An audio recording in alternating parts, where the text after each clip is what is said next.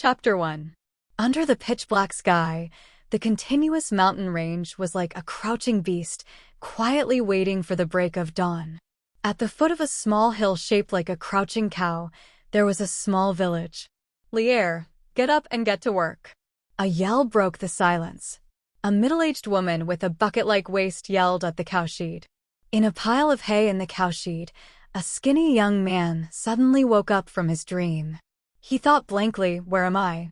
He had that dream again. In the dream, he lived in a city with tall buildings. He played with a magical artifact called a computer all day, and there were steel monsters running amok on the streets. Finally, one day, he was killed by a monster called BMW. Then he suddenly woke up. Yes, he had transmigrated. Over a dozen years had passed. He had almost treated the events of his past life as a dream. Looking around the dirty cowshed, he felt the itch from the mosquito bites. Clearly, this was not a good place. There was probably no other transmigrator in the world as miserable as him. Looking at the time, it had been about 15 years. His parents in this life were the most ordinary farmers in Crouching Ox Village. They passed away when he was young, and he was raised by an older brother. His brother was Lida, so he was called Lier. There were not many rules in the village. Many villagers did not have proper names in their lives. With the knowledge of his past life, he gave himself a name, Li Qingshan. There is no need to bury one's bones in the village. Life is full of green mountains.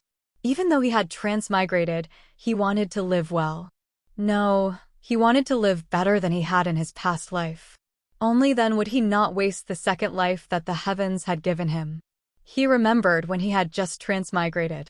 When he had calmed down from his fear and confusion, the great ambition of a transmigrator was ignited in his chest.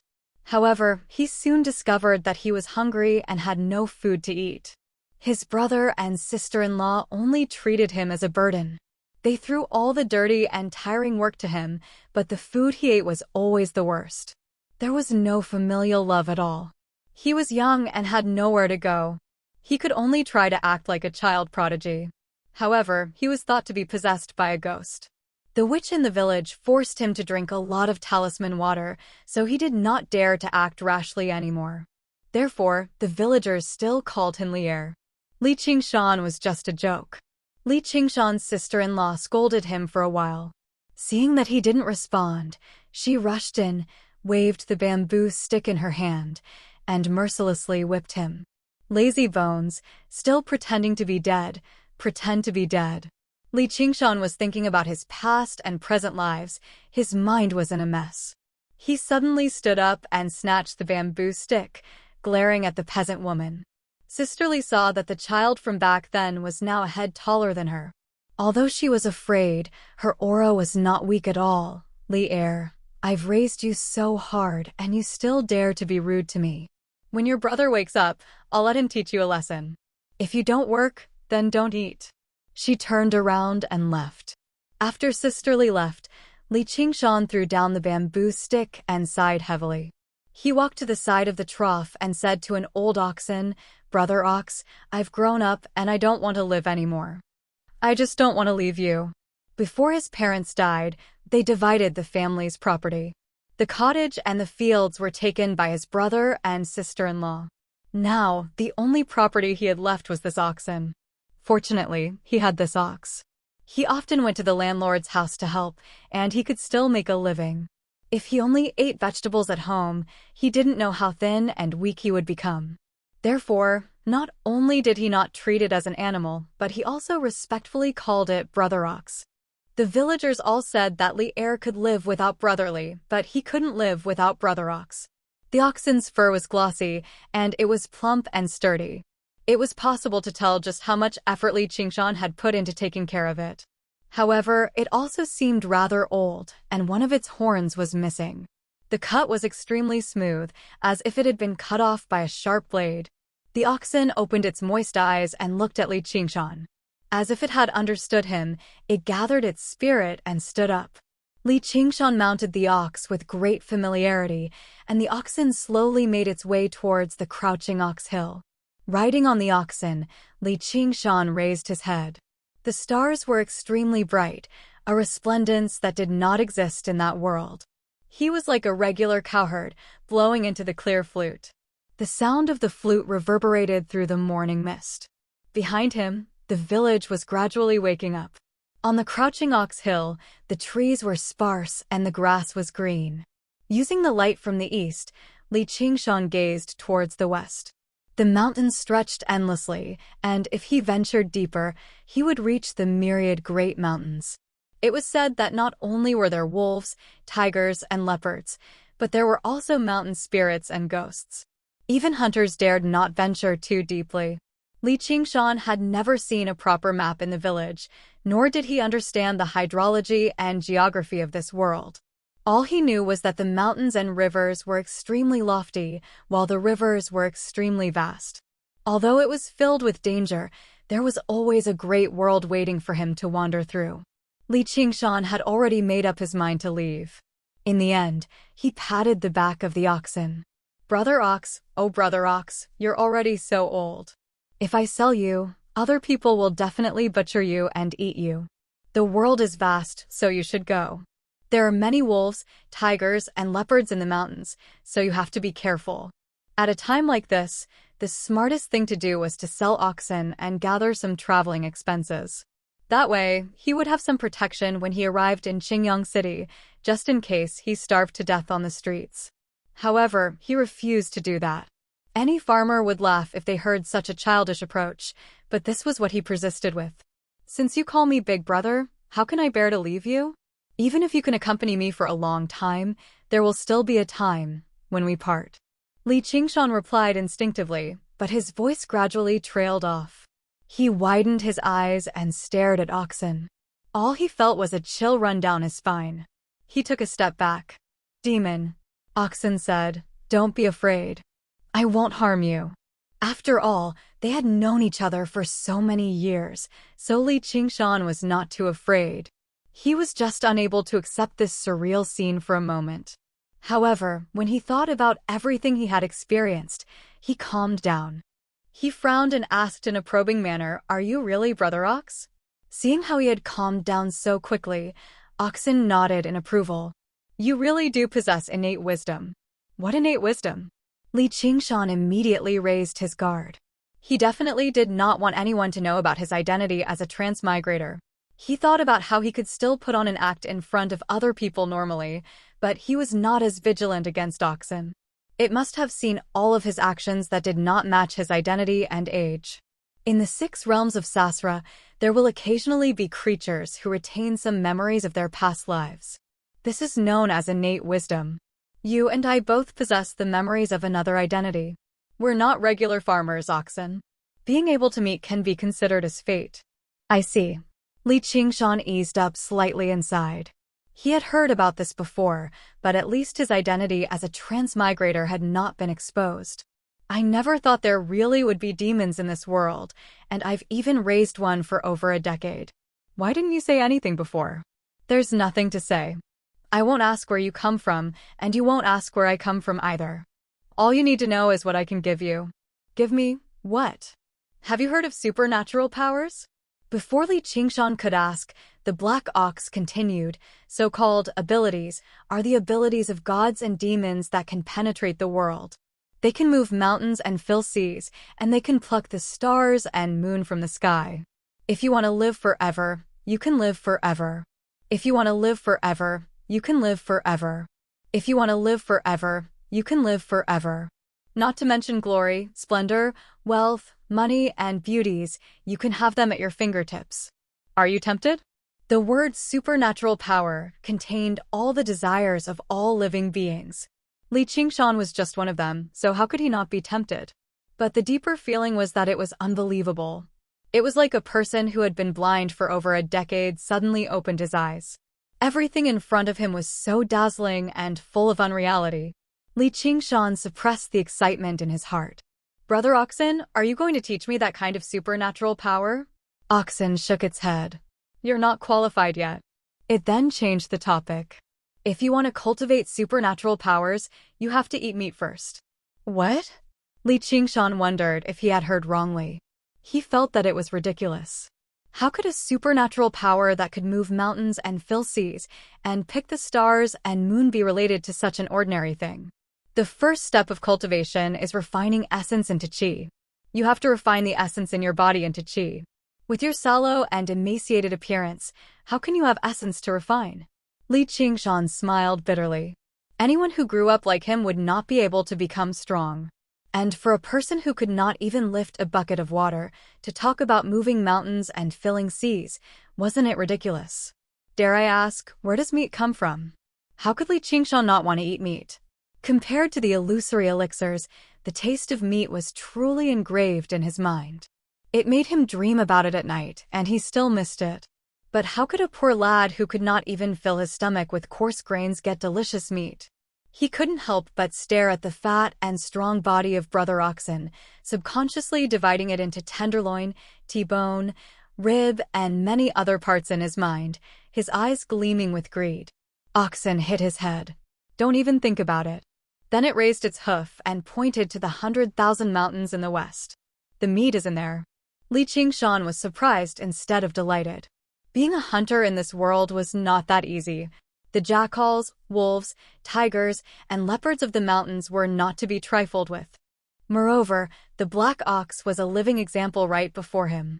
As it seemed, the legends of the demons and monsters were not false. If he ran into any one of them, his life would basically be over. But Oxen only told him not to worry and asked him to wait at home. Then it disappeared without a trace. Li Qingshan made his way down the mountain alone. He struggled to calm down from the excitement in his heart. This world was actually so strange and colorful. If he could really become an immortal and travel through the mountains, it would not be a waste of the name he had given himself. When Li Qingshan returned home, his elder brother Li had already gone to the fields. Only his sister-in-law was leaning against the door and eating melon seeds. She rolled her eyes a few times when she saw him. Ordinary women and men who went out to work in the fields would either run the household chores or weave cloth to earn some money. But she was famous for being lazy in the village. She threw all the chores at home to Li Qingshan. She had never even touched a loom. Li Qingshan pretended not to see her. He stepped into the house and lifted the lid of the pot. There was not even any leftovers in the pot, let alone hot food and rice. Sister-in-law said in a strange tone, "We don't have rice to feed idle people. Why don't you take the ox and help steward Lu?" She suddenly thought of something and asked, "Where's the ox?" Chapter 2. I lost it. Li Qingshan answered stiffly, as if he had been knocked back to the cruel reality from a fantasy world. "Hurry up and go look for it. If you dare to lose our family's cow, your brother will beat you to death when he comes back. If the cow is gone, you'd better get lost too." "That's my cow." Li Qingshan strode out of the door. If he didn't leave, he might not be able to stop himself from beating this woman up. However, if he really did that, he would no longer be able to stay at home. He would no longer be able to take shelter under the eaves of others. It wasn't until dusk that he returned to the cowshed, exhausted. His bright eyes looked around the empty cowshed and then dimmed again. Apart from herding the cows and cleaning up, Li Qingshan's daily work was to bring the cows to the landlord's house in the village to help out and earn some money to supplement his family's expenses. Today, without the cow, he could only do the same work as the other long-term workers. Even adults would find it hard to do that kind of work, let alone a young man like him who hadn't even eaten breakfast. Compared to the exhaustion of his body, the insults and curses from the farm manager were nothing more than a trivial matter. He fell head first into the haystack and didn't want to think about anything else. However, his stomach started to growl again. It was conceivable that in such an environment, any interest would be worn down to the point where only the most basic physical needs were left. Li Qingshan was in a daze when he heard a bang. It was the sound of something heavy falling on the ground. He opened his eyes and saw a strange face with a pair of long white tusks. He couldn't help but jump in fright. When he woke up, he saw that it was a wild boar. It had just died, and it was still warm. Oxen was lying in front of the trough, smiling at him. He could already vaguely make out the expression on Oxen's face. Night fell. In the village house, Mrs. Lee was complaining to Brother Lee, "That little bastard is too inhumane. He even lost such a big cow. No, he must have secretly sold it. No, we must separate from the family. If we continue living like this, we will be in trouble." Elder Brother Lee was in his 30s. He was tall and strong, and he was famous for being tyrannical in the village. However, he was extremely respectful towards his wife. But after we split up, those few acres of good land were given to him in front of the elders in the village. They used the reason that Li Qingshan was too young to farm as an excuse to occupy this piece of land. They didn't want to return it now, but if they officially separated from the family, they would have to return it. Hasn't Steward Liu always wanted this piece of land? We might as well sell it to them. If that little bastard has the guts, he can go ask him for it. But what if he doesn't want to? Starve him for 3 days. Aren't you worried that he won't agree? While the two were discussing, Mrs. Lee suddenly sniffed and said, "Do you smell something? It smells so good. It seems like someone's cooking meat. It's not New Year's Day. Why are they cooking meat? It seems, it's nearby." The two followed the smell and came to the cowshed. They saw a pot in the cowshed with firewood burning under it. The soup in the pot was boiling and a fragrant smell spread. The fire swayed in the darkness, casting Li Qingshan's shadow on the wall. Mrs. Lee swallowed her saliva and said, "You little bastard, where did you steal the meat?" She was not only lazy but also greedy. Looking at the pot of meat soup, she even forgot that Li Qingshan had offended her. She went forward and picked up the spoon to stir it. However, Elder Brother Li's eyes were sharp. He saw what Li Qingshan was sitting on and exclaimed, "Wild boar." Wild boars could be said to be extremely dangerous in the mountains. Its skin was rough and thick, and it was difficult to be injured by swords. Ordinary hunters would retreat when they saw it, let alone capture it. When I was looking for a cow, I picked it up at the foot of the mountain. It was injured, probably because it was chased by hunters and had nowhere else to go. Li Qingshan made up an excuse. The existence of oxen must be kept a secret. Otherwise, if the news of the demon cow spread, who knew when the heavenly palace would come to find them? Elder Brother Lee was skeptical, but he also laughed and said, "Brother, you are a fool with a fool's luck. When I bring this pig to the market, I can definitely sell it for a good price and save it for your wife." At the same time, he also saw the oxen in the cowshed. He thought that there was no need to rush to separate from him. The cow could still do some farm work. Li Qingshan watched as the sister-in-law stirred in the pot as if all she wanted to do was try a piece. His good mood from cooking the meat was immediately destroyed. With a smack, he smacked the sister-in-law's hand away. "Don't touch it." Sister-in-law Li covered her hand and stepped back. She wailed, "Look at your brother. I told you that he bullied a woman when you weren't at home. You didn't believe me. Now he's doing it in front of you." "Bullied you?" Li Qingshan only felt a wave of nausea. "If your surname was Pan, I wouldn't have suffered a loss." Elder Brother Li's face suddenly became gloomy. "Is this how you act as an uncle?" Li Qingshan lowered his head and said, "I have my own plans for this meat. I am not young anymore. It is time for us to separate." This was something he had been thinking about when he was cooking the meat. He was no longer willing to bow his head under the eaves of this house. Elder Brother Li did not expect that before he could say anything, Li Qingshan would bring it up first. He was stunned for a moment and then became angry. He was a stupid farmer and could not hold back his anger. He clenched his fists and stepped forward, wanting to beat up Li Qingshan and drag this wild boar away first. Li Qingshan saw that Elder Brother Li's momentum was not right. He also stood up. His face was grim, but his heart felt a little weak. His bones were not fully grown yet. He had been tired for a day and had not eaten anything. How could he fight against a grown man? He glanced at Oxen from the corner of his eyes, but Oxen only watched the scene as if it was watching a show. It had no intention of helping. Just as Li Qingshan was groaning in his heart and preparing to receive a beating, Elder Brother Li stopped in his tracks and looked at Li Qingshan's right hand. In that rough hand was a short knife that was equally rough. The blade was full of impurities. Even though it had been carefully polished, it was still dull and lusterless. This was a short knife that Li Qingshan had bought from the bazaar after living frugally all these years. It was useful in many places. Just now, he was using this knife to cut meat. Li Qingshan immediately understood that his elder brother was afraid. He was not afraid of himself, but of this knife. And before this moment, he had never realized that the shoddy knife in his hand had the power to deter others. In his previous life, Li Qingshan was only an ordinary student.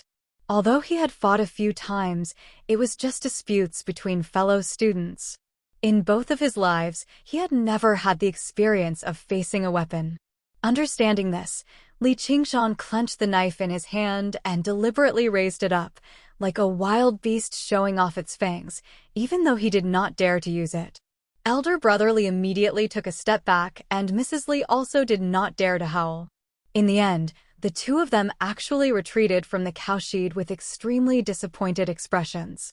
They cursed outside for a while before returning to their room to discuss their grand plan. However, Li Qingshan turned a deaf ear to it. He even tossed the fragrance of the meat to the back of his mind. All he did was stare at the dagger blankly. His face was vaguely reflected in the dagger.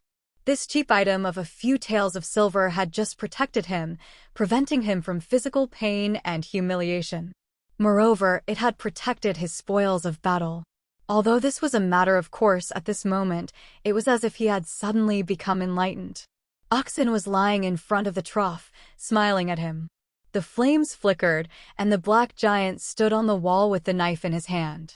At this moment, a young man understood the exact value of strength. After a long time, Li Qingshan sat down again, scratching his ears and cheeks as he looked at the pot. How much longer will this meat need to cook? He had always been a person who could not live without meat. These past 10 years had been really bitter for him. When his parents were still alive, he could still eat a few mouthfuls of meat during festivals.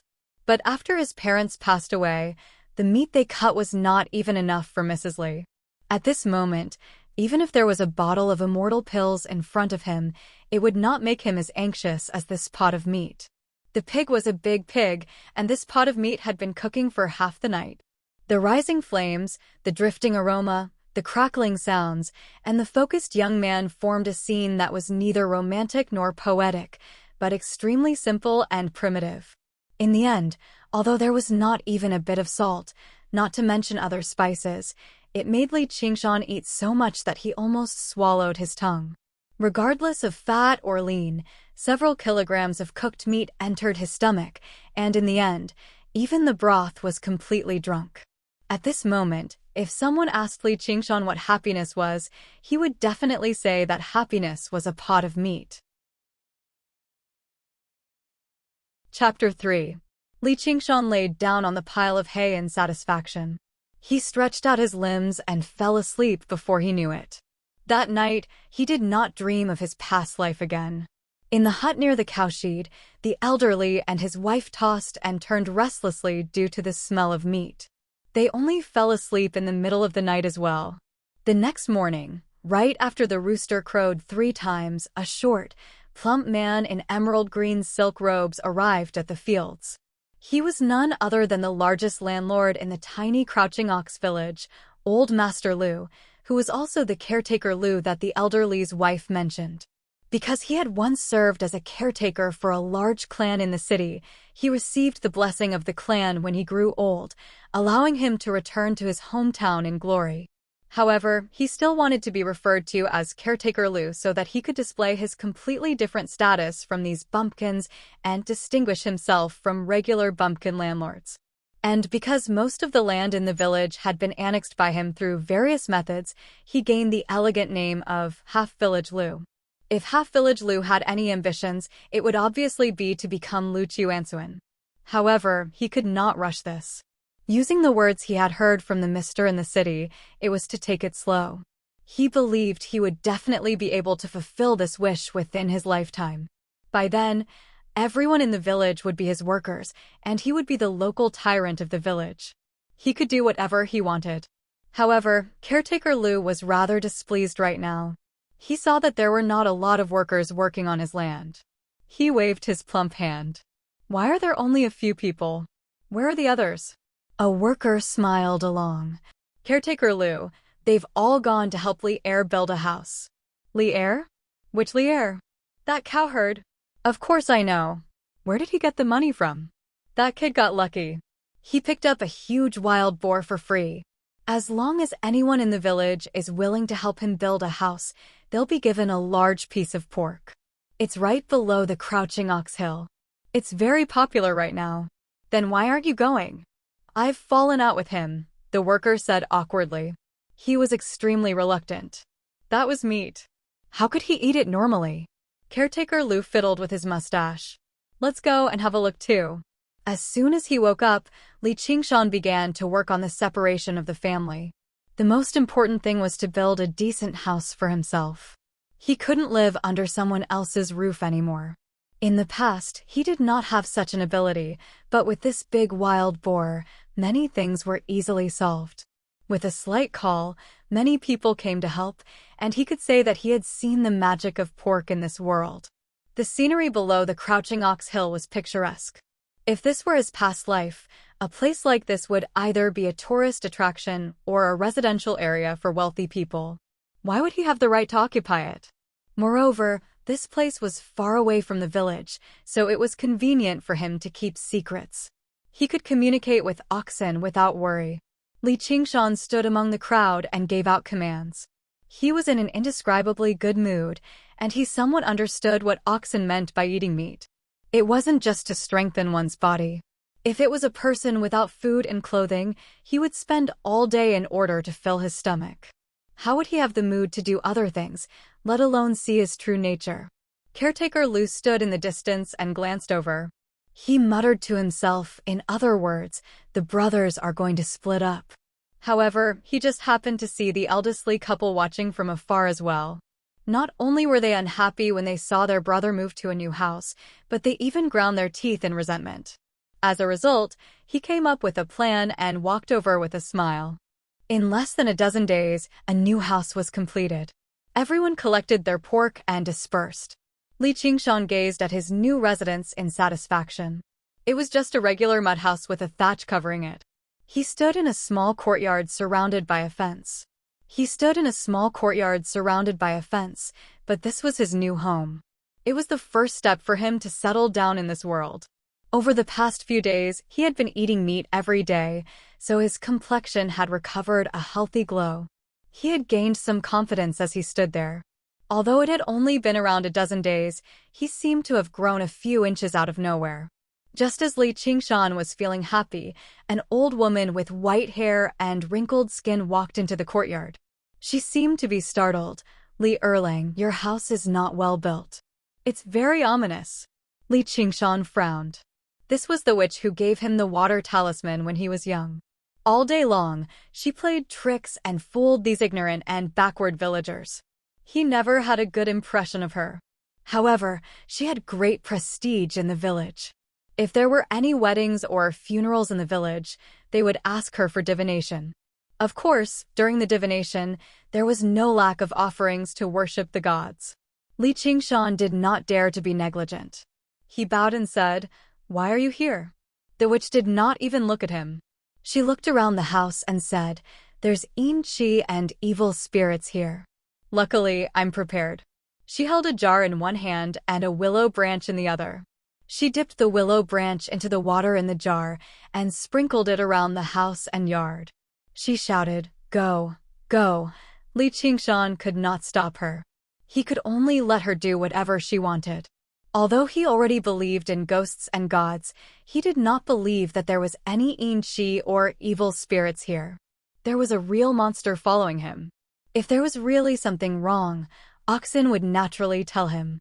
It would not be her turn. After the witch sprinkled the water, she seemed to have done Li Qingshan a great favor. She nagged a lot more. It was nothing more than that Li Qingshan could only have this luck because of the god's gift. Now it was time to return the god's gift. The best thing to worship the god was naturally the big pig head left behind by the wild boar. Li Qingshan finally understood why she came. He said, "I'm afraid it's not the god who wants to eat it. It's you who wants to eat it, right?" Faced with Li Qingshan's little rudeness, the witch flew into a rage. She straightened her body and said in a different voice, "Li Qingshan, if you don't listen to my advice, there will be a disaster." Li Qingshan knew that this was the witch's trick of inviting the god to possess her. If an ordinary villager saw this trick, they would be scared pale and kneel down to kowtow. Even the original Li Qingshan did not dare to completely ignore it. But now was different from the past. He crossed his arms as if he was watching a joke. He said, "There is no door to fortune or disaster. Only people can bring it on themselves. What does it have to do with the god? Please." Seeing that this trick did not work, the witch returned to her original state and said gloomily, "Just you wait." Not long after the witch left, the disaster really did come. A villager came to invite Li Qingshan to the ancestral hall. Although the village was small, there were many rules. The separation of the family from his brother should have been done in the ancestral hall in front of the village elders. However, he should have been the one to bring it up first. Did his brother beat him to it? Li Qingshan felt rather uneasy, but Oxen was nowhere to be seen, so he could only brace himself. The so-called ancestral hall was just a small house with a very deep doorway, but it was a rare brick building in the village. Inside, the ancestral tablets of the ancestors of the Li and Lu families were enshrined. In the pitch-black house, a few old people stood to the left and right. At the very front was the village head of Crouching Ox Village. He was in his 60s and had a crooked back. He was also a member of the Li family. According to seniority, Li Qingshan had to call him grandfather. The Li couple were already waiting there. As soon as they saw Li Qingshan, they glared at him viciously, as if Li Qingshan had harmed them somehow. There was a hint of delight from revenge in their gazes. Li Qingshan ignored them. He only bowed to the old people before beginning the separation under the village head's supervision. Originally, Li Qingshan thought that all he would get was oxen and a few acres of farmland. He never thought it would actually be much more complicated than he had imagined. The village head was stern and impartial. He gave many miscellaneous items to Li Qingshan, such as a spoon and a pair of chopsticks. With each item, the sister-in-law's heart would twitch painfully. Her gaze towards Li Qingshan became more and more vicious. Li Qingshan remained unfazed. He remained composed. Moreover, the miscellaneous items were all useful, so he did not have to buy them all again. After a whole hour, the village head stopped just now. He looked around with his murky eyes. "Do you have any objections?" The Li couple accepted it, but Li Qingshan felt that something was off. "Grandfather, what about those acres of farmland?" "What farmland?" Li Qingshan was stunned. When his father and mother passed away in the past, they had said it clearly in front of this person. They were afraid that his elder brother would bully him, so they wanted this esteemed old man of the village to uphold justice for him. The sister-in-law had already spoken, "You're still young and ignorant. Those two old things didn't return the money they borrowed. They've already paid them back." Li Qingshan flew into a rage. "What did you call my father and mother?" "Say that again." Although he did not have any particularly deep feelings for them, they were still his birth parents in this life. How could he allow someone to humiliate them in public? Brother Li had already stood in front of the sister-in-law. A few men also walked in from outside the ancestral hall. It was obvious that they were prepared. Li Qingshan also noticed that these people were all scoundrels and scoundrels from the village. Normally, all they did was steal from others and bully others. They did not care about the camaraderie of fellow villagers at all. They would never show mercy when they laid their hands on them. The village head secretly cursed the stupid woman and sighed, "I've already checked the receipt." "Where's the receipt?" Brother Li replied, "We've already burned it when we got it." "May I know who he owes money to?" The sister-in-law proudly said, "The village's steward Lu. If you have the guts, go and ask for it. See if steward Lu doesn't skin you alive." "What's the matter?" "I'm just bullying an ungrateful little bastard like you." Those acres of farmland were all fertile farmland. They were sold for some money. It could be considered as making up for not being able to eat pork.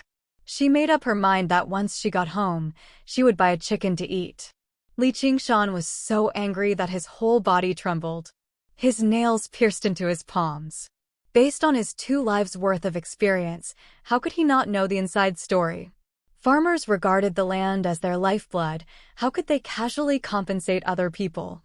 His parents also dug in the soil for food all their lives. How could they possibly borrow money from other people? This was clearly an alliance to bully him.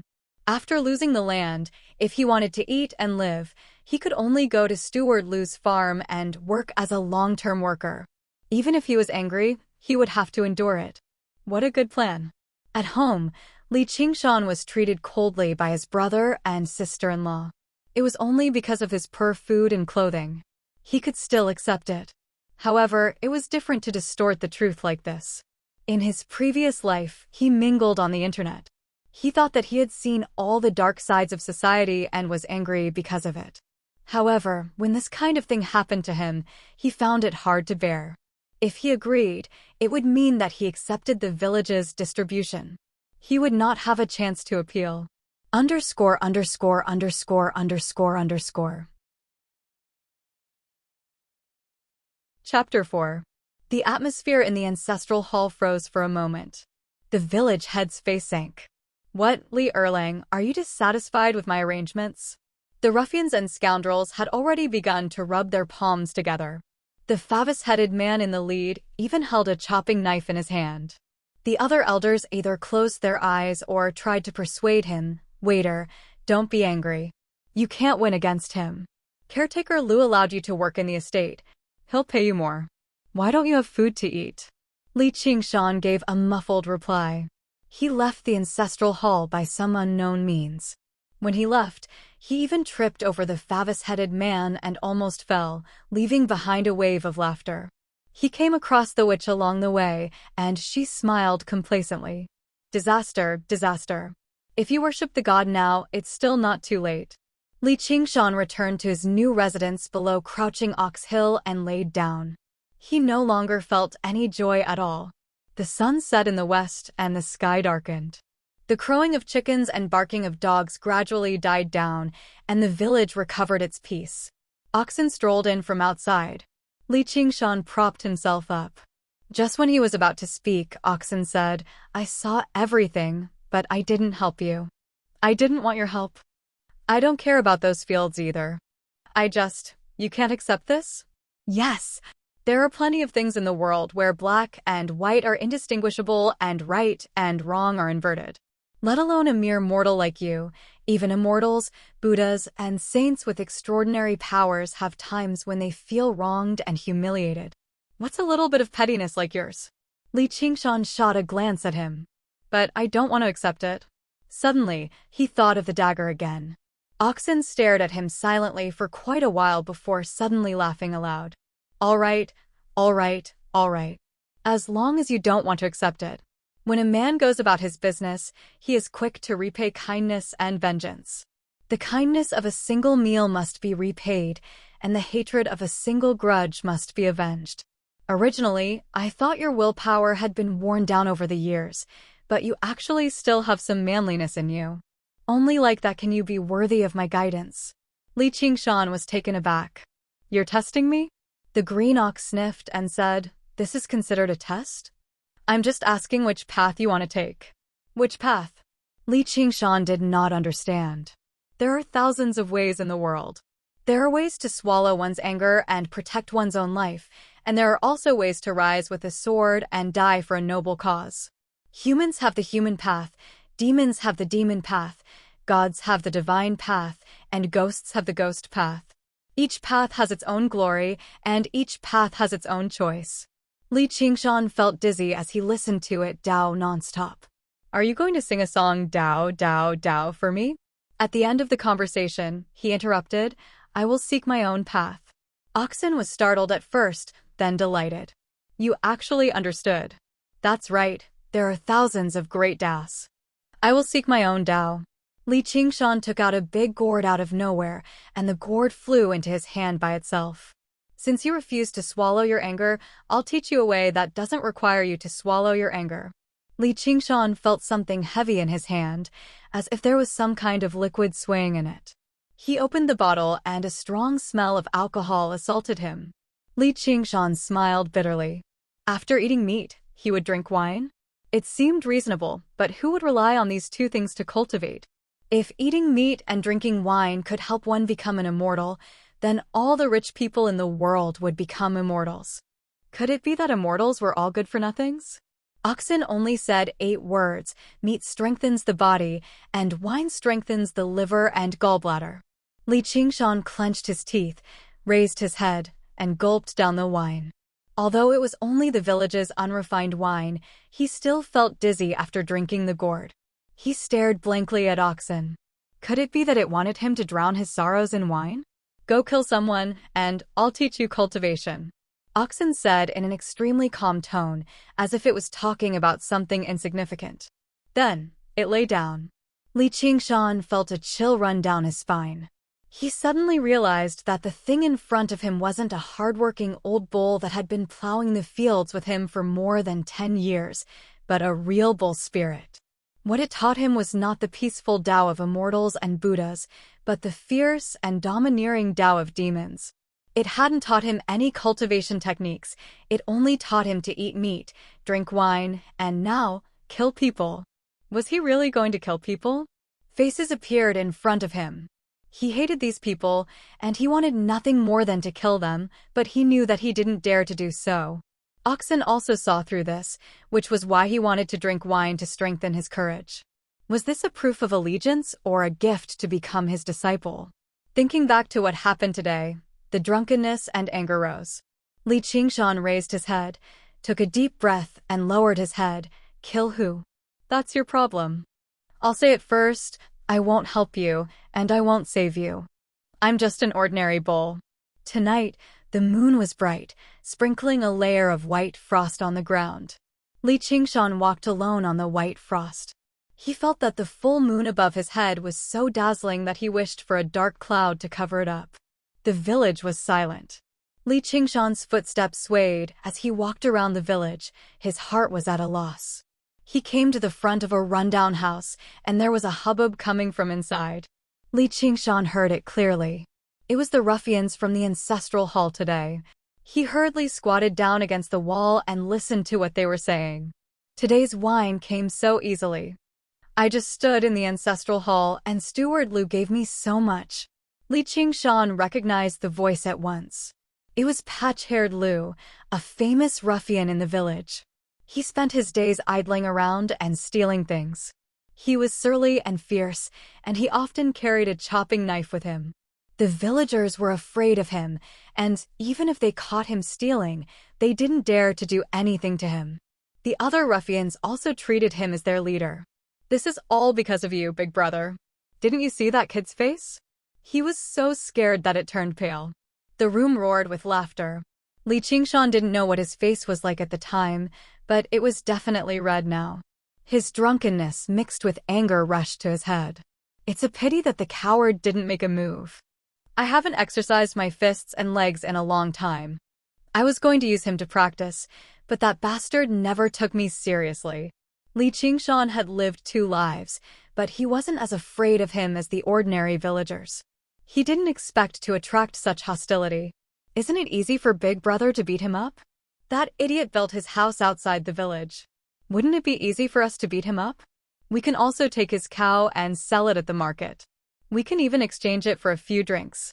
The other ruffians agreed one after another. Li Qingshan let out a breath that reeked of alcohol and tightened his grip on the short knife in his arms. Patch-haired Lu drank a bellyful of alcohol and went outside the house to pee. He didn't return to the house, but walked along the small path to the south of the village. Li Qingshan felt strange and immediately followed him. He saw that patch-haired Lu came to the door of the famous widow Lu in the village and shouted for her to open the door. Only then did he know what he wanted to do. The door was tightly shut, and the lights in the house were not turned on. It was obvious that they were afraid of him. There were a few thatched cottages not far away, but no one paid any attention to them. Patch-haired Lu took advantage of his drunkenness and said a lot of obscenities. He kicked the door hard and cursed for a while, causing the dogs in the village to bark loudly. Then he turned around and left. Inside the door, Widow Lu calmed down a little. She peeked outside through the crack in the door and saw that patch-haired Lu had indeed gone far away. Only then did she relax. Suddenly, her eyes flashed and she saw a figure following behind patch-haired Lou. The night was dark, so she couldn't see the figure's clothes and appearance clearly.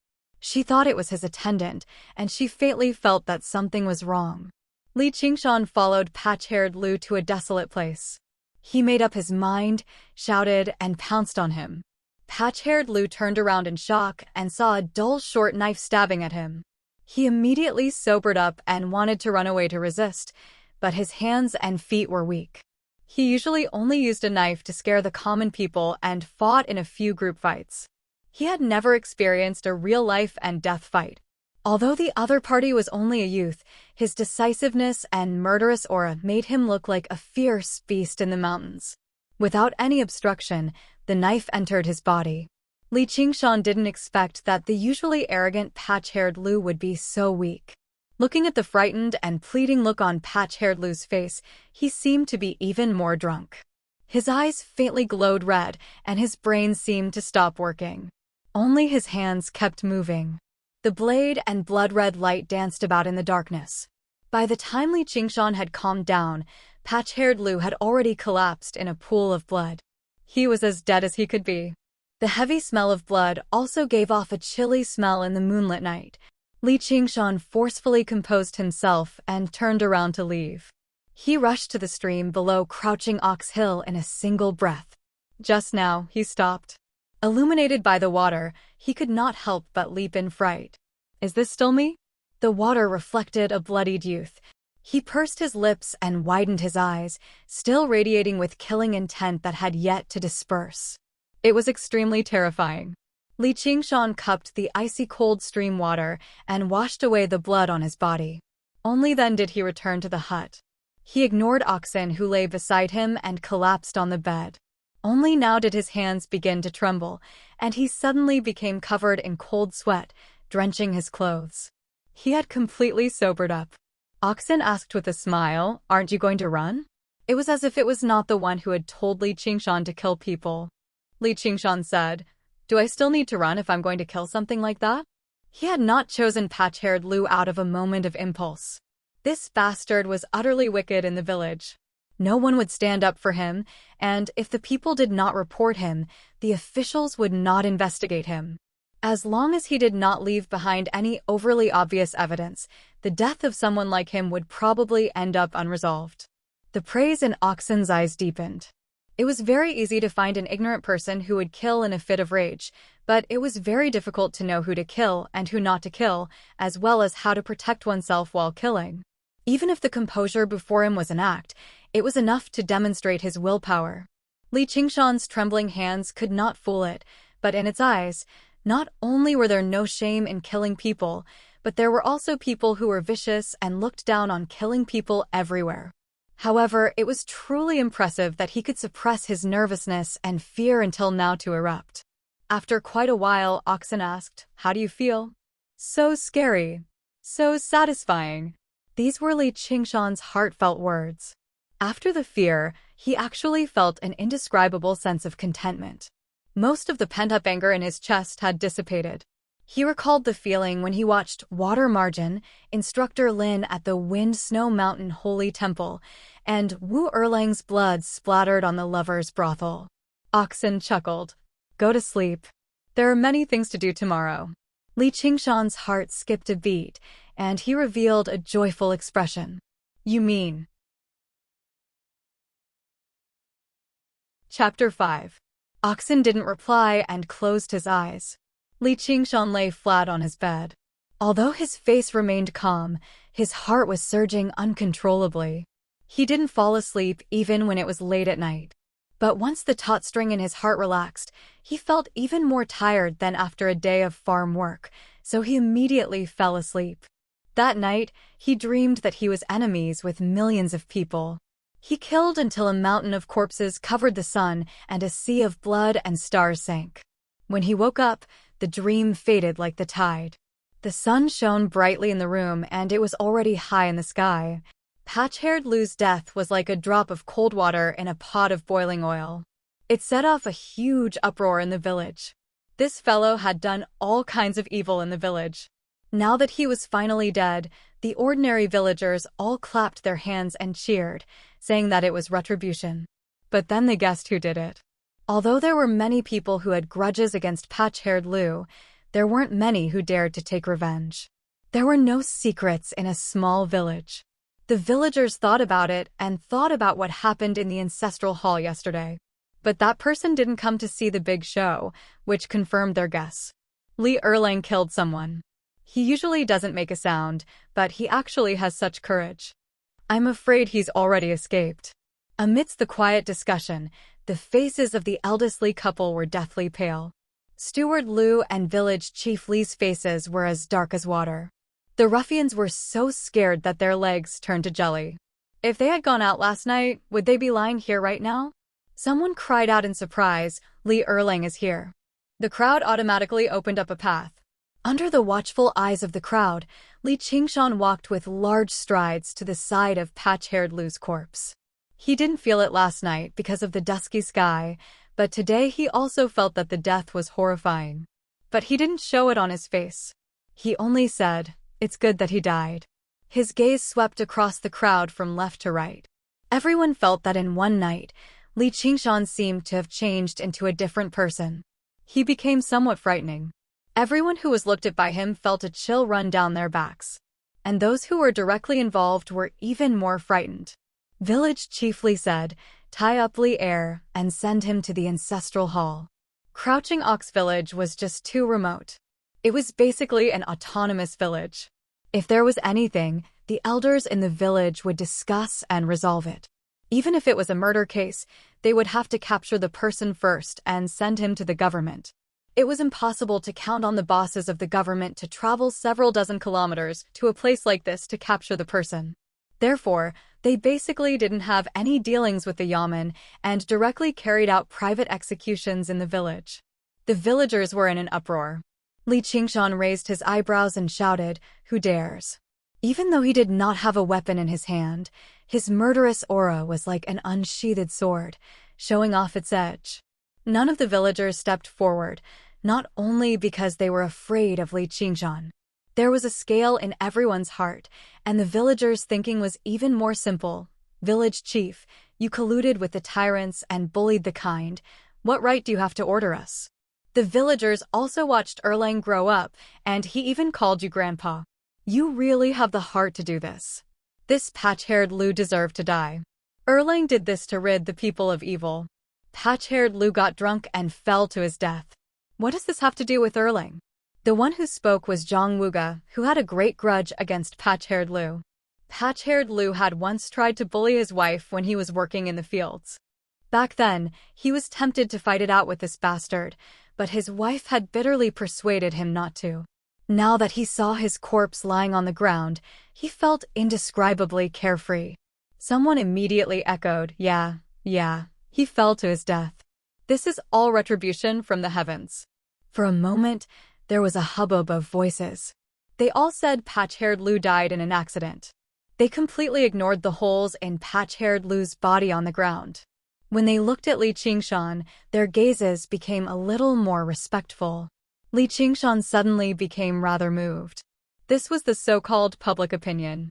Village Chief Li knew that if this continued, his authority in the village would definitely be greatly affected. Furthermore, he really was rather afraid of Li Qingshan's revenge. If he had known that this kid was so vicious, he definitely would not have twisted his mouth over some silver. The villagers didn't listen to his commands. Those ruffians were even worse than ordinary people, so they had already sneaked away. He could only take a look at Steward Liu. He should be able to command the servants and workers in the family, but Steward Liu pretended not to see them. In any case, it was Big Li who insisted on selling the land to him, and he didn't show up. His family was big, so why should he go head-on with such a strong person over such a trivial matter? Moreover, if he was not careful, he would incite the anger of the people. Unknowingly, he had already treated Li Qingshan as a strong person. Possessed by a demon, possessed by a demon. I told you, which suddenly pointed at Li Qingshan and howled. The villagers' expressions changed greatly. They couldn't help but move a little further away from Li Qingshan. Li Qingshan stepped forward and kicked her down. You old hag, how long are you going to falsely accuse me? If you dare to say another word, I'll tear your mouth apart. Which let out an Io, and didn't dare to say anything. She only stared at him with a venomous gaze. Li Qingshan was unafraid. If you really have supernatural powers, then let your ghosts come and find me. Let's see if I'm afraid or not. After saying this, he walked out of the crowd with his head held high. He walked to a place where there was no one around. Just now, his aura had been released. He felt his heart beating violently, but he knew that he had made the right move. If he hid in his house out of fear and gave village Headley time to mobilize the villagers, someone would come to arrest him before nightfall. With his current physique, could he really fight against 3 to 5 burly men?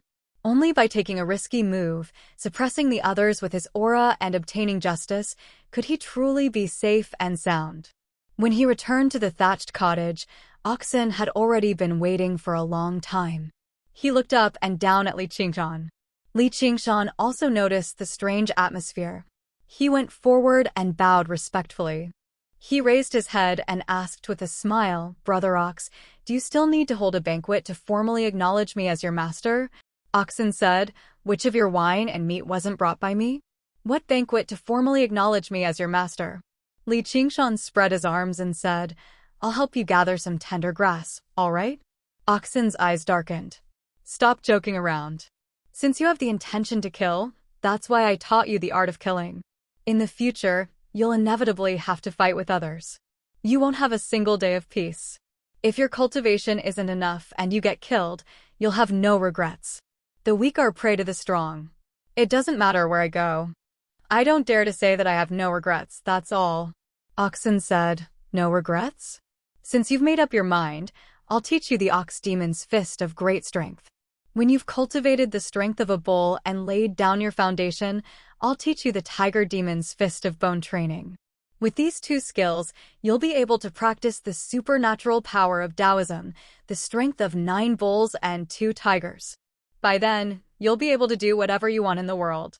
The strength of 9 bulls and 2 tigers? When Li Qingshan first heard about it, he found it quite ordinary. What was so special about 9 oxen and 2 tigers? They were just the most ordinary of livestock and wild beasts. Were they really worthy of being called supernatural abilities? Could they run amok in the world? But when he thought about it carefully, he was shocked. He had been herding bulls for more than 10 years and knew how strong a bull was. A bull's strength was equivalent to 10 strong men. As long as one could obtain the strength of 1 bull, they would be able to wear armor and fight on the battlefield. They would be worthy of the title of a fierce general. There was nothing special about 9 bulls and 2 tigers, but if all these strengths were gathered on one person, he would have the strength of 1,000 caddies with just a lift of his hand. Who would be able to stop him? Even if Lu Bu was reborn and Li Yuanba was alive, they wouldn't be able to stop a light punch from him. But since it's a supernatural power of Taoism, why is it called the Ox Demon and the Tiger Demon? This supernatural power was originally an ancient supernatural power. It's been lost now. When Li Qingshan heard the word ancient, he became excited. From what he knew, any elixirs, secret manuals, or treasures, as long as they were related to the word ancient, they would be extremely powerful. But Oxen's following explanation disappointed him. The reason why this supernatural power was lost was because it was too difficult to use. It was replaced by other supernatural powers created by the geniuses of later generations. In short, it was eliminated. The ancient sages were indeed powerful, but the later generations might not necessarily be inferior to the predecessors. Moreover, they were standing on the shoulders of the predecessors. The cultivators of the current era value the cultivation of qi and look down on the cultivation of the body.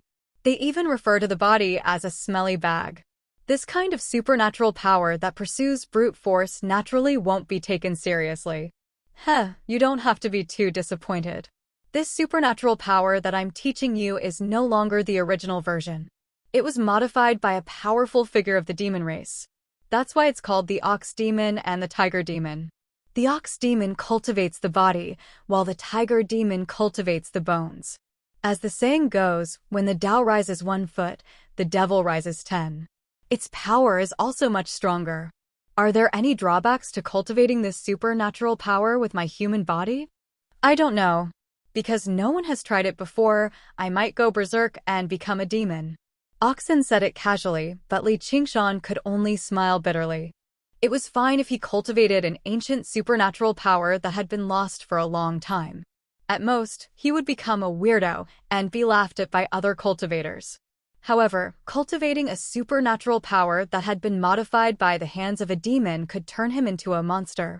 He might even be slain by the demons. But now is not the time for him to be picky. Li Qingshan thought for a moment and took a deep breath. Brother Ox, please teach me this supernatural power. If someone could understand his desire to change his fate, they would understand that he would accept even the devil's help. Oxen explained the essence of the ox demon's fist of great strength to him in detail. Li Qingshan immediately started practicing.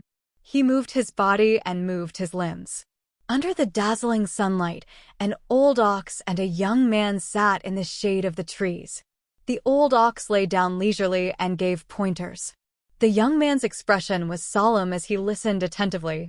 Although Oxen could not practice it himself, every word he said would hit the nail on the head. This made Li Qingshan suddenly see the light and gained a deeper understanding of the ox demon's fist of great strength. He practiced with more vigor. Although Oxen spoke carelessly, he was very satisfied with his disciple-esque comprehension. As expected of a person who had unlocked his innate wisdom, this kind of person would not live in the wilderness for long. It was unfortunate that he was born in a village deep in the mountains. His fate was really not good. He was like a dragon swimming in shallow water and a tiger falling into the plains. Otherwise, he would have stood out in any prosperous city, whether it was in martial arts or literature. He would have become a hero and would not have to suffer the anger of a few foolish villagers. Chapter 6. Oxen had seen many so-called geniuses, each of them gifted with extraordinary talent and godlike luck, but only a few of them were able to achieve anything in the end. On the contrary, many ordinary people who were originally unknown became famous and walked to the peak of the cultivation path. Over the past few years, it had purposefully watched on coldly from the sidelines, allowing Li Qingshan to go through hardships and trials. Only at the crucial moment would it speak up. It was like a master craftsman slowly tempering the material in his hands, all for the sake of forging it into a supreme divine weapon. What ordinary people cared about were external things like talent and luck, but it valued a person's will. If you were someone with a strong will, even if I gave you a great opportunity, would you be able to take it? Just like that, one was willing to teach and the other was willing to learn. Naturally, they improved at lightning speed. In less than 2 hours, Li Qingshan had a general understanding of the ox demon's fist of great strength and vaguely grasped the essence within. Although the ox demon's fist of great strength was a fist scripture, it focused on training the muscles, bones, skin, and flesh to strengthen the body. The fist technique was actually secondary. There were only 3 moves, divided into ox demon butts its horns, ox demon stomps its hooves, and ox demon flexes its hide. They were all the most basic moves of the fist technique, but they could go from simple to complex, giving rise to countless variations. Of course, mastery was one thing and practice was another. If he wanted to achieve anything, he would need to grind away at it over a long period of time. Li Qingshan had already witnessed the 2 most basic requirements for practicing this ability: alcohol and meat. No matter what technique, it was impossible to create something out of nothing. To make a person powerful, there was a process of conversion, gathering the essence of the sun and moon and absorbing the spiritual energy of heaven and earth. When one's cultivation reached a certain level, they could eat the wind and drink dew, abstain from food, and use the spiritual energy of heaven and earth to replace the food of the mortal world.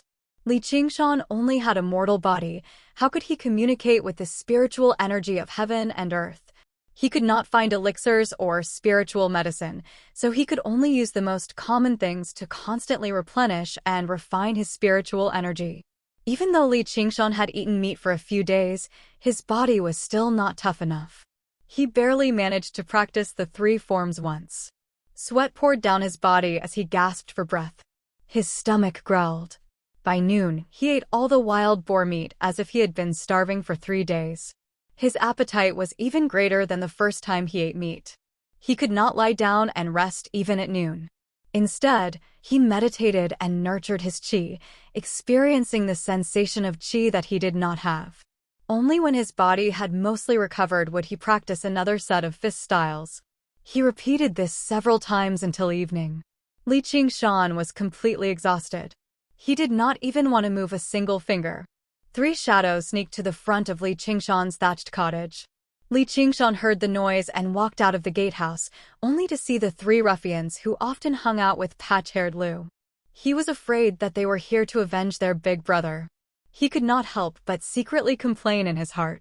Right now he was exhausted. How could he be their match? Even on a normal day, he could not defeat 3 people. However, he did not expect that when the 3 ruffians saw him, they were like mice seeing a cat. They bowed their heads and begged, "Spare us." This made Li Qingshan stunned, and he asked, "What are you doing here?" Little did he know that patch-haired Lu's death had left the 3 scoundrels utterly terrified. They were afraid that patch-haired Lu would not stop even after Li Qingshan had killed him and would come to make trouble for them tonight. As a result, they came to explain themselves reluctantly. All they said was that they had been instigated and ordered around by someone. All of their crimes were because of patch-haired Lu and caretaker Lu. Li Qingshan said, "You don't need to say anything, I know all these things." That night, he heard everything very clearly, but of course he could not readily agree to it. The one who killed patch-haired Lu was him. The 3 ruffians' hearts trembled. When they thought of that night, this fiend was just outside the window, they felt even more terrified. Li Qingshan vaguely understood why these 3 people were so afraid. He remembered that in his previous life, the small town he lived in was once plagued by a murderer. All kinds of rumors were flying everywhere, scaring people to the point that no one dared to go out at night. Thus, he was given this kind of halo of a murderer. Evil people were also divided into different levels. The 3 ruffians were only small evil scoundrels who stole chickens and dogs. In front of a big evil scoundrel like him, they could only bow their heads and listen obediently. His expression did not change, but his heart was somewhat strange. He had not yet mastered any magical powers, but because of some changes in his mind, his status in the village had undergone a tremendous change. And these changes were all caused by oxen. Perhaps this could be considered turning something rotten into something magical. Li Qingshan did not pay attention to them. He forced himself to practice Ox Demon's Fist of Great Strength one more time. This time, there were 3 people present, so he practiced especially attentively. He knew that right now he was only bluffing. If someone found out that he had exhausted all his tricks, the consequences would be unthinkable. The 3 ruffians carefully watched from the side. They had been in the village for so many years, but had never heard of Li Qingshan knowing fist techniques. In the darkness, Li Qingshan's movements were fierce and full of strength. It was obvious that he was not fooling them. They couldn't help but think of what the witch had said. Perhaps Li Qingshan was really possessed by a demon. Seeing that the sky was getting darker and darker, they were so scared that their stomachs cramped. They wanted to leave, but couldn't open their mouths. They were afraid that Li Qingshan would suddenly reveal his true form and swallow them whole. After Li Qingshan finished practicing, he ordered, "Follow me." He walked out the door, minding his own business. The 3 ruffians looked at each other and had no choice but to follow behind him. At this time, many villagers were eating in front of the door. Those who were familiar with Li Qingshan carefully greeted him. Those who were not familiar with him hurriedly hid in their houses. Even though it was daytime and they had protected Li Qingshan out of righteous indignation, when faced with this murderer, there was no one who did not feel fear. The 3 ruffians usually hung out with patch-haired Lu. Patch-haired Lu relied on his fierceness and still had some face in the village. They, on the other hand, were loathed by people and dogs, so they did not have this kind of prestige. For a moment, they forgot their fear and instead felt proud. If they could follow Li Erlang, they would be much more imposing than they were in the past. Some of the elders even sighed. Although patch-haired Lu was a scourge, they were afraid that an even bigger scourge would be born. At least patch-haired Lu did not kill anyone, so everyone was not that afraid of him. Li Qingshan also had an almost novel feeling. After walking this road that he had walked countless times, he clearly realized that he was no longer the Li Qingshan of the past. He came to the front of a thatched hut.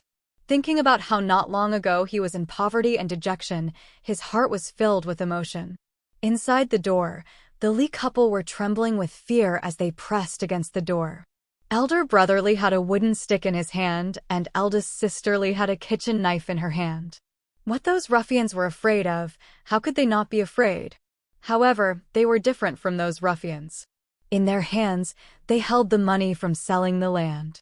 If they gave in to Li Qingshan, they would not be able to keep the money. Therefore, today they did not even do any farm work. They just stayed at home and discussed for the whole day.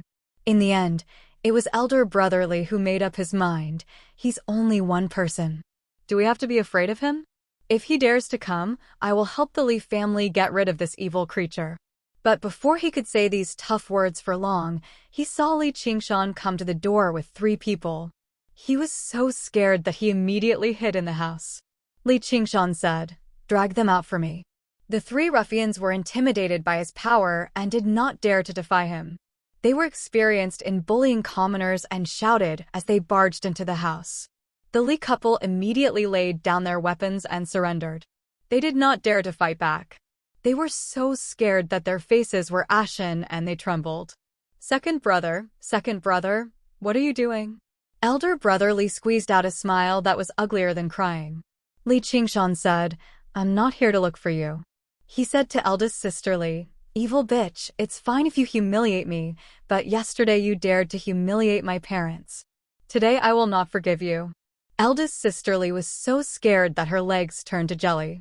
She no longer had her usual arrogance. "Little waiter, I was just talking nonsense. I have taken care of you for more than 10 years. We are family." Li Qingshan laughed coldly. "Family? It's fine if you don't want to talk about it. But if you talk about it, there are still debts to be settled. Let's talk about yesterday's nonsense first. What are we going to do about it?" A skinny, monkey-like ruffian said, "There is no need for you to do it. Little brother knows the rules."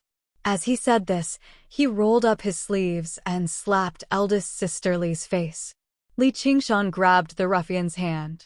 Yesterday in the ancestral hall, he really wanted to do this. But today, seeing their trembling faces, he could not bear to do it.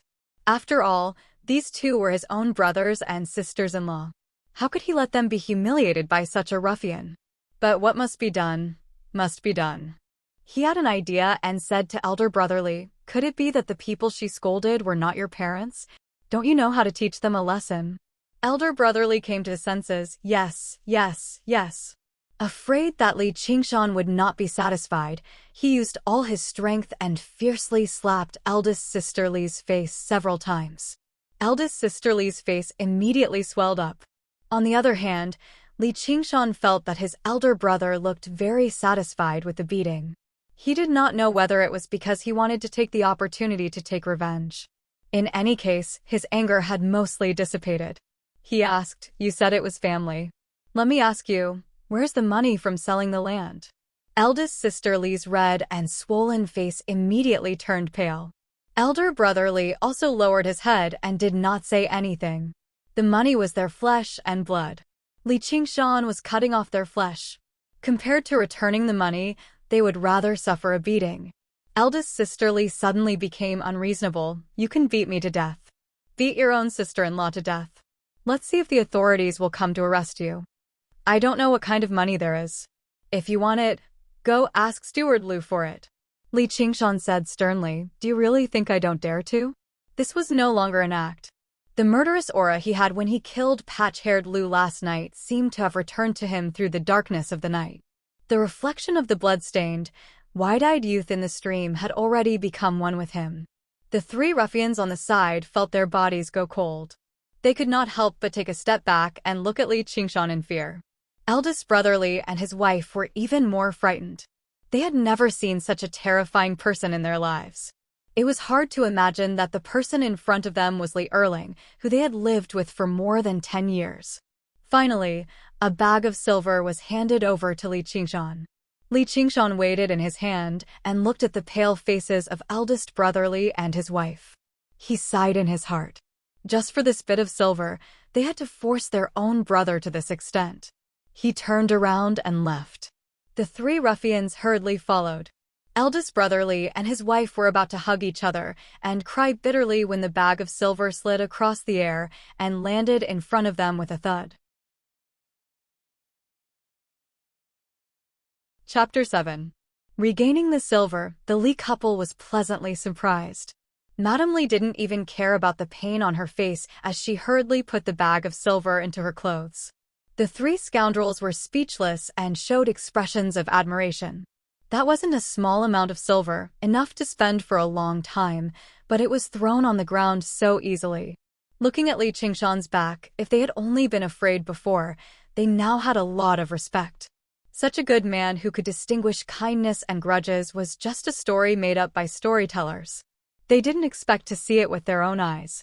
He was already so young, so he would definitely be someone in the future.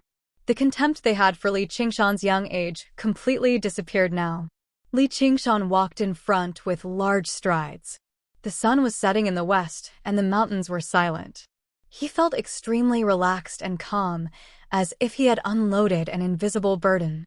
His body was filled with strength, and even his fatigue disappeared. He faintly felt that if he were to practice Ox-Demon's fist of great strength now, it would be much smoother than during the day. This wasn't an illusion. Whether it was Daoist supernatural powers or ordinary martial arts, they all had to be in harmony with the mind of the practitioner. Ox-Demon's fist of great strength was originally a martial art that was open and closed. It required one's mind to be clear and to advance bravely. Li Qingshan was happy to settle this grudge, and there were no more obstacles in his heart. Naturally, it was in harmony with the essence of the martial art. Back in the hut, Li Qingshan looked at the three scoundrels with bright eyes. Just now, I have to thank you all. If it weren't for these three scoundrels, his brother and sister-in-law wouldn't have given in so easily. If they were to wield a wooden pole and a cleaver, he really wouldn't have been able to do anything.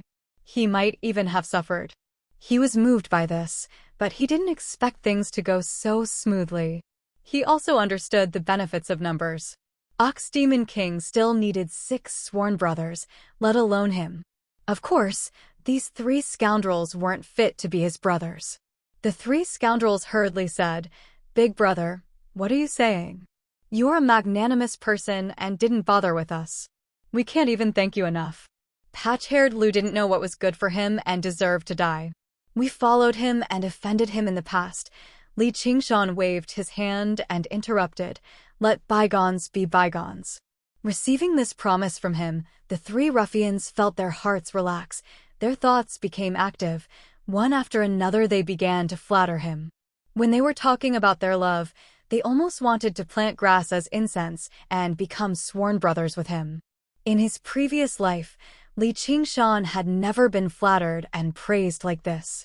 Even though it came from the mouth of three scoundrels that he looked down on, he couldn't help but feel happy and proud in his heart. However, it was impossible for them to become sworn brothers. After a perfunctory reply, he sent the three of them away.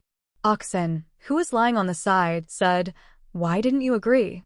If they are willing to accept you as their leader, you will be safer in this village. If there is any news, there will be people who will inform you." In a small village, manpower was what mattered most. Most of the time, if a family had more brothers and more sons, other people wouldn't dare to bully them, and they could even bully others.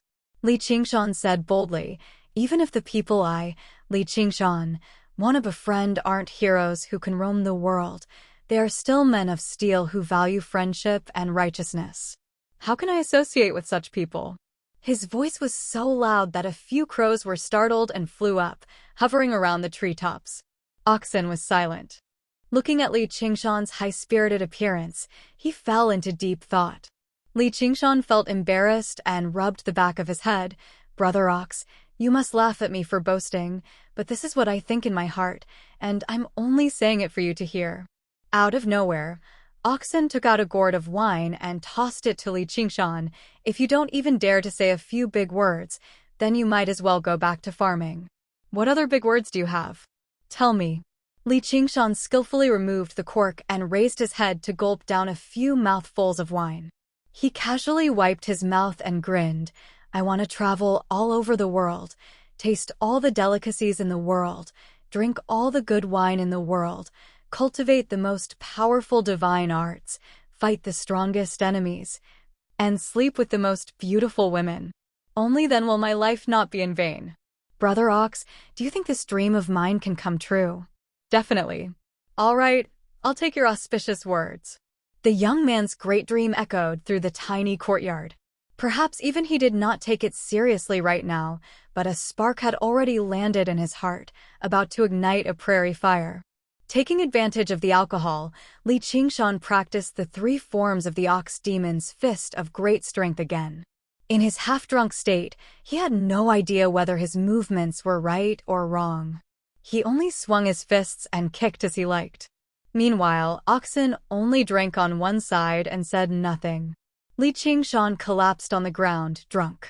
The next day, the news of Li Qingshan returning the land money to his brother and sister-in-law spread through the village very quickly through the mouths of the 3 ruffians. Some people were filled with admiration towards his choice, praising him for his extraordinary spirit. There were also people who mocked him. Without land, what would he eat? Wouldn't he still have to work for caretaker Lu? I'd like to see if he still had any spirit by then. However, they were not too bold to say it out loud. Li Erlang's name had already begun to establish itself in the Crouching Ox village. Caretaker Lu was both happy and worried about this. He was obviously happy that Li Erlang would no longer bother with him over this piece of land, but he was worried that Li Erlang was someone who could clearly distinguish between kindness and grudges. Perhaps he was just holding back his hatred right now, only looking for an opportunity to take revenge. After all, patch-haired Lu had been ordered around by him in the past. If Li Erlang came looking for him right now, it would be for the best. He had thousands of ways to deal with him, but he could not be on guard day and night. Sure enough, it was better to bully an old man than to bully a poor young man. Caretaker Lu pondered in the hall. A hunchbacked old man arrived before the gatehouse under the support of a young man, but he was stopped by the guards at the gate. Caretaker Lu immediately went up to receive him. He smiled with his chubby face. Great Village Headley, what brings you here? Village Headley said sternly, I don't know when you set up guards here. May I ask what you're guarding against? Caretaker Lu smiled awkwardly. His clan was a landlord, but it was still a small village in the mountains after all. It obviously could not be as well connected as the large clans in the city. There was only an old gatekeeper, so why would there be anyone guarding the gate normally? Although he had done everything he could to annex the land in the village, it was still mostly through legitimate transactions. Even if he bullied people, he would bully those who could not fight back. He did not have that many enemies. The person he had to guard against right now was obviously Li Qingshan. In his eyes, this kid was originally someone who could not fight back, but his reaction in the end had taken him by surprise. The 2 of them went into the house to talk. Village Headley did not beat around the bush, saying, Caretaker Lu, you're someone who has seen the world. Tell me, how should we deal with this Li Erlang? His eyes were bloodshot. The villagers were afraid of Li Qingshan, and he was afraid too. The older people got, the more afraid they were of death. Last night, he lay on the bed, tossing and turning, unable to sleep. Whenever there was any movement, he would immediately sit up. He was afraid that Li Qingshan would sneak in and take his old life, so he almost did not sleep the whole night. He got up early in the morning and made up his mind that if he did not get rid of this worry in his heart, he would not be able to live, so he came to Caretaker Lu. Caretaker Lu spread his hands and said, How should we deal with him? The villagers all respect him as a good man. Besides, there's no proof that patch-haired Lu was killed by him. How could it not be killed by him? It's almost written on his face, said the young man beside Village Headley. He was Village Headley's son, Li Hu. He was also a tyrant in the village, but now his prestige was weakened by Li Qingshan, so he was very dissatisfied. Even if it's written on his face, You won't recognize it. Caretaker Lu glared at him. You're just a kid, and you dare to be rude in front of me. He looked at Village Headley and softened his tone. Do you know what he did last night? Chapter 8. Steward Lu said, but he has to eat. Lu Hu said, then who doesn't have to eat? As the saying goes, old people become shrewd. Village Chief Li's eyes lit up. You mean? If he wants to eat, he has to work. Who in this village can afford to hire him? If he works under me, we will be at the mercy of us. Steward Lu looked at the admiring expression of Village Chief Li and his son and felt proud. Food is the most important thing for people. Food doesn't fall from the sky, but grows from the ground. Controlling the land is equivalent to controlling the lifeblood of the people. If they don't eat for 3 days, even a strong man will become a soft-footed shrimp. Steward Lu had already thought of a countermeasure. There was no need to kill him. He just needed to knock him down and see what his attitude was. If he could be used, it would not be a bad thing. Li Qingshan woke up from his dream, so he had no idea about these schemes. All he saw was a deer lying in the courtyard. He sniggered, but he did not even thank the black ox. He skinned the deer and cut off its flesh with great familiarity. This time, he had already prepared some salt to marinate the deer's flesh, just in case he would not be able to eat it. After these preparations, he went to the stream to wash his face and rinse his mouth. Then, he began a day of cultivation. For the next few days, he got up before dawn and went to sleep when it was dark. He almost didn't step out of the house and completely cut off contact with the outside world. Every day, he practiced until he was exhausted, but he didn't feel it was hard and boring. He worked hard for his dream. Every step forward, every improvement, seemed to open up a new world in front of him. After more than 10 days, Li Qingshan had just finished eating the musk deer. Village Headley couldn't stand it anymore. He hadn't had a good night's sleep these days. Every night, he had to let his 2 sons stay by his bedside to barely sleep. At his old age, how could he eat and sleep like this? Seeing that he was about to get seriously ill, he quickly came to discuss it with Steward Lu. Steward Lu also waited anxiously. Every day, he sent servants to watch outside Li Qingshan's hut. The first servant reported that Li Qingshan drank and ate meat every day and even practiced martial arts. He didn't believe it at first, but after a few servants said so, no one dared to try again. The theory that the witch was possessed by a demon surfaced in their minds again. Li Qingshan's courtyard seemed to be shrouded in a layer of mystery and terror. In some people's eyes, Li Qingshan's diligent practice of martial arts was to prepare for revenge. Seeing that Village Chief Li was on the verge of tears, Steward Lu furrowed his brows and made up his mind. Invite him to the banquet. If he dares to come, then he's a real man. If he doesn't, then he's just a pretentious coward. An invitation card was delivered into Li Qingshan's hands. He fiddled around with the large, red invitation card. In a small village like this, people would usually invite people for weddings and funerals. Very few people would issue an invitation like this, so he could not help but find it rather novel. He muttered to himself. This was a banquet that would never be good. If he went, he might just be walking into a trap. He had only practiced his supernatural power for about 10 days. Although he had gained a lot, it was still difficult for 2 fists to fight against 4 hands. But if he didn't go, then the prestige he had painstakingly built up would go down the drain.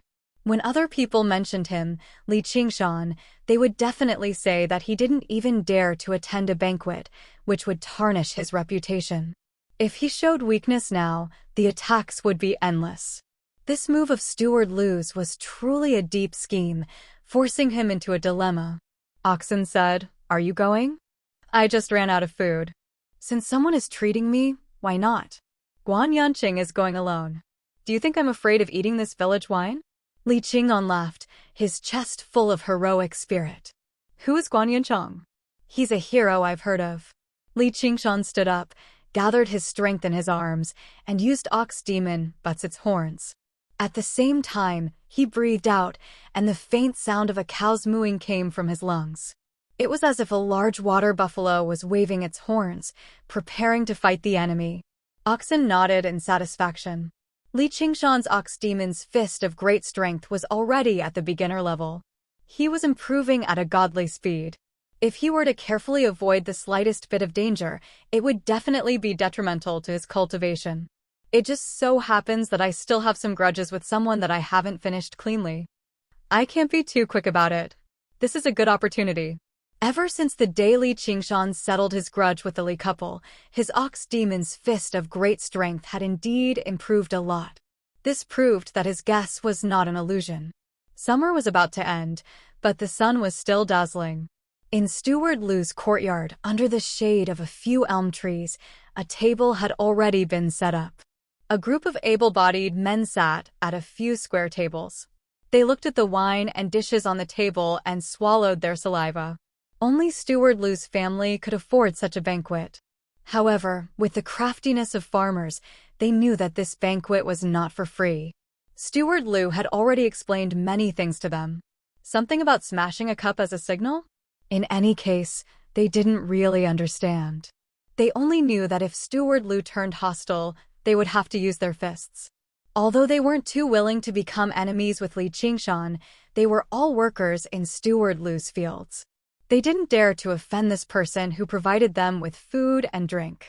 In any case, that Li Erlang was only 15 years old. How could he fight against so many people? Therefore, all the workers who could come came, filling up a few large tables. Even if they couldn't bear to do it, they could only go easy on him. They wanted Erlang to kneel and apologize to Steward Lu so that he would suffer less. The cicadas chirped weakly above their heads. Everyone was a little impatient from waiting. They could only look at the good wine and food, but they couldn't eat it. This was quite a test for them. The sound of discussion drowned out the cicadas chirping. It's about time. He's afraid and doesn't dare to come. Let's hurry up and eat. If it were you, you wouldn't be afraid. It's right that he doesn't come. Only a fool would come. Steward Lu acted as if he didn't hear them. He only smiled slightly and thought, it's good that he knows fear. He's just a kid after all. He's here, he's here. A young worker was sweating profusely. He jogged into the courtyard. Li Erlang is here. Everyone in the courtyard seemed to be strangled at the same time. They couldn't make a sound. The chirping of the cicadas seemed to become louder in an instant. Li Qingshan stood in front of the Lu residence's gate. He was also very nervous. Everything was easier said than done. The Lu residence's green bricks and white walls in front of him was like a small dragon's pool and tiger's den. If he wasn't careful, he might lose his life inside. He wanted to retreat. He thought of the saying, for a gentleman to take revenge, 10 years is not too late. With his current speed of improvement, as long as he was given time, 1 year, no, half a year, or even 3 months, he would be able to master the demon ox fists of great strength to a certain level. Then, he wouldn't have to be afraid of anyone in this courtyard. He suddenly became spirited. He asked himself, Li Qingshan, oh, Li Qingshan, could it be that everything you said before was just bullshit? That you only dare to bare your teeth at people weaker than you in this life? Even if you master the unparalleled divine power, you're still just a coward. Chapter 9. The door closed behind him. Li Qingshan looked around and did not seem to notice the tense atmosphere in the courtyard at all. He made his way over to Caretaker Lu's table by himself. It faced the hall and was set up under the largest elm tree in the center of the courtyard. It was the main seat, and all the people who sat there were influential figures in the village. To the left and right of Caretaker Lu were village head Li and the witch. They were the 3 people with the greatest authority in the village. There were also a few old people in the village. The only young people were village head Li's 2 sons, Li Qingshan and Li Bao. They were both tall and sturdy, and they stared at Li Qingshan covetously. Caretaker Lu's eyes narrowed slightly. It had only been a dozen or so days, but Li Qingshan seemed to have become a different person. He was unable to describe the exact changes, but in short, he was very different from before. He possessed an additional bearing. Village head Li's face was dignified, and his gaze was hostile. As for the witch, she was completely filled with resentment. If ordinary villagers offended any one of the three, they would not be able to continue living in the village. They could only lower their heads and give in. Not to mention that they had offended all three of them at the same time. However, Li Qingshan would never give in. There were still many rules for eating in the village.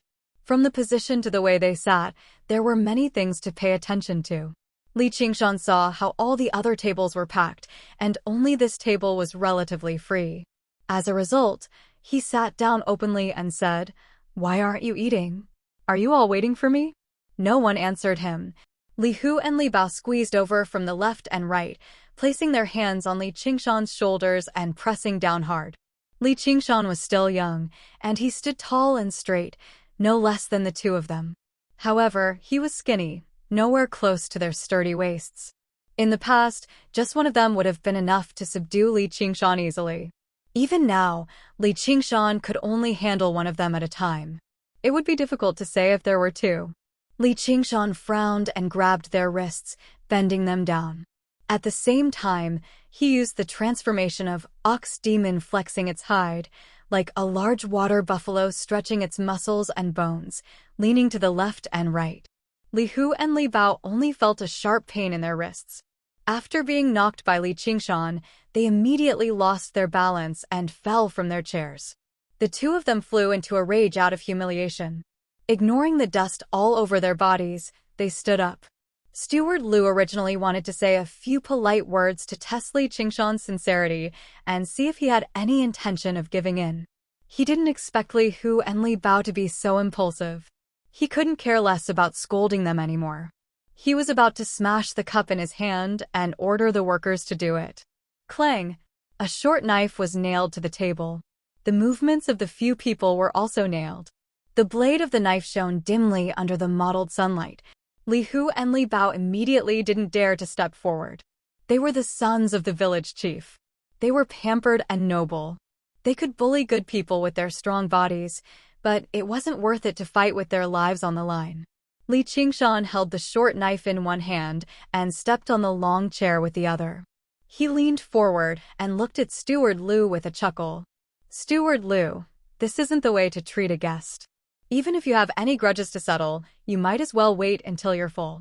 Don't spoil this table full of food and wine." When he said this, he didn't feel nervous anymore.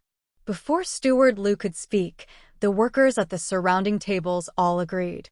To them, the most important thing was, of course, eating. If they were to fight, who knew how many dishes and wine would be spilled? They didn't believe that the stingy Steward Lu would prepare another table for them. "That's right, Steward Lu. We haven't eaten this morning. We're so hungry that our chests are sticking to our backs. How can we have the strength to fight? I didn't even eat last night. If I don't eat now, I won't be able to." As he spoke, he gulped down a mouthful of saliva. The tense atmosphere suddenly became a little strange. Even Li Qingshan didn't know whether to laugh or cry. He thought to himself that he was actually afraid of this group of people. Steward Lu's face was flushed red. He had set up this banquet to intimidate Li Qingshan. Secondly, he was afraid that the workers wouldn't do their best, so he gave them a certain amount of benefits. He wholeheartedly wanted to imitate what was written in the book, to hide 500 executioners and use the smashing of cups as a signal to rush out and take down Li Qingshan. However, he forgot that his subordinates weren't death warriors or family warriors, but a group of real farmers. Li Qingshan looked at Steward Lu with a smile. "What a coincidence. I also didn't eat anything last night, so I won't stand on ceremony now." He grabbed a roasted chicken and started eating. Ever since he started practicing the ox demon's fist of great strength, his appetite had become extremely shocking.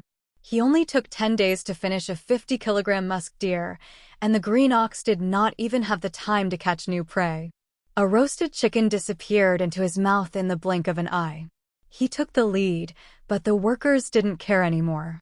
They all picked up their chopsticks and buried their heads in the food. For a moment, only the sound of eating and chewing could be heard in the courtyard. Village Chief Li was angry and afraid.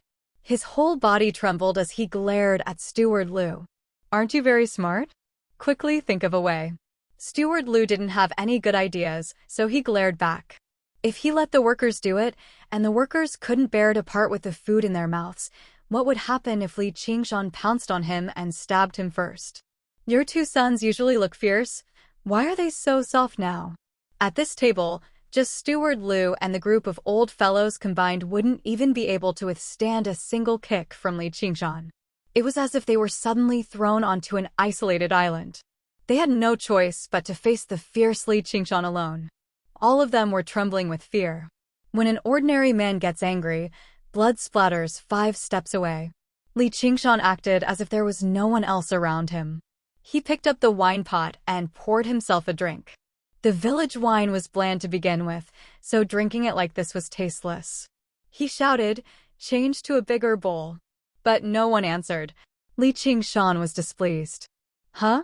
Steward Liu hurriedly ordered someone to bring a bigger bowl. Li Qingshan filled the bowl and drank it in one gulp. Satisfying. Seeing him drinking so boldly and straightforwardly, the workers also admired his courage. Unexpectedly, quite a few of them cheered him on. Li Qingshan had eaten a lot of greasy food these days. When the wine washed over him, he felt extremely refreshed. He didn't stop and drank 3 bowls in a row. When the 3rd bowl of wine went down his stomach, the courtyard was filled with loud cheers. It was as if they weren't invited by Steward Liu, but by Li Qingshan. Li Qingshan burped and cupped his hands.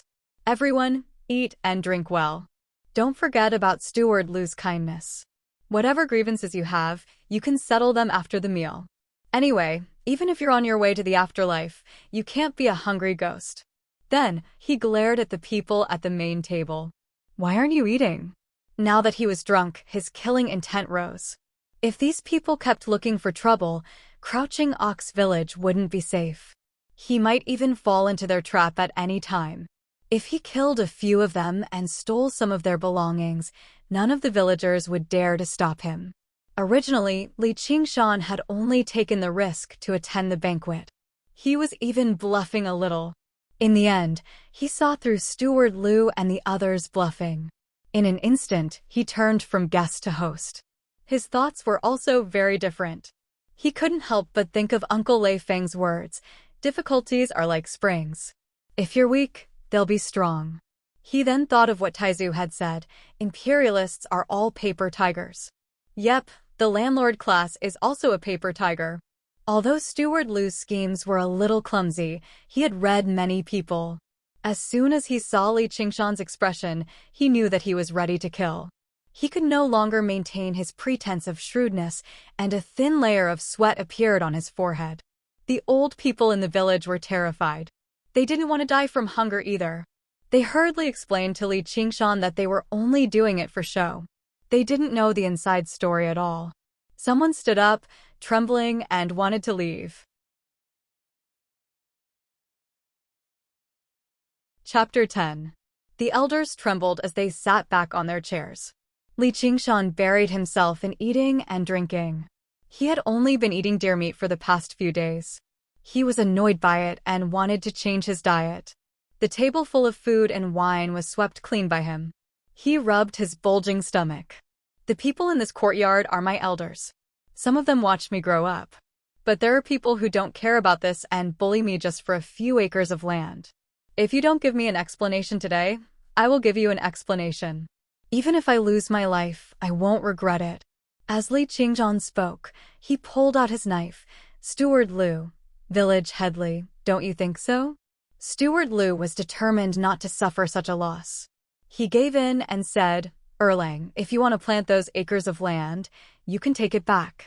Li Qingshan said, I don't want those acres of land. You bought them with money. I don't want to take advantage of you. I just want justice. You can do whatever you want in the village. Don't forget that the gods are watching. Justice exists in people's hearts. As he spoke, his voice became stern. Steward Liu was embarrassed and couldn't say anything. Village Headley reacted, This is our fault. We listened to your brother. That's not my brother. Li Qingshan coldly interrupted. Lida and the others were talking nonsense. They were blinded by lard. That's why they did such a stupid thing. I couldn't sleep for the past few days. I'm afraid that one day when I die, I won't be able to face your parents. Village head Li's voice was full of tears as he spoke. He was thinking about the suffering he had suffered these past few days. Li Qingshan then said to the elders, "Then tell me, should that piece of land be given to me?" "Yes, yes." At this moment, no one dared to say no. Li Qingshan got what he wanted. He raised his head and laughed, "So there is justice in this world." His laughter suddenly stopped. He lowered his head and his expression changed. Sometimes it was solemn and sometimes it was relieved. There was a hint of indescribable sorrow. He looked at the knife in his hand, "So justice is here." He frowned and murmured, "There is no God 3 feet above the head. Justice is only in the blade. There is no God 3 feet above us. Justice is only in the blade." His voice grew louder and louder, shaking the entire room. He was originally indignant and wanted to vent his anger, so much so that he didn't hesitate to kill. At this moment, he felt that it was pointless. He sheathed his saber and no longer paid any attention to the people in the courtyard. He turned around and walked out of the door. In the blink of an eye, he disappeared without a trace. The workers ate a free banquet and watched a good show. Satisfied, they dispersed. They were all talking about Li Qingshan, and their faces were full of admiration. Caretaker Lu wiped away the cold sweat on his forehead. He knew that if he wanted to gather people to deal with Li Qingshan again, it would be even more difficult. Even though he controlled the land, the workers were not his slaves. They would not listen to his orders. Even if they were slaves, they could still rebel. If he incited all the workers to oppose him, then it would be absolutely terrible. Fortunately, Li Erlang was a person who kept clear tabs on his debts of gratitude and grievances. Since he had said all that today, he would no longer scheme for revenge. He could sleep in peace. Although the banquet was not a success, he had achieved his objective, albeit barely. Village head Li stood up under the support of his 2 sons. Although he was still embarrassed, his expression seemed to have eased up. It seemed like he was thinking the same thing as Caretaker Lu. The 2 of them looked at one another. They both felt embarrassed. Li Hu refused to accept this. "Father, why don't we get my elder brother back? With his martial arts, I refuse to believe he can't deal with Li Erlang." Li Bao also said, "Uncle Lu, isn't Brother Lu in Qingyang City too?" Village head Li just happened to be furious. He said viciously, "Shut up, all of you. How did I give birth to useless things like you?" Caretaker Lu did not reply. They had all been through a lot, so they knew how to play it safe.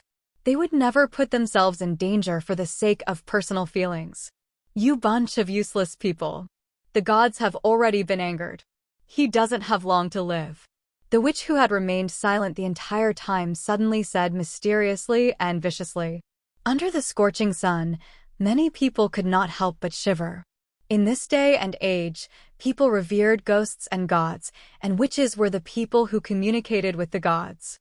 Just now, Li Qingshan had actually said, "There are no gods when you look up." Perhaps he really had angered the gods. Some people even recalled that there had once been a family in the village with a sick child. They asked the witch to treat them, but the witch also said that the child was possessed by a ghost. She burned him with fire and drowned him with water before covering him with blankets in the end. She said she wanted to force the ghost out, but she smothered the child to death instead. The witch only said that this was a request from the king of hell, and no one could save him. However, the adults of the child refused to listen to her. The child's mother even cursed outside the witch's door every single day, which greatly damaged the witch's prestige in the village. However, a few days later, the child's mother suddenly died of illness. She died mysteriously. The witch only said that the child was missing his mother in the underworld. From then on, no one dared to disrespect her anymore. However, Li Qingshan had kicked her in front of everyone and cursed at her a few times. He had already offended her quite badly. "Caretaker Lu, this child is a disaster in your life. Now that the gods have resolved this problem for you," Caretaker Lu hurriedly ordered people to wrap some incense, candles, wine, and meat for the witch. The witch then looked at Village Chief Li. Village Chief Li also gritted his teeth and took out a small piece of silver to send the witch away. A worker carried these things and followed behind the witch. He didn't dare to speak too much until they arrived in front of a brick house.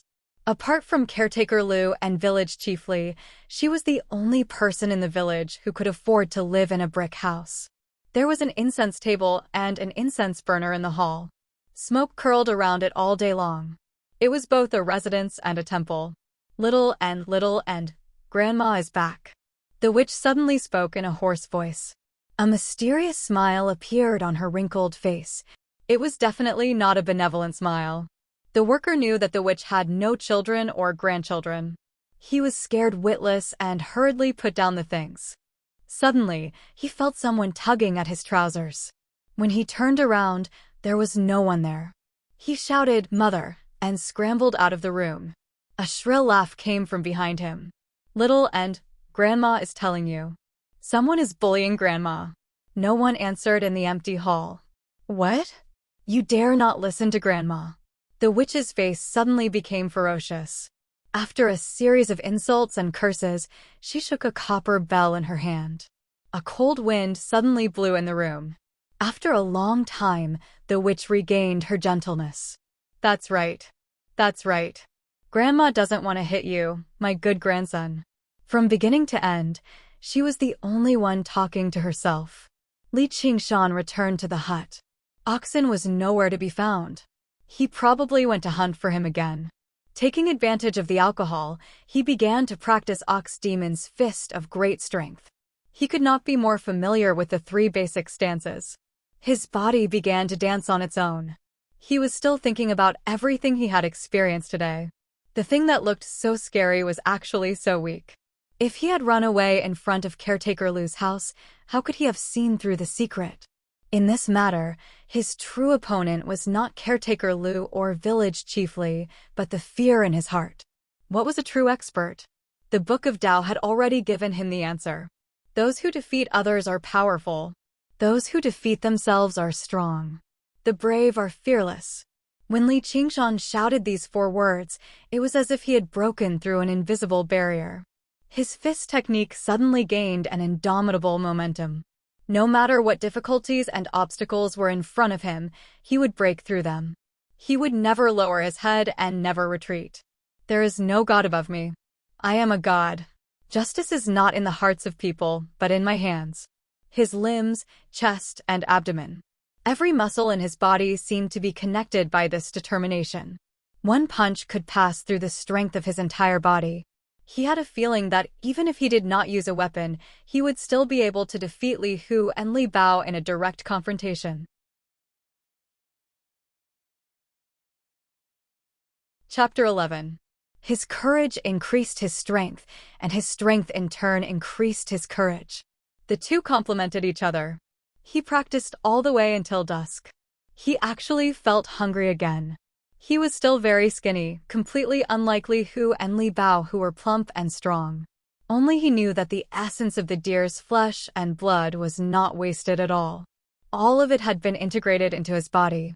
His body seemed to have become a bottomless pit, greedily digesting and absorbing all the wine and meat, transforming it into strands of energy. After practicing, Li Qingshan sat on the ground again. He closed his eyes and calmed his mind, feeling every change in his body. Pulling one's muscles and bones was an extremely painful thing. He still remembered the second day of practicing Ox Demon's Fist of Great Strength. He was in so much pain that he couldn't get up.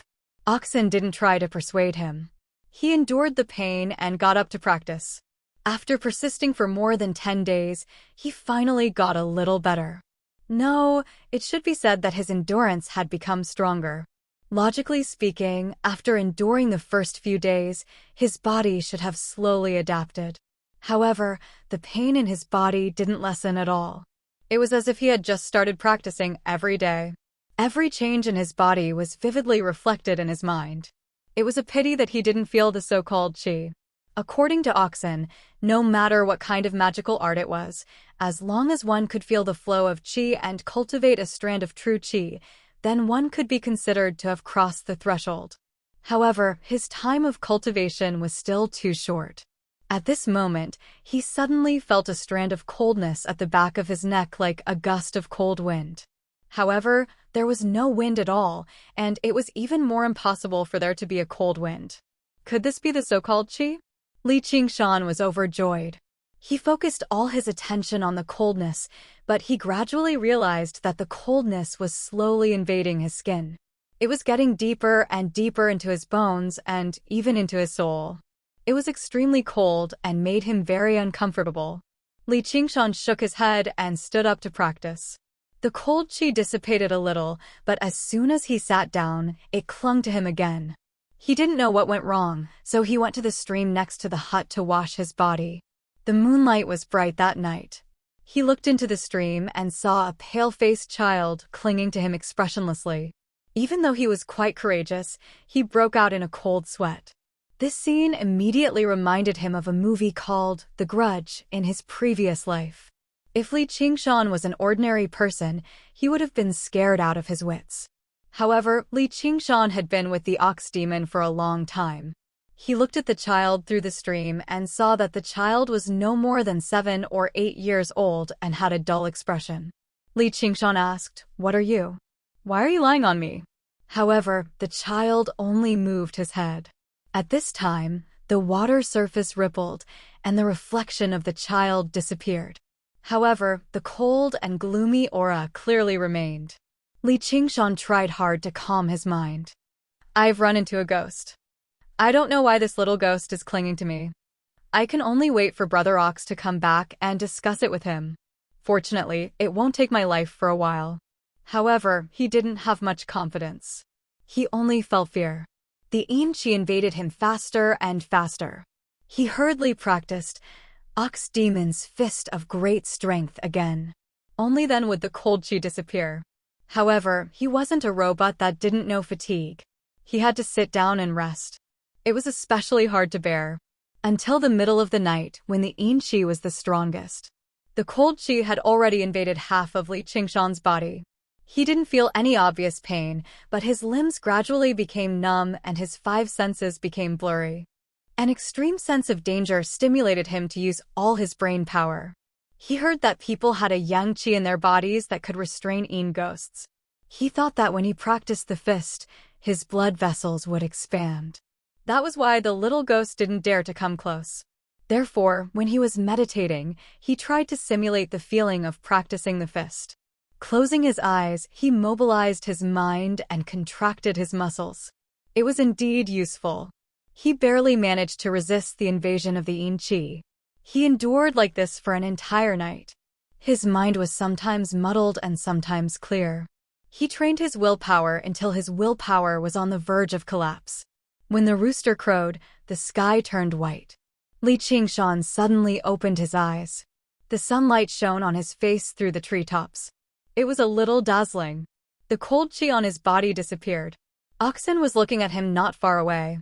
He looked very interested. Li Qingshan said, "Brother Ox, where did you go? Do you know what I ran into last night? I came back a long time ago. Wasn't it just a little ghost lying on top of you? You just stood there and watched. What else could I do?" Li Qingshan twitched his mouth. He didn't say anything. Oxen had already told him that no matter what danger he was in, he shouldn't expect him to help. He didn't give him the chance to rely on him from the very beginning. He glanced at the yellow gazelle beside Oxen's feet. He couldn't say anything. Oxen had already provided him with the most important help. He couldn't rely on him for everything. Basking in the warm morning sun, Li Qingshan stood up and stretched his body. Luckily, the little ghost didn't dare to come out during the day. Otherwise, I really wouldn't have been able to hold on. Brother Ox, I have practiced the supernatural power of Taoism. Can I deal with a little ghost? If you didn't practice the supernatural power, you wouldn't have survived last night. When you have the strength of one ox, your body will be full of vigor. Naturally, you won't be afraid of this little ghost.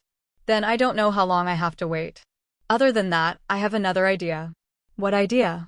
Ghosts are most afraid of murderous aura and malevolent aura.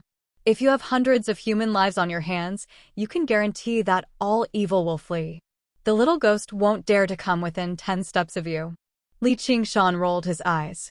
Do you want me to slaughter the entire Crouching Ox village? It's not impossible.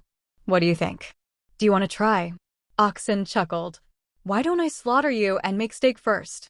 Li Qingshan ignored it. He dealt with the yellow gazelle and finished his breakfast. He put this matter behind him for now. Enduring the exhaustion in his body and mind, he focused on the day's cultivation. However, as soon as he began cultivating, he felt that today was slightly different from usual. There was a thin strand of qi flowing through his body. If he did not concentrate, he definitely would not be able to sense it.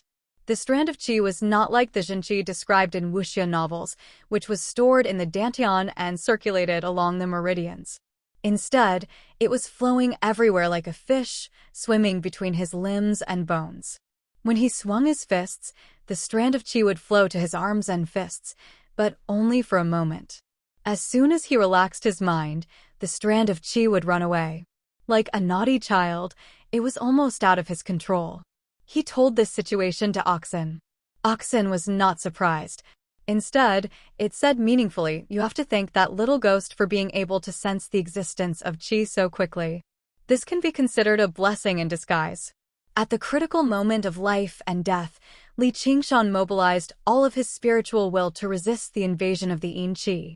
The little ghost had left, but this spiritual will remained, turning into a strand of zhenqi. So this is zhenqi? Li Qingshan looked at his palm. What is the use of this zhenqi? Chapter 12. Li Qingshan felt that Oxen's words were not entirely truthful, as if he was hiding something. However, in his joy, he had no time to think too much about it. He immediately began to practice and feel the effects of the zhenqi. As expected, after a short while, he felt the knack of it. Today, his practice of Ox Demon's Fist of Great Strength was smoother and easier than it had ever been before. It was like an old machine that had been lubricated, giving him an indescribable sense of joy. Furthermore, the speed at which he could recover his qi was much faster. This seemed like a small matter, but when normal people fought against their enemies, they often didn't dare to attack with all their strength. Because if an attack with all their strength was dodged by the enemy, their body would inevitably stiffen for a moment, leaving behind a huge opening. He didn't have to worry about this. In the time it took for others to throw one punch, he could throw 3 punches with all his strength. Even if they were of equal strength, they still wouldn't be his match. Li Qingshan's heart couldn't help but be overjoyed when he finally got a sliver of results after more than 10 days of hard work. He felt that he was one step closer to his goal. However, when he thought of the dangers and hardships of the previous night, his expression turned cold. But I do want to know who gave me this blessing. Oxen said in a seemingly casual manner, there is no door to fortune or disaster. Only people can bring it upon themselves. However, Li Qingshan's heart lit up. These were the words he said when Witch came to ask for the pig's head. The little ghost definitely didn't come to bother him for no reason. After thinking about it carefully, he immediately had some ideas. He was born and raised in this small mountain village, so he knew a little about some of the important things that happened in the village. In this remote little village, there weren't many things that could be considered important to begin with. One of them was a few years ago, when a family in the village broke up due to an illness of a child. Li Qingshan was also a child at the time, so he still recognized the child named Xiao Mao. He never expected that the child would die because of this. It was also because of this example that Li Qingshan obediently returned to his original state after drinking the talisman water. He didn't dare to reveal any of his shocking abilities, and at the same time, he extremely hated Witch. Xiao Mao's mother's death was very strange. She died suddenly in one night, and there was no reason for it. Li Qingshan originally thought that it was because she couldn't bear the pain of losing her son, but now it seemed that she was invaded by yin qi. He suddenly stood up, and a cold light flashed in his eyes. So that's how it is. I can't let her go. Oxen said, then let's go kill her. It's not that simple. Li Qingshan sat cross-legged and lowered his head in deep thought. The witch was not someone whom patch-haired Lu could compare with. Not only did she have a lot of prestige in the village, she also had a bit of fame in the surrounding villages. There were often outsiders who came to pray to the witch for divination. If he killed her, he would have no choice but to go far away. He might even report it to the government and be put on a wanted list. Moreover, he had no evidence now, so he couldn't insist that she was the one who did it. Most importantly, since she could order the little demon around, it was still unknown if she had any other tricks up her sleeve. Oxen didn't interrupt from the side, but he was very approving in his heart. If Li Qingshan relied on yesterday's prestige and went to fight and kill the witch in a hot-blooded manner, then it would be a waste of his painstaking efforts. Nothing in this world was perfect. It was hard for brave people to be rash and careless, while intelligent people were often hesitant and lacked a bit of decisiveness and courage. The 4 words, sword courage and zither heart, were the hardest to come by. Li Qingshan made up his mind and went to the village. "Oh, it's Erlang. Have you eaten? If not, come to my house." At the entrance of the village, an old man was waving a hoe in the vegetable garden. As soon as he saw Li Qingshan, he warmly greeted him. What happened in the Lu family's courtyard yesterday had already spread throughout the village. The originally unknown Li family's Erlang had now become a celebrity in the village. Regardless of age, they all had a bit more respect for this youth. Li Qingshan responded to them one by one. He passed through more than half of the village and came to a small courtyard with a few willow trees planted in front of the door. A small old man in tattered clothes was leaning against the tree. He was drunk early in the morning and had the air of a hermit master. Li Qingshan knew in his heart that this wasn't some hermit master, but an ordinary farmer. He was also Xiao Mao's father. His name was Li Fugue. In reality, he wasn't even 40 years old, but he looked to be in his 50s or 60s. Ever since his wife and son died, he didn't do much farm work. All day long, he drank to drown his sorrows and acted like a lunatic. Seeing Li Qingshan approach, Li Fugue said vaguely, "Come, drink, drink." The stench of alcohol hit him in the face. Li Qingshan frowned. He grabbed Li Fugue and dragged him into the empty room. Without saying anything, he scooped up a ladle of water and poured it into his mouth first, choking Li Fugue to the point of coughing. He leaned against the door and began vomiting. Li Qingshan looked around the thatched house. It was tattered everywhere and spider webs hung all over the window. It could really be called a house with only 4 walls. Li Fugue's family was also famous in the village. The land they owned was second only to Steward Lu's family. He was worthy of the name his parents gave him, and his family lived a happy life. Who would have thought that the world was fickle? An unexpected disaster would lead to such an end. Li Qingshan couldn't help but sigh. The little happiness of mortals was really too fragile. But he was determined and ambitious. He couldn't bear to see people become dispirited and degenerate, so he didn't hold back. Li Fugue said angrily, You, what are you doing? Uncle Li, are you awake? Li Fugue saw Li Qingshan's hostile gaze and shivered. It was not like he was blind or deaf. He knew exactly what Li Qingshan had been doing in the village during the past few days. He was a true malefic. What's the matter? Do you know how Xiao Mao's mother died? Li Qingshan went straight to the point. I don't know anything. Li Fugue was so scared that his face turned pale. He didn't care about anything else and walked out. Li Qingshan grabbed his skinny wrist. Is this how you treat your wife and son? Li Fugue's body froze. Erlang, it's not that I don't want to tell you, but it's trouble that you can't afford to provoke. Don't throw away your life in vain. I don't want to cause trouble, but trouble has already come to me. If I live like you, it's better to throw away my life in vain. You just need to tell me what happened that year. Li Fugue was shocked. What? Trouble has already come to me. After hesitating for a while, he let out a long sigh and began to narrate.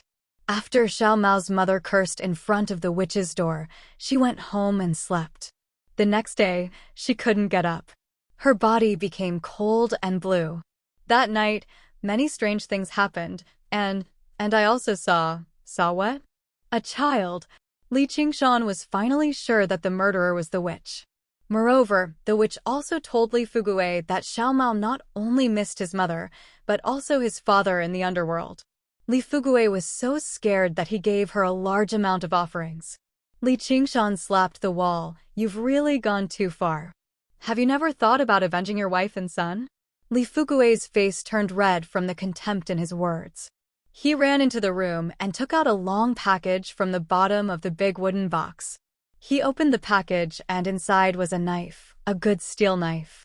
Li Qingshan unsheathed the knife and a cold chill hit him in the face. It reflected on his face and his hair could be seen. The knife's handle was about 1 foot long and slightly curved. It was wrapped in black silk and felt very comfortable in the hand. The knife was about 2 feet long and 4 inches wide. It was much better than the knife in Li Qingshan's hand, which was only 1 foot long and was a poorly made knife. Chapter 13. Li Fugui said, "This is the 100-forged blade I bought from the arsenal of arms in Qingyang City." It was not like he was an idiot. How could the deaths of his wife and son not affect him? He did not resent the witch at all. The blade was proof that he was still a hot-blooded man. However, he was still just a regular farmer at the end of the day. On one side was alcohol and on the other was a blade. However, he never made up his mind to pick up the blade. Instead, he sank into drunkenness day by day. In the end, he discovered that he did not even have the strength to hold the blade anymore.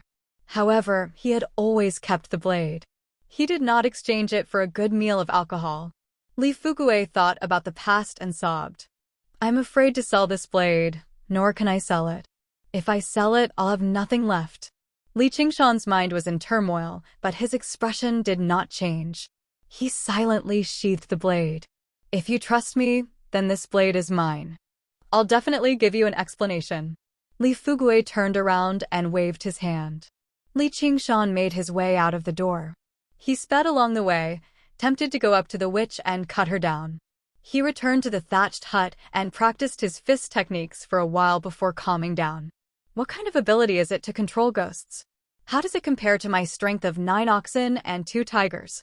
The powerful ones can make a myriad of ghosts bow down to them, becoming the ghost emperor of an entire region and making friends with gods and demons. The weak ones can only bully regular people. Not only is there no benefit to practicing it, but it'll even bring harm instead. Qi will invade their bodies, throwing their minds into chaos and making them eccentric. That which obviously belongs to the latter.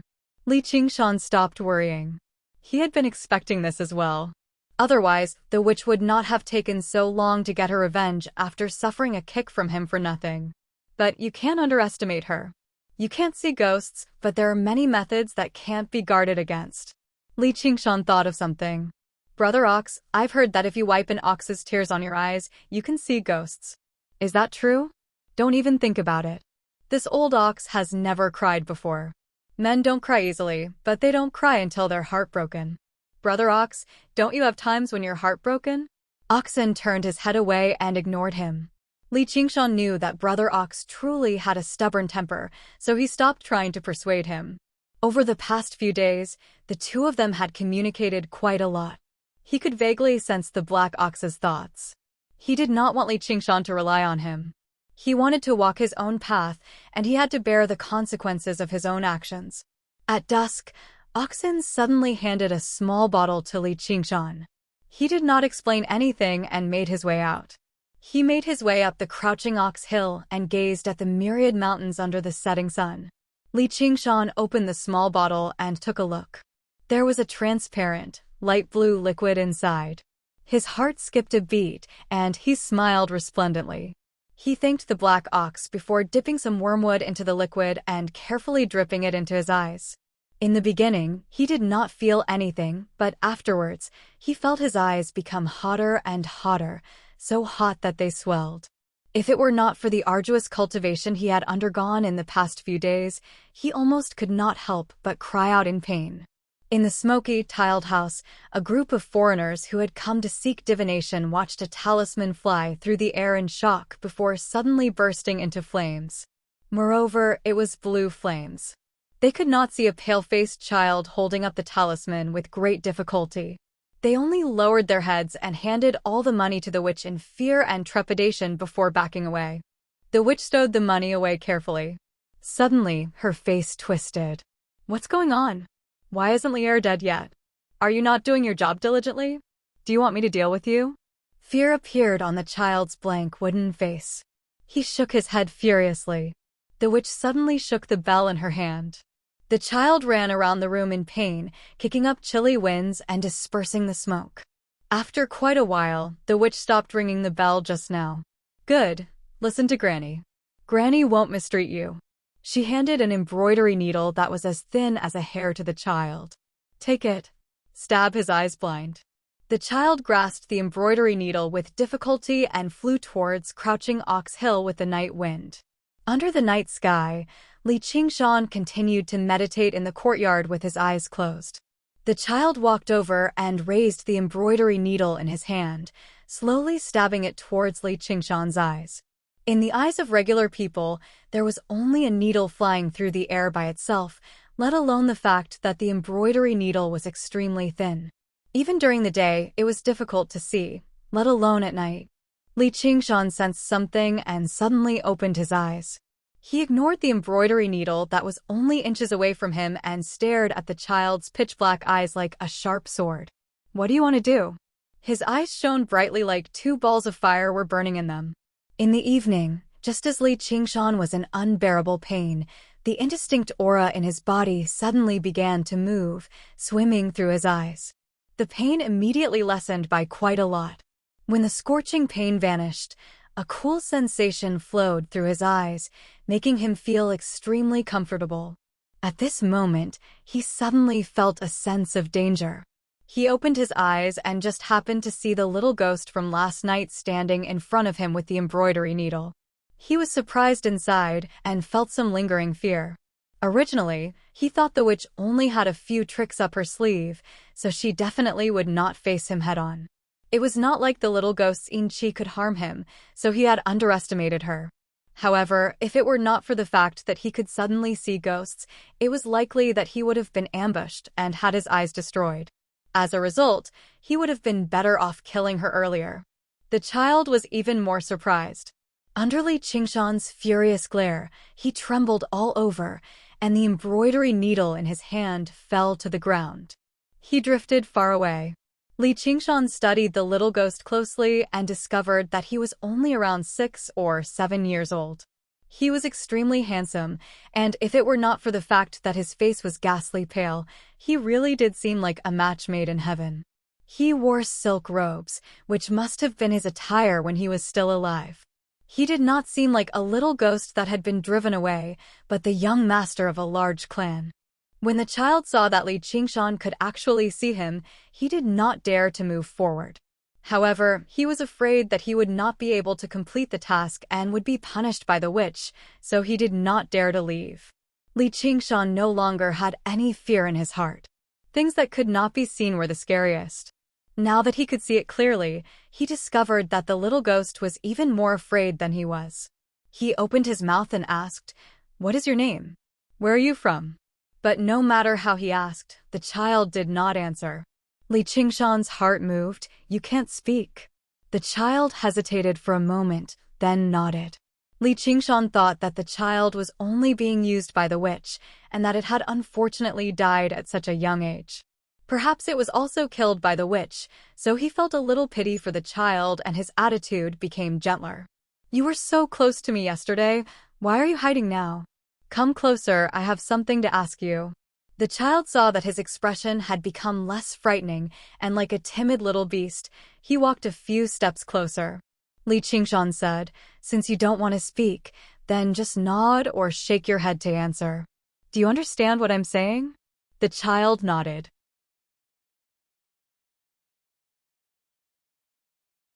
Chapter 14. Li Qingshan asked many questions, and the child answered all of them as if he didn't know how to lie. He nodded or shook his head, but he could only answer simple questions. If it was a complicated question, he would be stunned. When he was asked his name and where he came from, he would shake his head vigorously. When he was asked what other tricks the witch had up her sleeve, he would just stand there in a daze. Even so, Li Qingshan had figured out many things. The child was indeed killed by the witch and turned into a little ghost for her to control. He was originally able to speak, but after being fed a bowl of medicine by the witch, he couldn't speak anymore.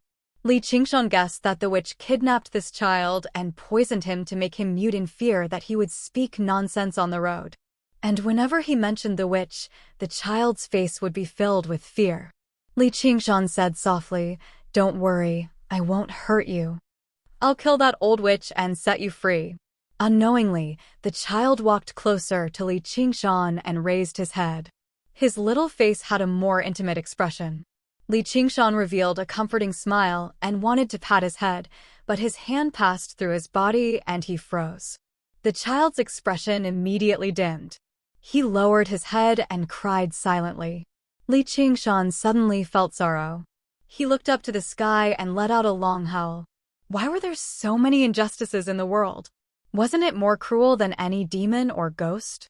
The child was startled and looked at Li Qingshan in surprise. Under the moonlight, the determined young man's eyes were actually a little watery. Li Qingshan said in a self-deprecating manner, "Men really don't cry easily. It's just that I haven't been hurt yet. I've made a fool of myself." The child stood on his tiptoes and reached out to touch Li Qingshan's face. He took a tear and carefully held it in his palm, looking a little heavy. "Don't hold it." Li Qingshan's face turned red. He suddenly understood Oxen's dilemma. How could a man's tears be given to others so casually? He also remembered Oxen's words. Weak ghosts had no substance. Only when they cultivated to a certain level could they gradually turn nothingness into reality and pick up solid things. This child was so weak that he could only pick up extremely light things. The child just lowered his head and looked at the transparent liquid in his palm. Li Qingshan was helpless. He looked around and felt a little strange. Why did the sky turn dark so late today? Although the scenery around the hut was a little dim, it was still clearly visible. But when he looked up at the moon, he suddenly understood that it was not that the sky had darkened, but that his eyes had brightened. Not only could he see things in the night, but it was as if a layer of dust had been wiped off the window. Everything felt incomparably clear. Li Qingshan muttered to himself, "Brother Niu is indeed a monster. His tears actually have such a magical effect. It's getting late. I'm going to bed. Because of you, I didn't have a good rest yesterday. I still have things to do tomorrow. I have to rest up." Li Qingshan went back to his room to sleep. The child was squatting in front of the door. Under the moonlight, his figure looked translucent, just like the teardrop in his hand. Li Qingshan slept very soundly and only woke up when the sky was bright. He felt very comfortable. The child had already left. He probably didn't dare to move around during the day. He washed up and casually practiced Ox Demon's fist of great strength. Then, he picked up the thick steel knife he got from Li Fugue. After thinking for a while, he picked up a few pieces of mutton and went out. 3 ruffians were sitting opposite each other with distressed expressions. After Patch-Haired Lu's death, their small group lost their backbone. Their days in the village became even more difficult. They were like rats crossing the street, and everyone wanted to beat them up. They wanted to learn Patch-Haired Lu's rudeness or Li Qingshan's fierceness, but how could they learn? Suddenly, even eating became a problem, let alone eating meat and wine. They could only work as helpers in Steward Lu's house and barely make a living. How could they compare to the carefree life they had before? At this time, Li Qingshan suddenly came. The 3 ruffians hurriedly went to greet him. They saw that his expression was grave and stern. He held a knife in one hand and meat in the other. He naturally exuded a powerful aura. No one dared to look down on him because of his age. The 3 ruffians also softened their voices and praised Li Qingshan's actions the day before. Li Qingshan ignored their flattery and put down the meat in his hand. "There's one more thing I need to trouble you guys with. This meat is your reward, along with a piece from last time." "How could we do that?" "Erling, just say the word and we'll go through a mountain of blades and a sea of fire." The 3 ruffians said this as they hurriedly caught the mutton. Just like last time, Li Qingshan said, "Follow me." He turned around and left. Only this time, he wasn't bluffing anymore. It was an unquestionable order. The 3 ruffians didn't dare to hesitate and blindly followed behind him. Li Qingshan first borrowed a hoe and shovel from a nearby farmer's house before going to Li Fugue's house. At this time, it was almost noon. The villagers had finished their morning farm work, and it was time to pack up and go home for lunch. They saw Li Erlang, who was really famous in the village, bringing 3 ruffians to borrow tools. They didn't know what they were going to do, so they curiously followed behind. This shocked almost all the villagers. When they saw him coming to Li Fugue's house, they thought, is he going to teach that drunkard a lesson this time? How did that drunkard offend him? But in their hearts, they all felt a little ashamed. Relying on their numbers to bully a pitiful and impoverished person, and shouting at the village head and steward in the Lu residence were completely different actions. One was not afraid of violence, and the other was bullying the weak. But the three ruffians were very happy. I knew this old drunkard was not a good person. They even patted their chest and volunteered. I'll drag him out now. They hadn't been so proud for a long time. This time, they were going to use Li Fugue to show their power and beat him up in front of everyone. Li Qingshan glared at them and shouted, "Are you coming?" Just when everyone was feeling strange, Li Fugue ran out of the house, gritted his teeth and said, "Coming." He looked surprisingly sober, which made the villagers feel strange. Usually, Li Fugue looked drunk, but they didn't know that after Li Qing'an left, he didn't drink a sip of wine. He thought about it day and night, but they didn't expect that on the next day, Li Qingshan would come looking for him. At this moment, the villagers were even more baffled, and their interest was piqued. Li Qingshan nodded and walked in front with his head held high. He led a group of people to the front of the witch's green brick house. They saw that the door was closed, and obviously, she was alarmed. He ordered the three ruffians, "Break it down." The three ruffians immediately became timid. There was no one in the village who wasn't afraid of this witch. Even when patch-haired Lu was here, they didn't dare to offend her. And this green brick house, which had the function of a temple, was even more mysterious and sacred. They didn't know how many times they had heard about the strange things that happened in this house. When the other villagers saw that he was actually looking for trouble with the witch, they also burst into an uproar. Someone advised, "Erlang, don't mess around."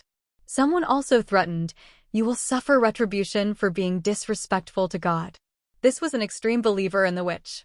If it weren't for the fact that he was afraid of the knife in Li Qingshan's hand, he might have come up to reason with him.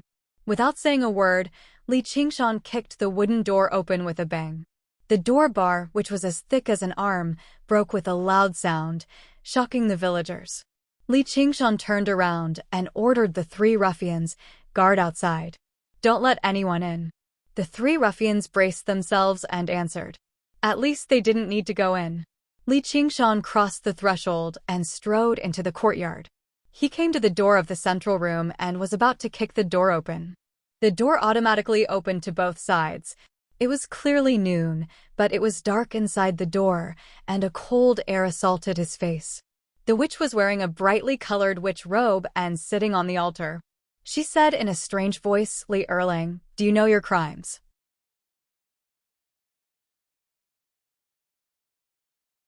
Chapter 15. Witch pointed her finger and a mass of black fog rushed over.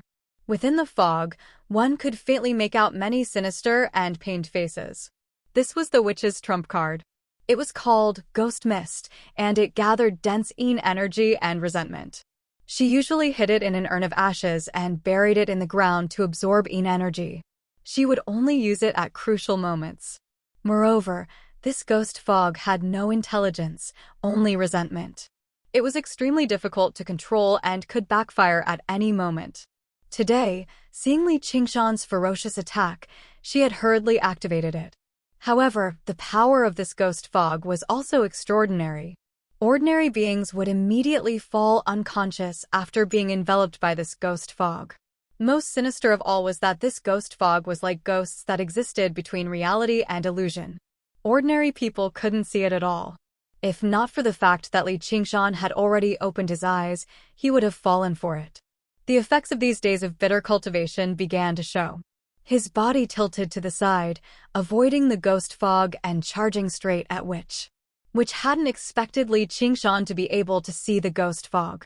She immediately panicked and quickly shook a copper bell. Little N, come out for Grandma and kill him." The child called Little and was squatting in the corner, his face full of pain. However, he was holding his head motionlessly. In a flash, Li Qingshan used Demon Ox Stomps the Ground. His foot heavily stomped on the ground, leaving behind a deep footprint. He flew up and slashed down with his saber. There was a flash of cold light and a splatter of blood. Witch's hand that was as thin as a chicken's claw was chopped off along with her wrist by Li Qingshan. Li Qingshan didn't have time to examine the results of his saber strike before he felt Yin Qi attack him from behind. The ghost fog smelled the scent of a living person and was like a beast that had smelled blood. Driven by resentment, it pounced forward. Li Qingshan didn't dare to stop and rushed forward. However, he felt that the ghost fog didn't chase after him. Instead, he heard a mournful scream behind him.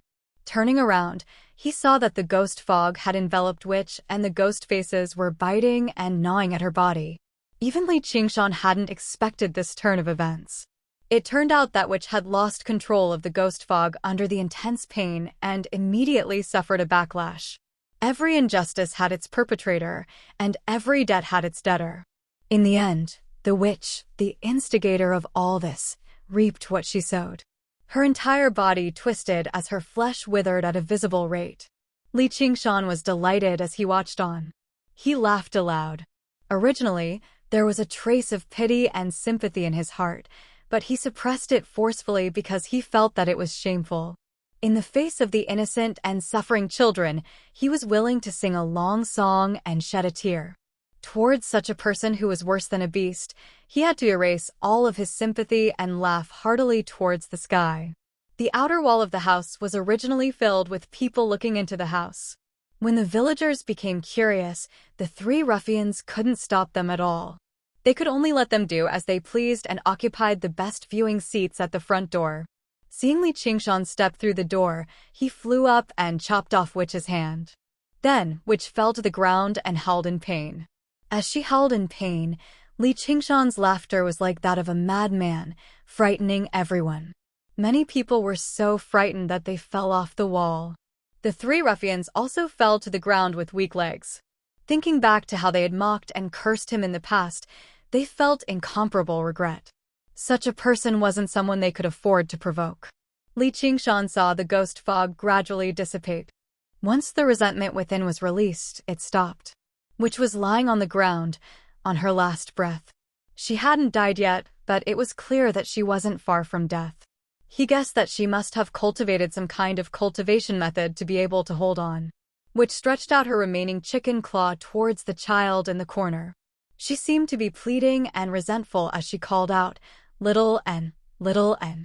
Little N looked at her in a daze and fear. Li Qingshan said, "I'll send you on your way." The thick steel knife in his hand stabbed downwards. Steward Liu and village chief Li rushed over when they heard the news. They didn't even have the time to shout something like, "Spare her life," before Witch died. They looked at each other and broke out in a cold sweat. They remembered that Witch had said arrogantly a few days ago that Li Qingshan didn't have long to live. Today, she had lost her life. They were even more thankful that they didn't force Li Qingshan that day. Otherwise, who knew what the result would be? This was Li Qingshan's second time killing someone. Compared to the first time when he was panicking in the dark, this time in broad daylight, he was very calm. He had improved so much that even he was a little surprised. He thought to himself, could it be that the ox demon's fist of great strength has aroused the demonic nature in my heart? Or is this my true nature? In the modern society of his previous life, many people couldn't express their true nature. They could only go with the flow and live according to the times. Not to mention adults in their 30s or 40s, even youths had lost their passion and ambition. He was just one of the many people, no different from a normal person. But after going through the cycle of life and death, it actually aroused the heroic spirit in his chest. He didn't want to live a mediocre life anymore. But he was suppressed by the hard life in this small mountain village for 15 years.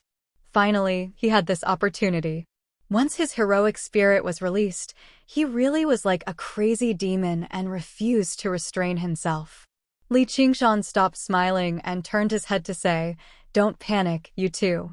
This old woman asked for it. She deserves it. I still need you to uphold justice. You broke into a house and killed someone in broad daylight and you still want us to uphold justice?" These words only swirled in the hearts of the two. Naturally, no one dared to say it out loud. Suddenly, one day, he rushed out of the crowd and came in front of Li Qingshan. He kowtowed 3 times and raised his head. "I killed her. It has nothing to do with Erling. This old witch destroyed my family. Xiao Mao, father has avenged you." After he finished speaking, he cried and laughed. It was Li Fugue. This big stone that had been pressing on his chest for many years was suddenly lifted. He felt that, even if he died, he could die in peace. No one in the village knew what happened to Li Fugue. They couldn't help but be silent. Only Steward Lu showed an embarrassed and fearful expression. It was because Li Fugue encountered this accident that he used alcohol to drown his sorrows and sold his family's fertile farmland. That was how he was able to achieve the illustrious name of Half-Village Lu. If Li Qingshan suspected him of colluding with the witch, then wouldn't it be terrible? Li Qingshan said, "I will take responsibility for my own actions. I don't need you to take the blame. Please come with me." He called the 3 ruffians and a few prestigious elders in the village to come to the witch's backyard. Li Qingshan turned his head and nodded to the eaves. The others followed his gaze, but there was nothing. Little N was hiding in the shadows, pointing to an empty space. Under Li Qingshan's order, the 3 ruffians began to dig the ground.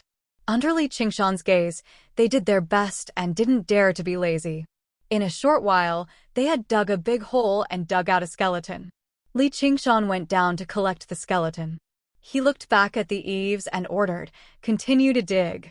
This wasn't Little N's skeleton. Under Little N's guidance, Li Qingshan had the people dig in a few more places. A few more skeletons were dug out. The surrounding people were shocked.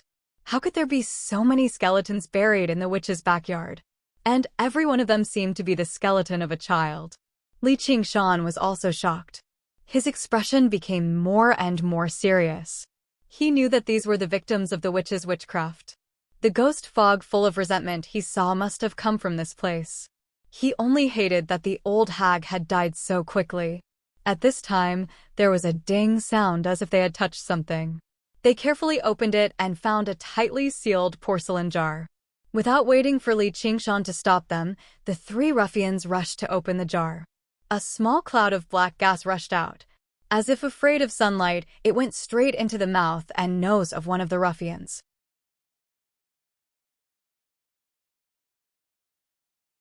Chapter 16. The other 2 ruffians were so scared that their faces turned deathly pale. They were unable to move, but the contents of the porcelain jar blinded their eyes. The porcelain jar was filled with sparkling silver. They had never seen so much money in their entire lives. Even Steward Lu and the few old men who were on the verge of death revealed expressions of eagerness.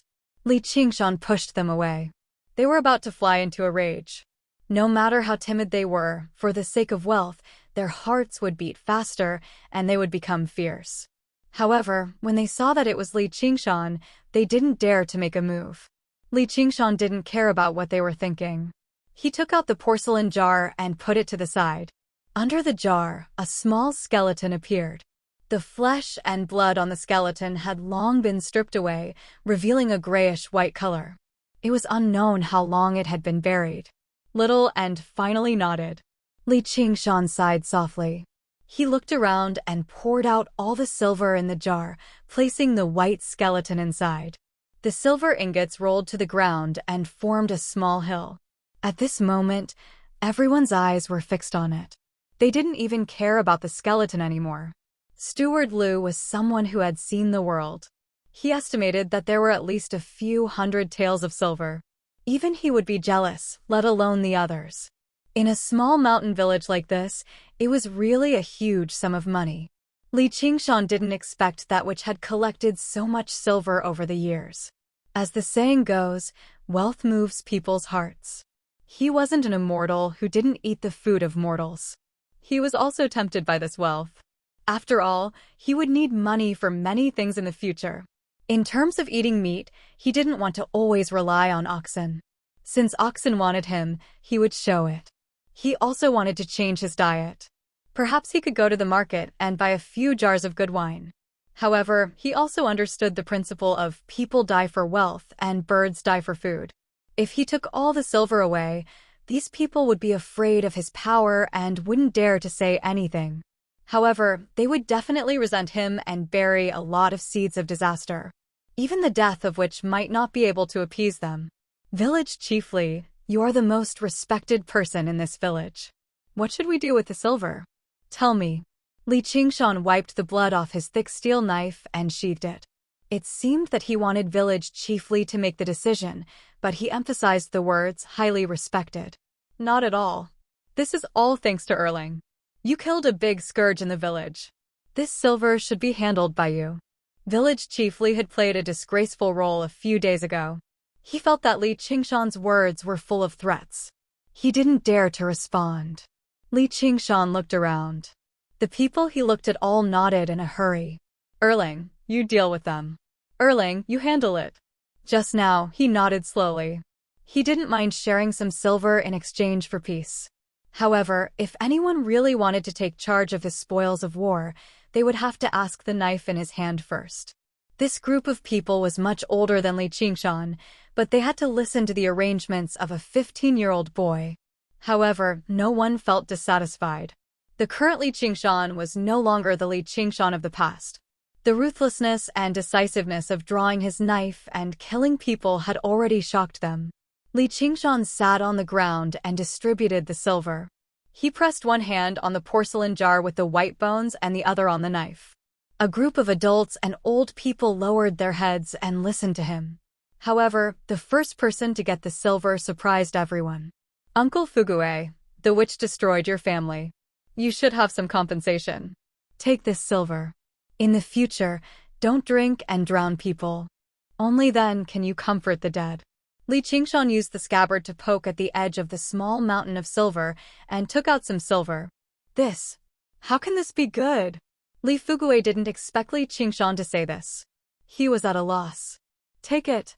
Li Qingshan was thanking and praising him for coming forward bravely just now and taking on the responsibility of killing people. Li Fugue gratefully accepted the silver. Li Qingshan called out to the two ruffians. These are for you. He glanced at the dead ruffian on the ground. And him. Go back and give him a proper burial. In the future, make a good living. Don't do dirty things like stealing chickens and dogs. Otherwise, I'm afraid there will be a disaster like this. The two scoundrels were both surprised and overjoyed. They stowed the silver away. When Li Qingshan mentioned their companion, they had both paled slightly, but they did not seem sad at all. Only the heavens knew whether they would specially spend money to bury their companion. Finally, Li Qingshan cupped his fists to Steward Liu, Village Chief Li, and a group of old people in the village. A few days ago, I offended you. This silver is my apology. I hope you can forgive me for not being sensible. However, if there is anyone who doesn't respect the old and bullies the weak. Although he said this, there was no sign of apology on his face. As he spoke, his tone became even more stern. We won't. These people said repeatedly. Li Qingshan nodded and took out a pile of silver for them to distribute. What about the other people in the village? Village Chief Li got his share of the silver and looked at the pile of silver that was left. Since Li Fugue, the victim, could get his share of the compensation, then there were many more victims in the village. It could be said that every family had given an offering to the witch. Li Qingshan glanced at him. Does anyone have any objections? Although he sympathized with the villagers who had been deceived, he didn't plan to pay for their stupidity. If he hadn't killed the witch quickly, these people might have been intimidated by the witch to deal with him. Moreover, it was absolutely unfair to divide the money. In the end, not only would he not get any benefits, but he would also become the target of everyone's resentment. Village Chief Li also saw through this, so he came to trip up the youngster who was in the limelight. To put it bluntly, the interests of the villagers had nothing to do with him. Instead, it was the person in front of him who was increasingly threatening his authority in the village.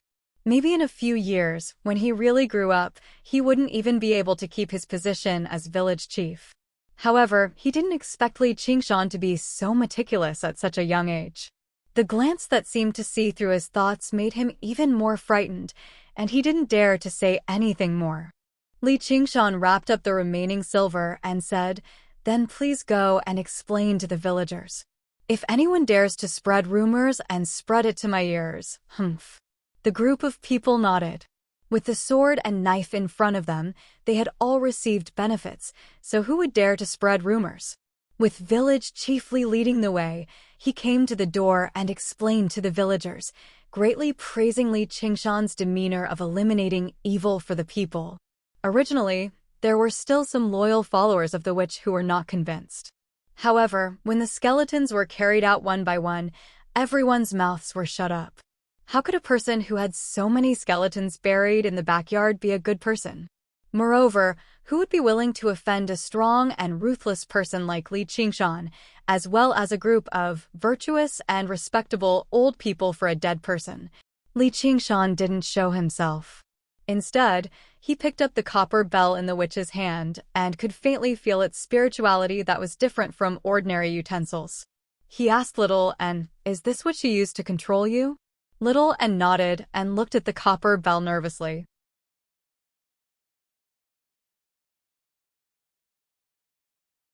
Chapter 17. Little N's expression was both happy and confused. Li Qingshan searched through the witch's room again. Little N followed behind him like a shadow. Suddenly, he extended his little hand and tugged at his trousers, pointing at a place. Li Qingshan found a secret compartment in the wall. There was a stack of paper inside, all of which were silver notes. He had vaguely heard that this world also had banks, but this was the first time he had seen actual silver notes. Presumably, the witch had buried the silver when she was in her prime. Later on, she grew old and frail, unable to dig anymore. That was why she had exchanged all her loot for light silver notes, storing them in the secret compartment. There were roughly a few hundred taels of silver. She was so rich, yet she had fallen out with him over a pig's head, resulting in her death in the end. And at the very bottom of the secret compartment, Li Qingshan finally found what he was looking for. It was a page of book paper, covered in tiny characters. At a glance, it was a technique for refining souls and controlling ghosts. The edges of the paper were uneven, as if it had been torn out of a book. Li Qingshan practiced the ox demon's fist of great strength and had gained a rudimentary understanding of the path of cultivation, so he was curious about other techniques as well. He never thought the witch's strange technique would only come from a single page of the book. If she had possessed the entire book, he probably would have died here today. However, if the witch had an entire book, she probably would not have holed up in Crouching Ox Village for half her life. The witch was not originally from Crouching Ox Village. She had suddenly settled here several decades ago, and no one knew her origins. Even Li Qingshan had no idea where she had obtained this page of book paper. However, there was a silver note under this page of book paper.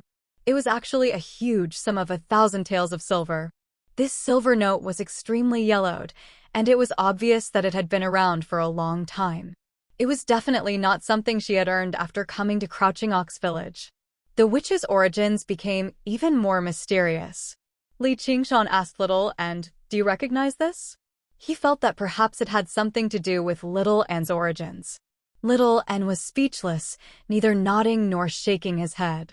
Li Qingshan knew that this was beyond what he could answer. He obviously accepted everything in the secret compartment without hesitation. Just as he was about to walk out the door, he felt Little N tugging at his trousers. Li Qingshan looked back and saw him staring at him in confusion, like a lost child. He was indescribably pitiful. His heart softened, and he crouched down. He asked gently, "Don't you have anywhere to go?" Little N nodded. Li Qingshan said, "Then accompany me for now." He opened the jar, knowing that Little N did not dare to walk under the sun. Little N smiled shyly and flew into the jar. Li Qingshan returned to the thatched hut with the jar and buried it behind the thatched hut, creating a small grave. The green ox returned and asked, "Did you succeed?" "She's just an old witch. How hard can it be to deal with?" Then, he showed him the spoils of this trip and showed the page of the book to the green ox. He asked, "Is this also a divine ability? Can I practice it?" This remnant piece of paper is naturally nothing, but this piece of paper came from a supernatural power called the Dark Een Ghost Control Art. I don't know how it fell into her hands, but cultivating this kind of incomplete thing probably won't bring her any benefits. Haven't you heard of biting off more than you can chew? You should practice the strength of 9 oxen and 2 tigers first. Oxen glanced at him and revealed the origin of the page. Then, which is stronger, the strength of 9 oxen and 2 tigers or this dark ghost control technique?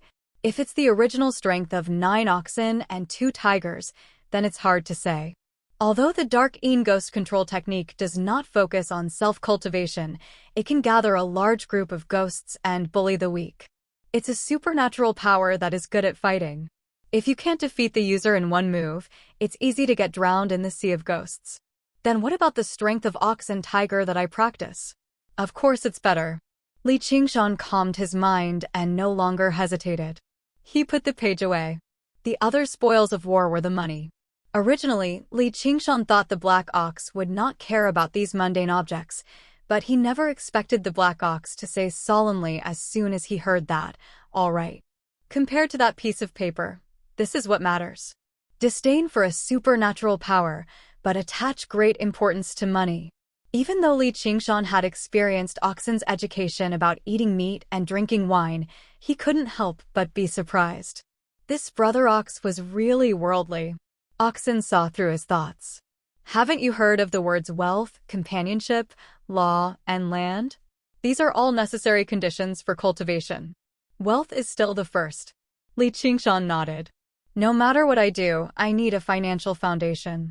If Oxen didn't provide him with food, he wouldn't be able to practice even if he had the secret manual. But I don't think I need to spend too much money. 1,000 taels of silver was a huge sum. If he only used it to buy food and wine, it would be enough to support him for a long time. Oxen said, "You keep asking me how long it will take me to master the ox demon's fist of great strength." Yes, but you won't tell me. I can tell you now. With your current cultivation speed, if there are no accidents, it will probably take you 10 years to master the first layer of the ox demon's fist of great strength and achieve the strength of a bull. 10 years. Li Qingshan's mouth opened wide in shock. And this is the shortest calculation. If you meet a bottleneck, it'll be even harder to say. The stronger the supernatural power, the harder it is to practice. Do you really think Daoist supernatural power is a country bumpkin? Do you think you can master it easily and become invincible? Wake up! As if a bucket of cold water had been poured on Li Qingshan's head, the joy he felt from killing which was swept away. Then, if I want to completely master the strength of 9 oxen and 2 tigers, I'll need at least 110 years? He couldn't imagine what he would be like after 110 years. Wrong. The higher the level, the harder it is to practice. It's not surprising if you can't master it in 300 to 500 years. But you don't have to worry too much. Every time you master a layer, your body will strengthen and your lifespan will naturally increase. Then what should I do? Li Qingshan believed that he had extraordinary willpower and persevered in practicing every day.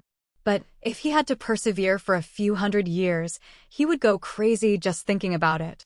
Oxen saw that the blow was almost over and made a "brat, now you know how powerful you are" expression. If you want to shorten this time, the easiest way is to rely on the word wealth. Ignoring Li Qingshan's strange expression, a list flew into Li Qingshan's hands.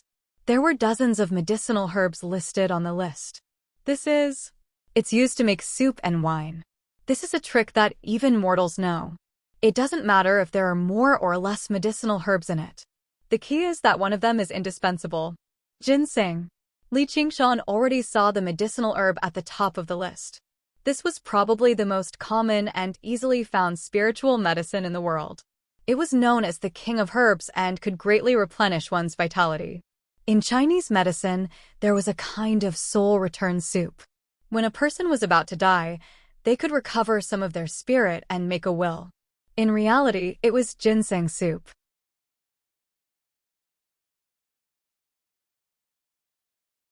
Chapter 18. Then I don't seem to be any different from an ordinary martial artist? Of course there's a difference. An ordinary person's physique is weak and can't absorb any nourishment. Eating too much ginseng is not only not beneficial, but harmful.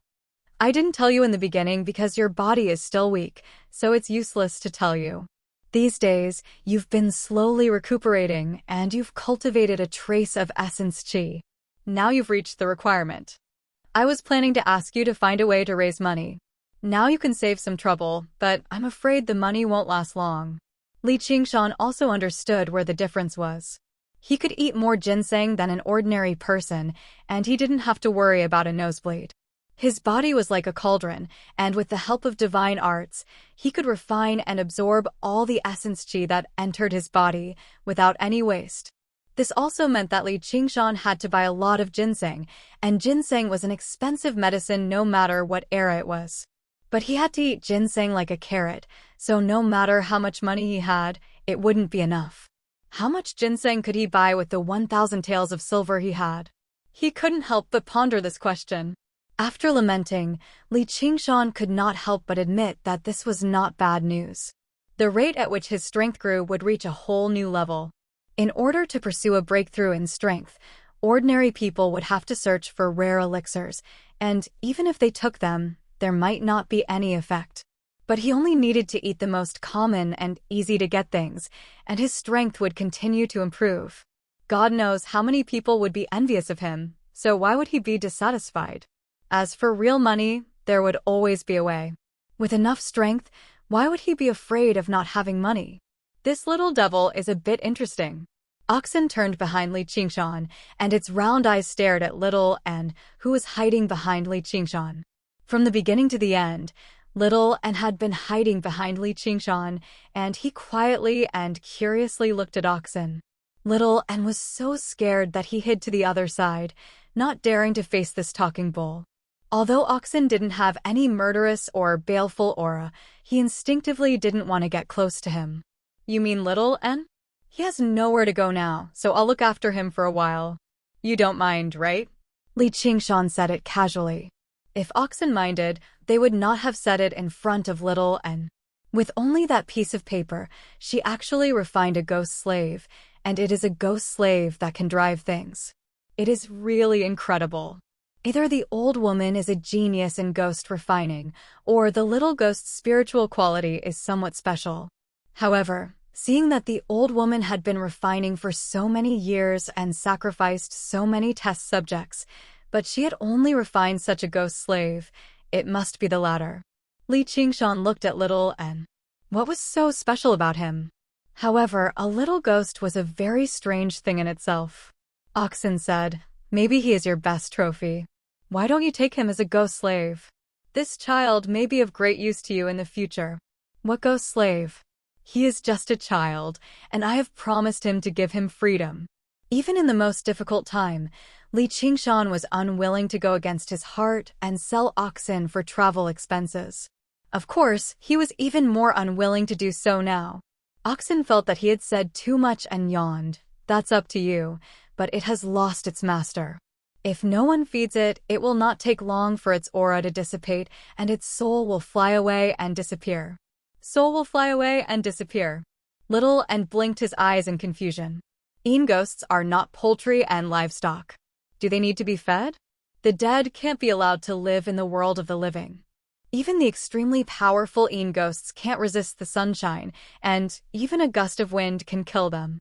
If no one died and all the ghosts were left in time, it is unknown how many ghosts have been accumulated in the world for thousands of years. What should I do? At dusk, Li Qingshan strode through the mountains and forests with an axe on his shoulder, and a little ghost that seemed to be real wandered around him. Sometimes it ran far to the stream and looked at a fish curiously. Sometimes it flew to the treetops and touched a bird. But without waiting for Li Qingshan to call, it returned to him like the wind and looked at him eagerly. Li Qingshan shook his head and smiled back. For this child, he had a faint sense of responsibility in his heart.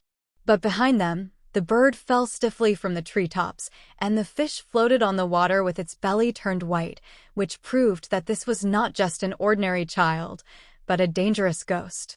Li Qingshan searched carefully in the forest, and finally stood in front of a big locust tree that needed more than 10 people to encircle, and waved the axe to chop it. Although he didn't know the axe method or the knife method, the ox demon's vigorous fist contained the most basic and most mysterious method of using force. He could use any weapon freely. Every chop of the axe was powerful and heavy in the same place. Wood chips flew, and the huge tree fell. Li Qingshan didn't care about anything else. He only cut out a small piece of the wood core in the center and brought it to Little and reached out to touch the small piece of wood core, and his little face showed a comfortable expression. In the end, he simply turned into a gust of wind and went into it. Li Qingshan smiled. This was according to the method taught by Oxen. He found an ancient locust tree that was more than 100 years old. The locust tree had the natural effect of gathering Yin spirits, which was very beneficial to Yin spirits. Now that he tried it, it was indeed true. In this way, he didn't have to worry about Little and soul dispersing. Back to the hut, he sat on the big stone in front of the door and carved the wood core into the shape of a wooden plate. After careful polishing, he carved the word and wore it on his waist. The yang qi in his body would slowly nourish Little and soul. He could also use the yin qi in Little and to practice controlling the qi in his body. In the small courtyard, Li Qingshan sat on the ground and kept shouting, Little and neck. Little and hugged his neck.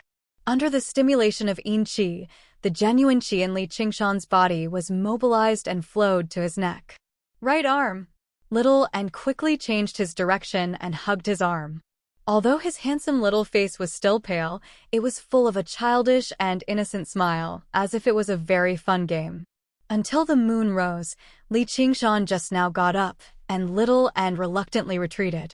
With the help of Little and, the genuine qi in Li Qingshan's body was tamed a lot, and Little and's eyes were a little more lively, not as dull as they were at first. Li Qingshan thought about it. This was probably not just due to the nourishment of yang qi. No matter how clever a child was, if they were taken away from their parents and watched over, abused, or beaten as they pleased, they would probably become so dull.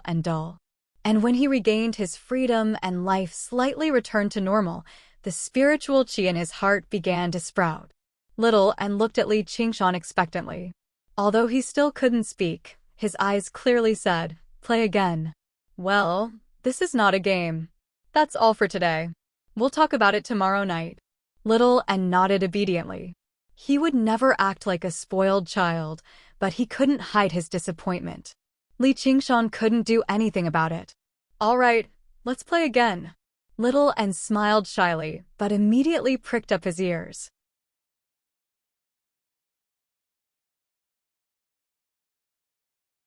Chapter 19.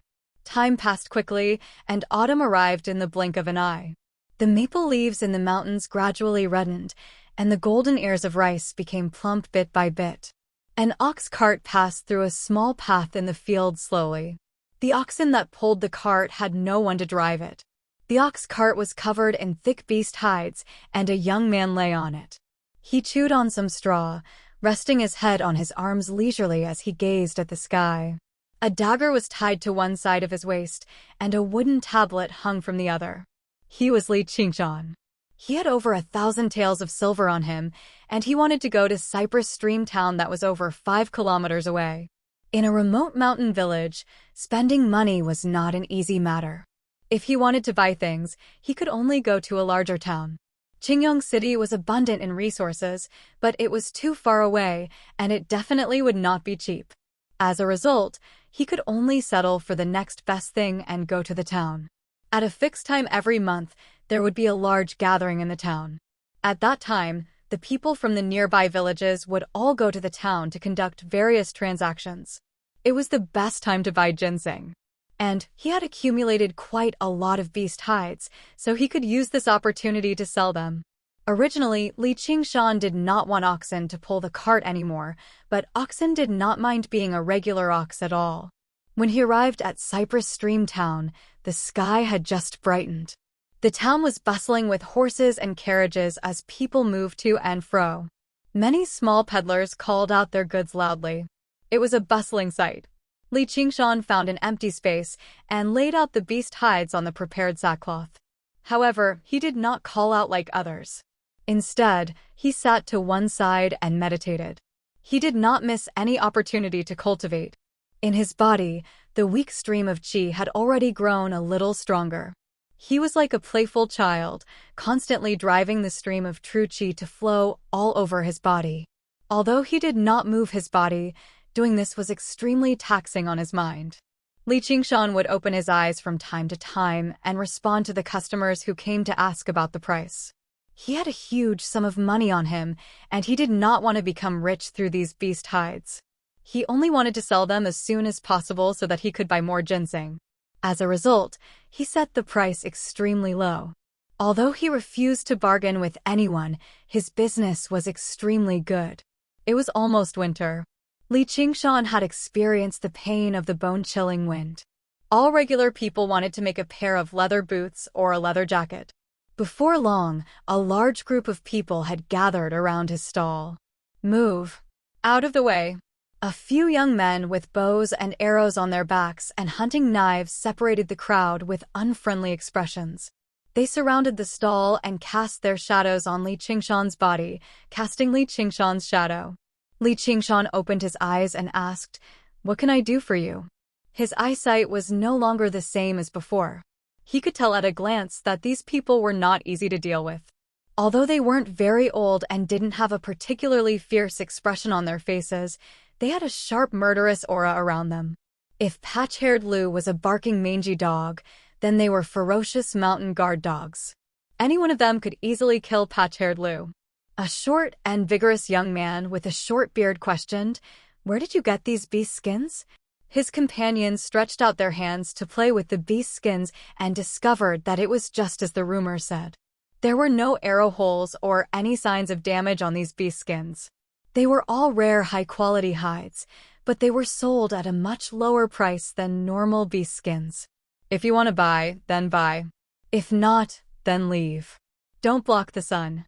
Li Qingshan was too lazy to make up a lie to explain to strangers. He closed his eyes and continued to cultivate. The surrounding people had already spread out in a circle, but they did not leave. Instead, more and more people gathered. All kinds of discussions could be clearly heard. "Aren't these the hunters from Drawn Rain's village? How dare they look down on the people from Drawn Rain's village? How many lives do they have?" Drawn Rain's village. Li Qingshan's heart skipped a beat. Even with his lack of knowledge, he had heard about this place like thunder. This was one of the villages around Cypress Stream Town, located extremely deep into the myriad mountains. The people who lived in the village were all hunters who hunted for a living, so it was no wonder that they gave off such a bearing.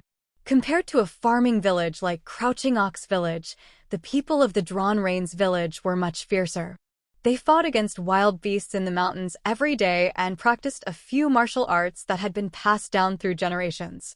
Not only did they refuse to obey the rules of Qingyang City, but they never paid taxes either. There had once been people in Qingyang City who had attempted to send troops to conquer this place, but before they had even reached the village, they had run into countless traps and hidden arrows. By the time they reached the village after so much difficulty, they had already lost half of their men. The army's morale was low, so the leading general could only draw the reins in front of the village and flee back to Qingyang City in disgrace. As a result, the original name of the village was forgotten, becoming the Drawn Rains Village. It was possible to imagine just how proud the people of a village that could force an army to return in defeat would be. If a teenager wanted to contend against them, it would undoubtedly be like throwing an egg against a rock. The short young man said furiously, "You can't sell these beast hides here." "Why?" Li Qingshan opened his eyes, and a gleam of light seemed to flash through them. It made the young man think of the vicious beasts in the mountains. His eyes glowed in the darkness, and he raised his guard instinctively. However, he was not afraid. They were hunters who fought against wild beasts. Moreover, when he saw how Li Qingshan was dressed as a farmer, he looked down on him even more. "Because I won't let you sell them." He extended his hand to flip Li Qingshan's stall. A large, coarse hand grabbed the young man's hand like a metal lock. It actually caused him some pain. The young man was surprised. What great strength this guy has. However, his reactions were not slow at all. He threw his left fist directly at Li Qingshan's face. However, his companions showed no intentions of helping out at all. They only watched on coldly from one side. They seemed extremely confident, and some of them even smiled scornfully. Speaking of which, this was the first time Li Qingshan had truly fought with someone. Patch-haired Lu had no strength to fight back in his drunken state, and which had suffered a backlash from the ghost mist. The fist tore through the air, not giving anyone time to think at all.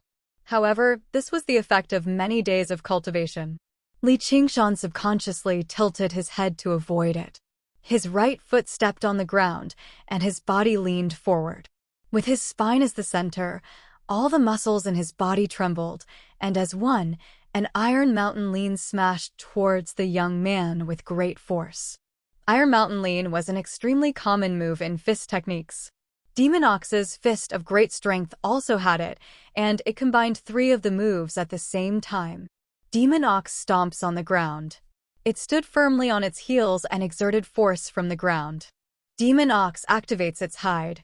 It had a tough body and could not be activated. Demon Ox butts its horns. It used its body as a horn to smash forward. All of its movements were done in one go. Oxen lay in the back and nodded in satisfaction. However, the young man turned pale with fright. It was as if a charging bull had charged at him. He felt a pain in his chest and was sent flying. He fell into the crowd, and all the muscles and bones in his body felt like they were about to fall apart. The discussions in the surrounding crowd stopped abruptly. The young man's companions were also stunned for a moment, and then they attacked in anger. Li Qingshan's expression became more and more serious. One-on-one and one-on-many were 2 completely different things. Unless the difference in strength was too great, it would be difficult for 2 fists to fight against 4 hands. If a strong bull was surrounded by a pack of vicious hunting dogs, it would only end up with pieces of flesh torn off and dying.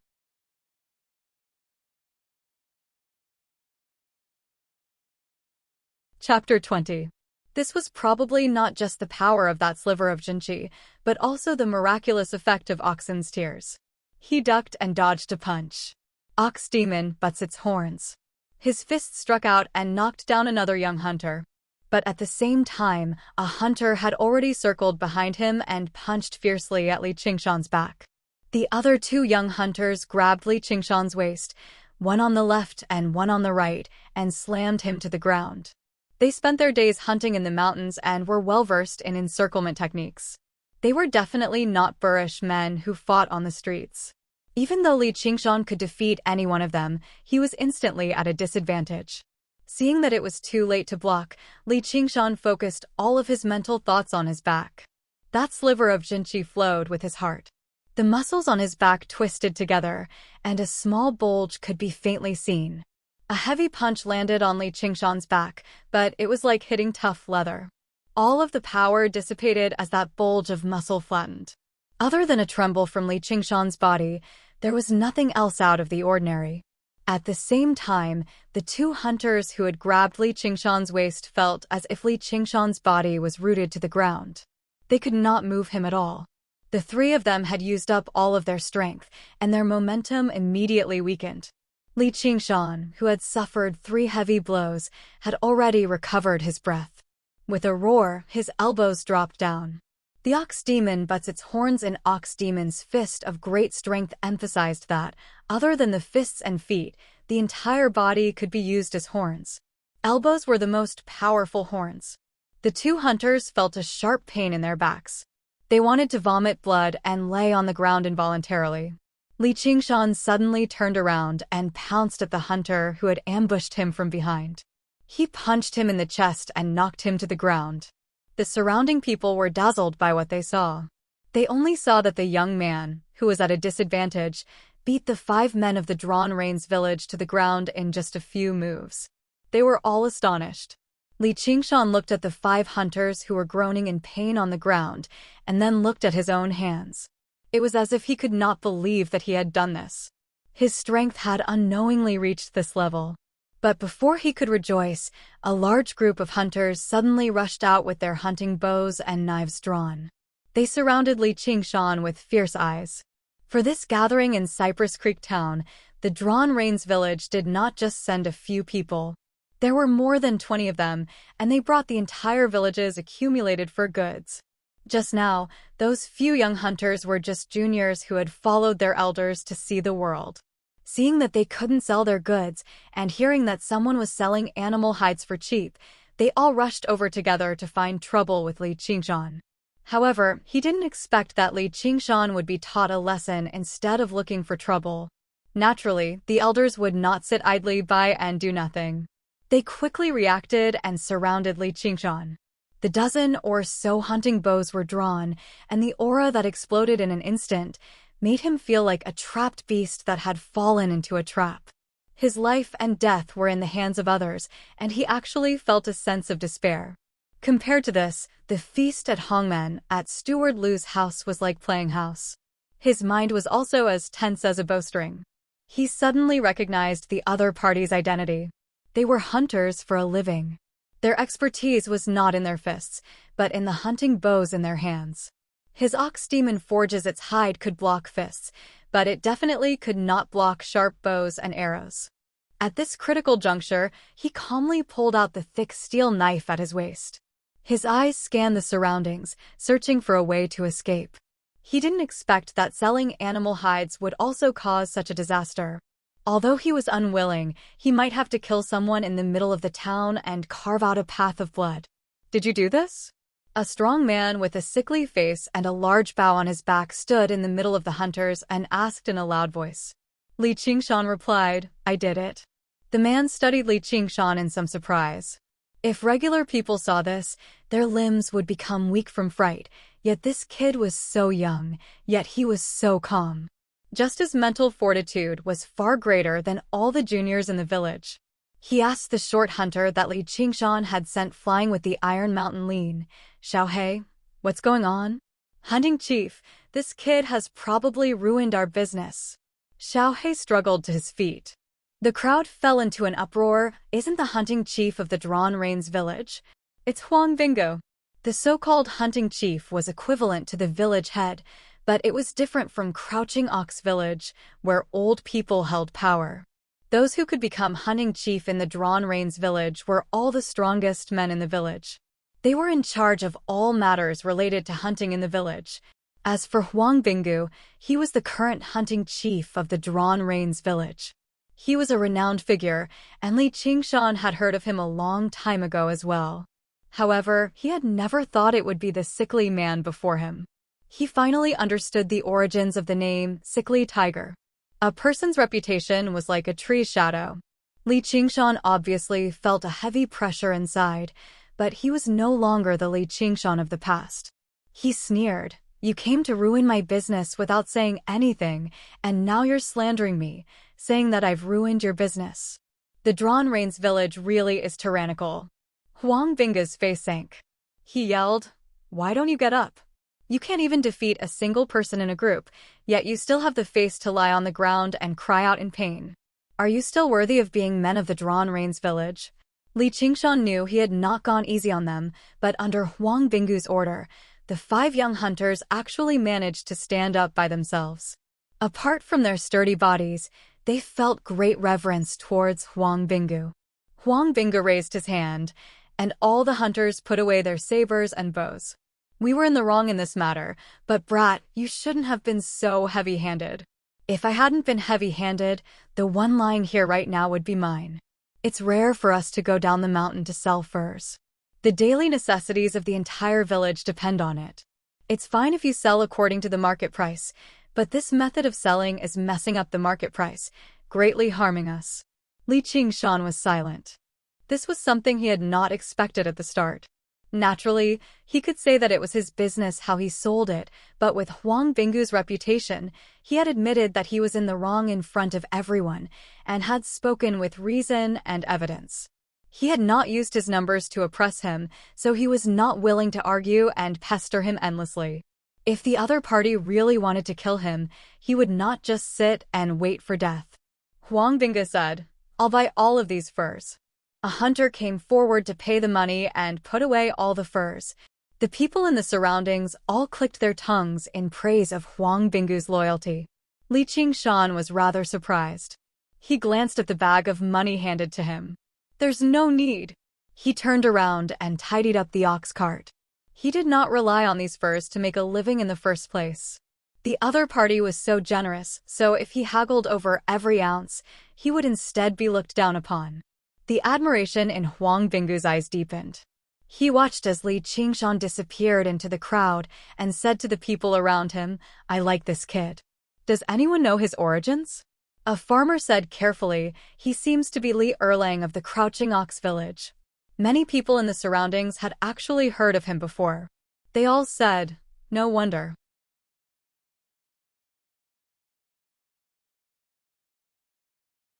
Chapter 21. Li Qingshan went to the best restaurant in town and bought a dozen jars of good wine to fill the ox cart. He then followed the list given by Oxen and went to the medicine shop to buy most of the medicinal ingredients. However, the most important ginseng could not be bought from the medicine shop. In the largest inn of Cypress Creek town, a group of people wearing bamboo hats and carrying medicine baskets on their backs were silently drinking tea. Even in the inn, they refused to take off the bamboo hats and medicine baskets on their backs. From time to time, the shopkeepers of the big medicine shops would come to the inn and open the baskets to see what was inside. They would then hide their hands in their sleeves and bargain with them. If they succeeded, they would take away a bag of ginseng of different sizes. They were ginseng foragers from Ginseng King Village. Like Drawn Rain's village, they were both located deep in the mountains. However, they made a living by gathering mountain ginseng. If one wanted to buy ginseng, they would naturally buy it for the lowest price. Li Qingshan stopped the ox cart in front of the inn and looked around. He strode to a corner and said to the ginseng foragers, "I want to buy ginseng." The ginseng foragers saw that he was young and his clothes were shabby. They all looked at him with disdain, and no one responded. Li Qingshan frowned and took out the remaining 1,000 taels of silver in his pocket and placed it on the table. "I want to buy ginseng." This time, all the ginseng foragers raised their heads in shock. They did not expect Li Qingshan to take out so much silver. They looked at each other and finally, someone said, "How much do you want to buy?" Li Qingshan had already understood the price of ginseng. In the end, they agreed on a price and left with a large bag of ginseng. The ginseng foragers whispered, "Should we get rid of this brat? It's more important to find the spiritual ginseng. That's a treasure worth tens of thousands of taels of gold. Even mortals can prolong their lives if they eat it. If martial artists eat it, they can immediately become first-rate experts. They can even break through the obstacles and reach the innate stage. Although the spiritual ginseng is good, there's only one. We still have to deal with that sickly man from Drawn Rain's village. I don't think I have the luck to get it. A bird in the hand is better than 100 in the forest. Those who are willing to do this, follow me." 7 or 8 people stood up, grabbed the sabers at their waists and left. Not far away from the door, a person was hiding behind a pillar. When he saw this scene, he quietly left. Li Qingshan drove the ox cart forward alone on the mountain path, chatting with Oxen from time to time. Little and also poked his head out from the locust tree, sitting on the beam of the cart and listening to their conversation. When they reached a narrow valley, Oxen suddenly stopped and turned around to look at Li Qingshan. "Here comes your trouble." As soon as he finished speaking, 7 or 8 figures appeared on both sides of the valley. With his eyesight, Li Qingshan asked, "You are people from the Ginseng King village?" The group of people had knives in their hands. It was obvious that they wanted to kill and rob. I've still underestimated the viciousness of the human heart. He could only sigh in his heart. It wasn't that he didn't understand the principle of not flaunting one's wealth, which was why he immediately drove the ox cart back to the village after buying the ginseng. He didn't want to stay for another night. However, he didn't expect that this group of people would be so daring to kill him in broad daylight. It was rumored that these people who climbed the cliffs every day to gather spiritual herbs and ginseng were extremely valiant. Moreover, they were all skilled in martial arts. Their bodies were as light as birds and as agile as monkeys. "Kid, we have some things to discuss with you," the leader said calmly. His eyes revealed a hint of disdain, as if he was looking at cattle and sheep in a cage waiting to be slaughtered. "Leave everything behind and you can go." This kind of calmness wasn't fake. They traveled in the mountains all year round. When they met lone travelers, they would kill them and take their belongings. It was a common thing for them to do. After the deed was done, they naturally wouldn't let anyone live. The ginseng foragers laughed and surrounded them. Seeing danger approaching, Li Qingshan suddenly shook the reins. Oxen glanced at him and cooperated, speeding the ox cart forward, refusing a toast only to be forced to drink a forfeit. The ginseng foragers cursed and hurriedly dodged to the sides. 2 flashes of knives flew out from their hands and slashed at Li Qingshan, who was on the cart. Oxen swung its head, and its remaining horn drew a strange arc in the air. The leader of the ginseng foragers saw the horn coming at him, but he couldn't dodge it. The horn pierced through his stomach and nailed him to the cliff wall. The ginseng forager's eyes were still wide open, and blood gushed out of his mouth. He couldn't believe that with his martial arts skills, he would die to a cow's horn. At the same time, Li Qingshan somersaulted and landed on the ground. He dodged the 2 flashes of knives and held the thick steel knife in his hand.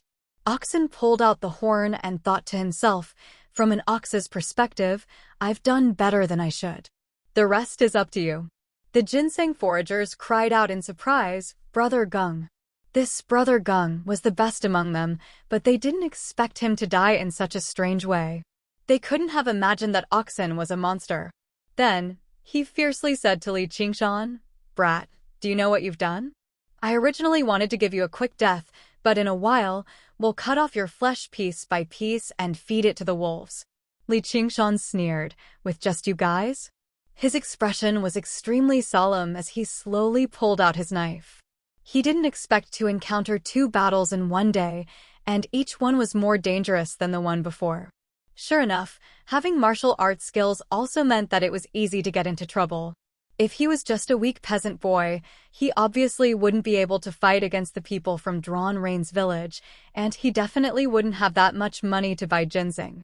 This was the most dangerous battle he'd ever encountered in his life.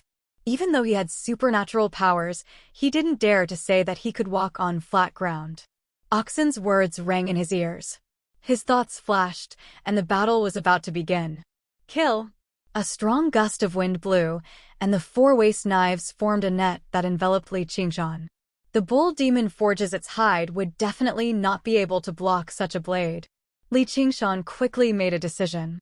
Without even looking behind him, he strode forward and pounced on the 3 ginseng foragers in front of him. His mind wasn't completely focused on the battle to the death. Instead, he kept thinking about the corner of Oxen just now. Oxen definitely wouldn't help him fend off the enemy. Otherwise, with its strength, it would be a piece of cake to kill these ginseng foragers. There was a deep meaning behind that corner. At the juncture of life and death, his comprehension and spirituality were all forced out. His eyes suddenly lit up. The bull demon but's its horns required every part of its body to be a horn, and the weapon was just an extension of the body. The straight, thick steel knife in his hand suddenly seemed to have a mind of its own, and it went around a waist knife that was blocking. With a piu-piu sound, a ginseng forager's neck sprayed out a mist of blood, and he fell to the ground on his back. Experienced. This kid knows martial arts. A series of shouts rang out, and the ginseng foragers looked at Li Qingshan. Their expressions were no longer as casual as they were just now. Li Qingshan's arms also had 2 new wounds. Thanks to the toughness of the bull demon forges its hide, they hadn't been cut open.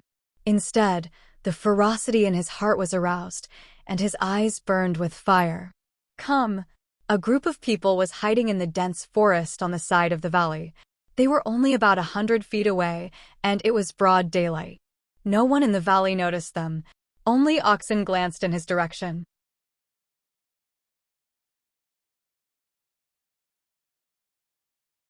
Chapter 22. At this moment, Li Qingshan's steel knife had taken another person's life. Although he had also been stabbed in the back, the cut was not deep and the wound had shrunk, so not much blood had flowed out. At the same time, a knife stabbed into his lower abdomen. He gripped the knife tightly and raised his hand, chopping off a terrified head. His ferocious aura was intimidating. Xiaohe had not been convinced at first.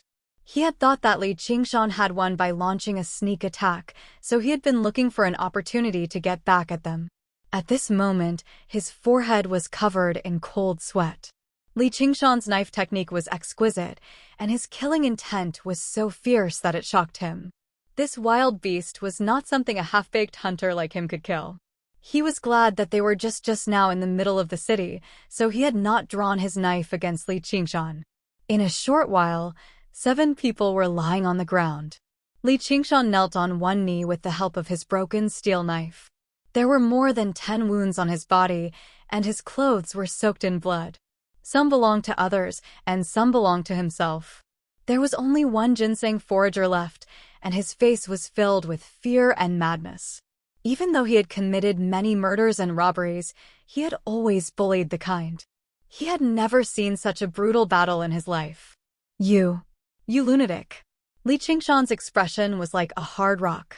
In the face of life and death, every move he made exceeded his usual level and stimulated the potential in his body. However, this was also very exhausting. In a short while, he was completely exhausted. So this is the path I have chosen? It's really full of blood. Oxen stood leisurely at the side, as if asking, "Do you regret it?" "I'll kill you." The ginseng forager roared and rushed forward. He had no strength left in his body. The knife landed on his neck, and the chill made his hair stand on end. Li Qingshan roared, "I don't regret it." The chi in his body flowed into his hand. He gripped the steel knife tightly and swung it to meet the attack. Twang! Swoosh! The bowstring tore through the air, and a feathered arrow shot out, nailing the last ginseng forager to the ground. Li Qingshan raised his head in shock. A few vigorous figures slid down from the cliff. They were the hunters of Drawn Rain's village. They carefully approached Li Qingshan and suddenly grabbed his limbs. However, in that instant, Li Qingshan had exhausted all his strength and was carried to the top of the valley by them. "Brat, you've done well." Huang Bingu put away his bow, praised, and did not say anything else. With a wave of his hand, the hunters once again hid themselves on both sides of the valley. Not long after, the other ginseng foragers rushed over and checked their companion's corpse with grave expressions. When they saw the ginseng forager who had been nailed to the ground, their expressions suddenly changed, and they shouted, "Retreat! Release!" With Huang Bingu's order, arrows rained down from both sides of the valley. The ginseng foragers suddenly waved their blades, but unless their martial arts skills were far inferior, there was no way they could block the arrows. Cries of pain rang out. Meanwhile, Huang Bingu held his bow and stood on a protruding boulder, specifically aiming at the ginseng foragers who were trying to escape. Every arrow would hit its target, and not a single arrow missed its target. He was like a god of death. Li Qingshan propped himself up and watched. He also felt astonished. On one hand, he was astonished at how easily the battle between the 2 large villages had ended, and on the other hand, he was astonished at the power of the bow and arrows. He cultivated the ox demon's fist of great strength, and the thing that increased the fastest was his strength. If he could use a bow, wouldn't he be able to kill people like this?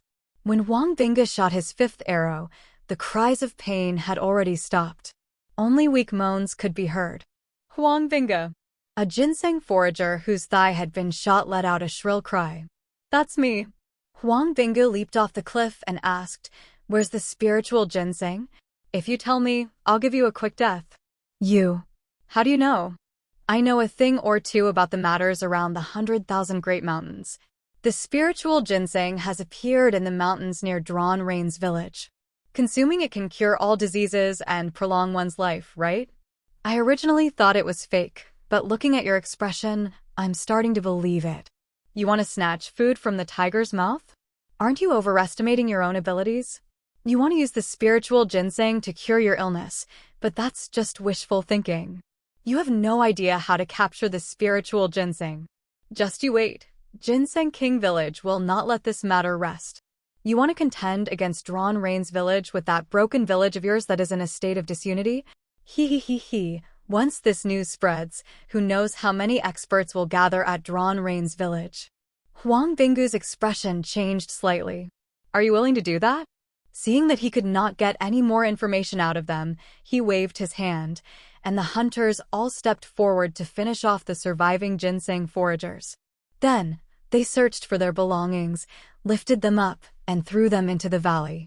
In the blink of an eye, all the corpses on the ground had been cleaned up. Only traces of blood remained, showing how desperate the battle had been just now. When the next mountain rain fell, there would be nothing left. At certain times, a human's life was truly as insignificant as an ant's. The hunters' gazes once again turned towards Li Qingshan. Their gazes were filled with admiration and praise, but there was also an undisguised killing intent. Li Qingshan had heard a great secret. The people of Drawn Rain's village would definitely not let him leave. The simplest method was naturally to kill him with a single slash and throw him into the valley along with the ginseng foragers. Unfortunately, Oxen was not willing to help him, leaving him to wander between life and death. Coming out of the mountains this time, he understood that his strength was no longer what it used to be, but he also realized how weak he was now. Perhaps this was Oxen's goal. Huang Binga said, "Little brother, are you willing to come with me to Drawn Rain's village?" "What if I say I'm not willing?" "You don't know how to appreciate favors." "Kill him." The hunters were enraged. Huang Binga waved his hand and said, "I don't kill innocent people. If you're not willing, then leave. I believe that you are not a blabbermouth person." Li Qingshan was not that uncooperative. Based on the other's ambitious and ruthless demeanor, he would not be soft-hearted when it came to killing people. Perhaps he would not kill, but the hunters under him were all brimming with killing intent. Furthermore, he had the intention of going to Drawn Rain's village to take a look. Perhaps he could learn some hunting and archery techniques. That way, he would be able to survive without the help of Oxen. Furthermore, his own strength would increase greatly. As for the spiritual ginseng, he did not dare to think too much about it. "In that case, I shall accept your invitation." Just now, Huang Bingu revealed a smile. He ordered someone to bring some ointment and applied it on Li Qingshan. However, he discovered that the wounds on his body had shrunk and were no longer bleeding. He clicked his tongue in wonder. Li Qingshan endured the pain and went to the ox cart. He took out the newly bought ginseng and put it in his mouth to slowly chew. Then, he opened the clay seal of the wine jar and gulped down the wine. The wine washed away the ginseng, and a wave of heat spread through his stomach. Immediately, he felt much more spirited, which astonished everyone even more. Li Qingshan climbed onto the ox cart and no longer paid attention to the others. He closed his eyes and began to meditate. Recovering from the fatigue and pain on his body was secondary. He wanted to take this opportunity to sum up the gains and losses of this battle. First of all, he could no longer rely on luck. He had heard people say that the martial world was dangerous, but today, he had personally experienced it. One careless step could cost him his life. In this world, human life was really too cheap. It was impossible to always have someone to help him, and it was also impossible to rely on exploding on the spot. To be brave, but not astute, was to seek one's own death. This great life had to be cherished.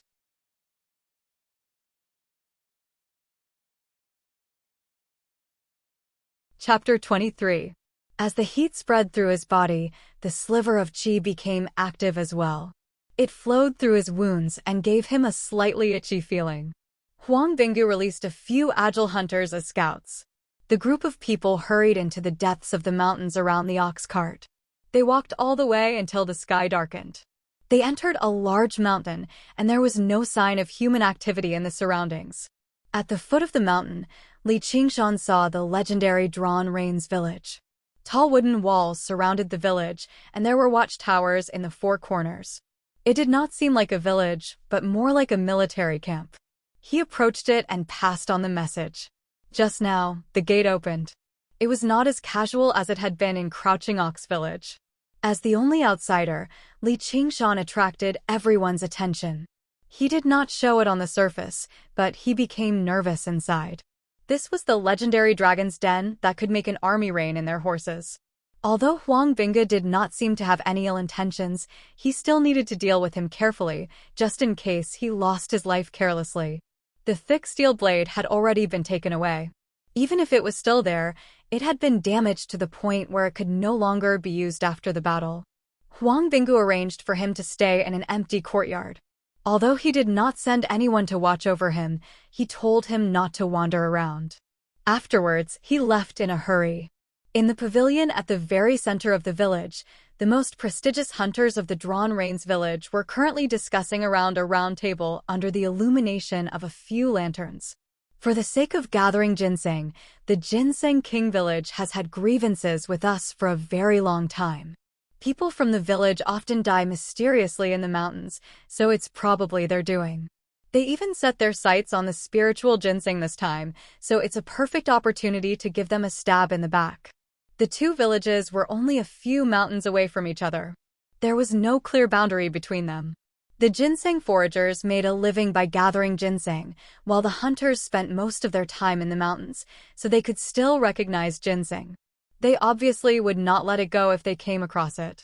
As a result, many disputes arose. The disputes between the villagers would often be settled with knives. Because they were far enough apart, large-scale fights had never happened. Until a while ago, on the Baialao Peak, which was closer to the Drawn Rains village, between the two villages, they once again met on a narrow path. They discovered a legendary spirit ginseng that already had the shape of a human and could even leave the ground and walk. Such a rare treasure caused another massacre. After the massacre, the spiritual ginseng had already disappeared without a trace, but it should still be on Baialao Peak. The men from the two villages did not dare to act blindly without thinking. They searched the mountain on a large scale, but they were also making preparations. Hunting Chief, this matter must not be leaked out. It's better to deal with that brat. That brat's skills aren't bad, and his temper is also to my liking. It would be a pity to kill him. I want him to stay in the village and contribute to the village, but he is still an outsider. There's no need to say anymore. I will examine him carefully. If he doesn't have the qualifications, I will definitely not be lenient. Huang Binggu said resolutely. Then, he coughed. In the pitch-black hut, Little and crawled out from the locust wood tablet and looked at Li Qingshan with concern. He reached out his hand and touched the scabs on his body. Li Qingshan said, "Don't worry, I'm fine. I'm fine for now." Although he could tell that Huang Binggu appreciated him, the feeling of having his life in someone else's hands was really uncomfortable. And if he wanted to control his fate in his own hands, he could only become stronger. He immediately followed Oxen's instructions and used the ginseng wine to soak the medicinal wine. Just now, he stopped and looked at his results, feeling a wave of joy and gratification. The next morning, Li Qingshan woke up early to practice Ox Demon's Fist of Great Strength. Suddenly, he felt a gust of wind behind him, as if a fierce tiger was pouncing at him. Li Qingshan turned around and punched, but it landed on empty air. Huang Binggu brushed past his arm, his right hand forming a claw and grabbing at his throat. He wants to kill me to silence me? A thought flashed through Li Qingshan's mind. Instead of dodging, he met the attack head-on, as if he was delivering his vitals into someone else's hands. At the same time, he drew his arms together like an old bear hugging a tree, exerting all the strength in his body. He cultivated in strength remarkable abilities, not mortal martial arts. Even though he had not cultivated the strength of an ox, the strength of a single hug was not something that flesh and blood could withstand. Huang Binggu suddenly retracted his claw, shrinking his body and circling behind him. "Not good," Li Qingshan said. Just as he was about to adjust his body, he felt that Huang Binggu had stopped attacking and was only looking at him approvingly. If he had retreated from that claw attack just now, the full power of that attack would have easily torn his throat apart. But instead of retreating, he advanced, restraining the power of that move. At the same time, he used a move that put his life on the line. Not only was he able to adapt to the situation, he was also quite courageous. "I've lost." Li Qingshan touched his neck. There were 5 bloody marks on it. Huang Binggu's skills were quite impressive. Even if he was not injured, he was definitely not his match. "Where did you learn your martial arts?" Huang Binggu asked. Other than being courageous and adaptable, Li Qingshan's martial arts were also very unusual. Even if a normal person's reaction was fast enough, they would not be able to catch their breath. Furthermore, when his 5 fingers had touched Li Qingshan's neck, it felt as if he had pierced the tough hide of an ox instead of a soft vital point. Li Qingshan naturally could not say that he had been taught by an ox, or else he would be treated as an idiot. He could only say that he had met an expert a few years ago. Seeing that he had a simple and honest personality, the expert had taught him a few moves, but had instructed him not to reveal his identity. A few years ago? Huang Binggu was flabbergasted. He was not too surprised that Li Qingshan was not willing to reveal his master. However, he had originally thought that Li Qingshan had practiced martial arts since he was young. If he wanted him to stay in Drawn Rain's village, the most important thing was to ask him about his master. What's wrong? Li Qingshan did not understand. Haven't you been practicing martial arts since you were young? In just a few years, he was able to teach you to such an extent. It is truly inconceivable. It seems like that expert is truly an expert. Li Qingshan sweated in his heart. Luckily, he had casually said it was a few years ago and not a month ago. Otherwise, Huang Binggu would definitely be scared to death. At the same time, he also understood that mystical abilities and mortal martial arts were on 2 completely different levels. He was currently not Huang Binggu's match because he had practiced for less than 2 months, while Huang Binggu had spent 20 to 30 years of hard work. May I know why the hunting chief has come this time?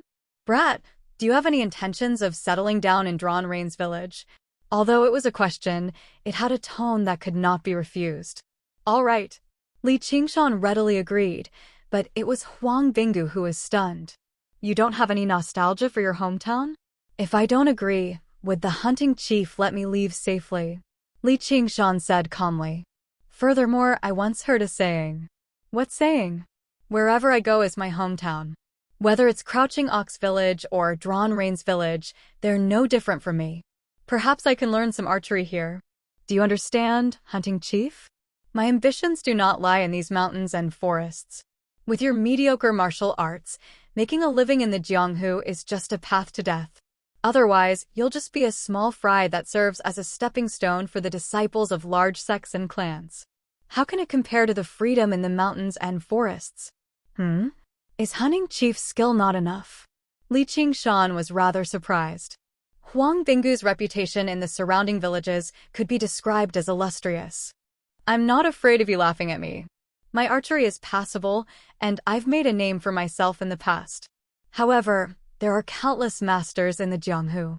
You've been practicing martial arts for several decades, but a child in his teens killed you like a dog.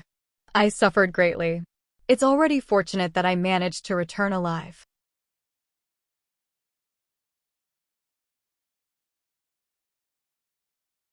Chapter 24. Huang Binggu felt that he had not shocked Tang Qingshan enough, so he continued, Your blade techniques and fist techniques are wide and open, so you should be walking on the path of external martial arts. This type of martial arts can be learned quickly, but if you don't have the assistance of a superior internal martial art, from the outside to the inside, reaching the realm of both internal and external cultivation, it will be difficult for you to become a first-rate master, let alone an innate master. First-rate master? Then what kind of class am I? And what is an innate master? Li Qingshan's string of questions made Huang Binggu somewhat believe in the words of an expert. If he had a proper master, how could he not know these things? Qingshan, your skills are not third-rate. That's why I don't qualify. You were able to defeat those ginseng foragers, so you can already be considered an expert. You are still young, so don't be too discouraged.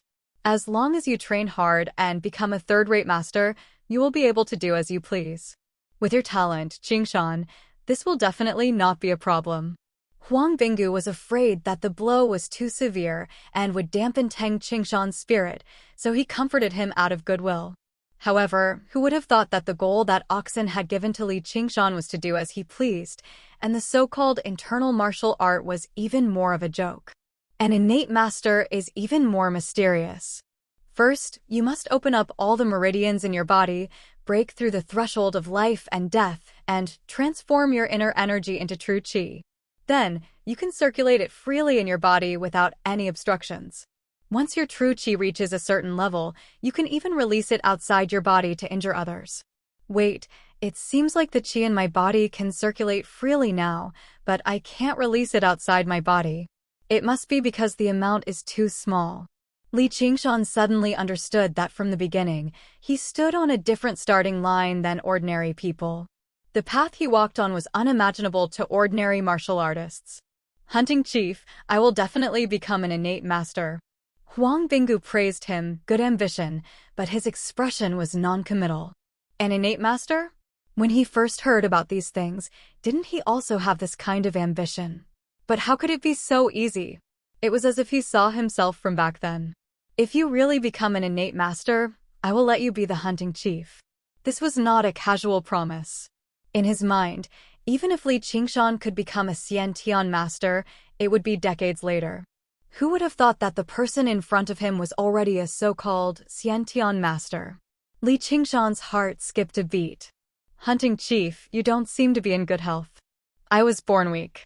The doctor said that I wouldn't survive, but my mother didn't believe him and brought me up. I don't believe that I can't be compared to the other children in the village. I've practiced martial arts, but my foundation is still weak. I've been hurt all these years, and I'm afraid I don't have much longer to live. Li Qingshan really admired the man in front of him. Even though he didn't have any great magical powers, his willpower was enough to be his role model. Hunting chief, don't worry. As long as we find the spirit ginseng, we will definitely be able to cure you. And, although it's an ethereal object, it's still a slim chance of survival. Taking advantage of the fact that the Ginseng King Manor has suffered heavy losses, we're going to start searching the mountain today. Do you want to come along? My injuries haven't healed yet, so I'm afraid I won't be able to help you. Of course, Li Qingshan wouldn't agree. The other party was just saying it casually. There was no way he would really believe him. All right, then we'll spar again when your injuries have healed. I'll arrange for someone to teach you archery. Huang Bingge patted his shoulder. After Huang Bingge left, Li Qingshan immediately asked Oxen about it. Oxen said disdainfully, what, first rate or second rate? Do ants have to differentiate between strong and weak? If you can get that spirit ginseng, it'll be of great help to your cultivation. Li Qingshan could only stare at it anxiously. I'm very happy that you can learn to hunt and no longer have to rely on me. You can finally rest. From now on, you'd better take care of yourself. As expected, Oxen stuck to its usual plan of not lending a helping hand. Li Qingshan also didn't really plan on relying on it. As for snatching food from the tiger's mouth between two villages, he had even less confidence. He would most likely be throwing his life away for nothing. He could only sigh a few times and give up on this idea. He chewed on another ginseng and meditated until late at night. Just now, he was going to sleep. A wisp of green smoke rose from the locust wood tablet and transformed into a handsome child. He glanced at Li Qingshan and, as if he'd made up his mind, flew into the mountain with the night wind. His bloodless lips opened and closed. If someone who was proficient in lip reading saw it, they would know that the word he was muttering was spirit ginseng. Oxen opened its eyes and glanced at him, then closed them again and went back to sleep. Little and flew out of Drawn Rain's village and into the undulating mountain range. He freely passed through the dense forest, but he still had to avoid the fierce mountain wind from time to time. He saw a bit of fire in the distance. When he flew closer, he saw that it was the hunters of Drawn Rain's village resting by a bonfire with their weapons. Huang Bingge was discussing tactics with a few hunters in a low voice.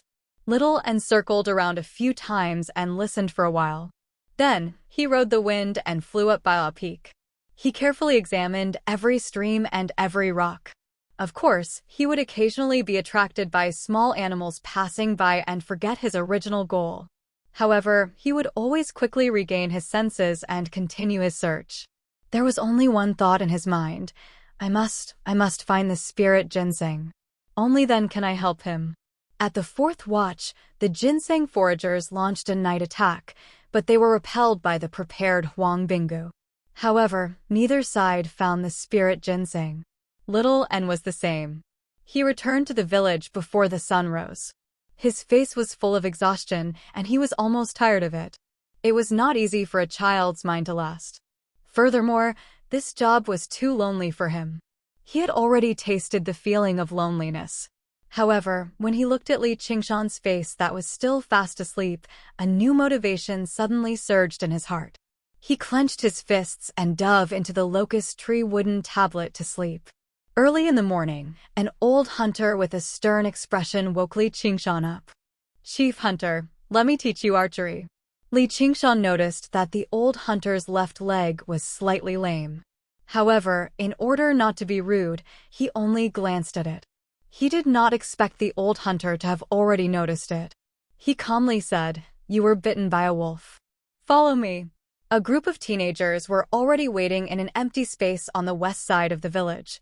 The older ones were about the same age as Li Qingshan, while the younger ones still had snot dripping from their noses. However, all of them carried a hunting bow on their backs. Their gazes towards Li Qingshan were filled with wariness and hostility. "Grandpa Zong, is he coming with us as well?" Grandpa Zong nodded slightly and did not explain further. He directly said, "Draw the bow." The group of teenagers immediately stopped talking. They drew their hunting bows and aimed at the target in the distance. Grandpa Zong corrected their postures one by one and explained the essentials of archery, leaving Li Qingshan to the side. Li Qingshan did not feel bored and listened attentively to the side. After an hour, Grandpa Zong ordered the others to rest and finally said to Li Qingshan, "Train your strength first." He pointed to the stone dumbbells at the side. Li Qingshan went to grab the stone dumbbells. Compared to teachers like oxen who did not care about your life, this level of cold treatment was still acceptable. Grandpa Zong revealed a slightly surprised expression. He did not like Li Qingshan, but he could not disobey Huang Binggu's orders. Therefore, he had purposely given him the cold treatment to train his temperament. He did not expect him to not be angry at all, which was completely different from what he had expected. He thought to himself, "No wonder the chief hunter thinks so highly of him. Brat, where did you come from?" The teenagers could not help but approach him. Their faces were filled with provocation. "Crouching Ox Village. Humph, you're just a farmer, yet you have the strength of an ox. I heard you even brought an ox with you. We don't need oxen here, so let's kill it and eat its meat." Li Qingshan could not stoop to their level and shout about killing him, but he would not allow them to insult him as they pleased either.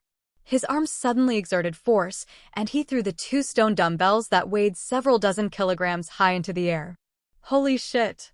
The teenagers scattered in all directions in fear.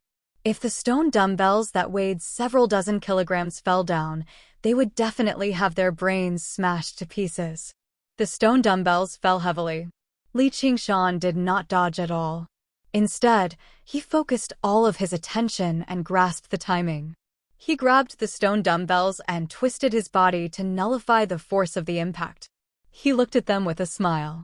The group of youngsters were dumbstruck, and they made a series of swallowing sounds. How much strength was needed to lift those 2 stone dumbbells? Most of them could do it, but throwing them so high up in the air was impossible, let alone catching them again.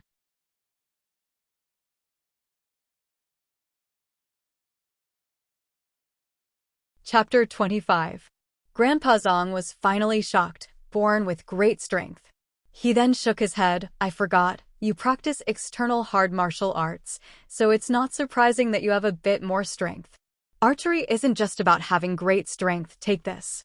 Grandpa Zong took the hunting bow from his back and tossed it to Li Qingshan. "This is Grandpa Zhang's bullhorn bow, it weighs 1 stone. This is Grandpa Zhang's intention to make things difficult for that kid. Drawing a bow and throwing a stone lock are 2 different things. 1 stone was 120 kilograms. Normal hunting bows did not pursue power, but precision and dexterity. It was rare to find such a hard bow. If the bow was too hard, its power would increase, but if the person using the bow could not control it, the accuracy and shooting speed would be very poor. If they encountered a wild beast in the mountains, they would not be able to shoot the second arrow in time, and the beast would pounce on them. Only death would await them. However, hunters who could use this kind of hard bow were all godly archers. Killing tigers and leopards in the mountains was not a problem. Li Qingshan weighed the hunting bow in his hand.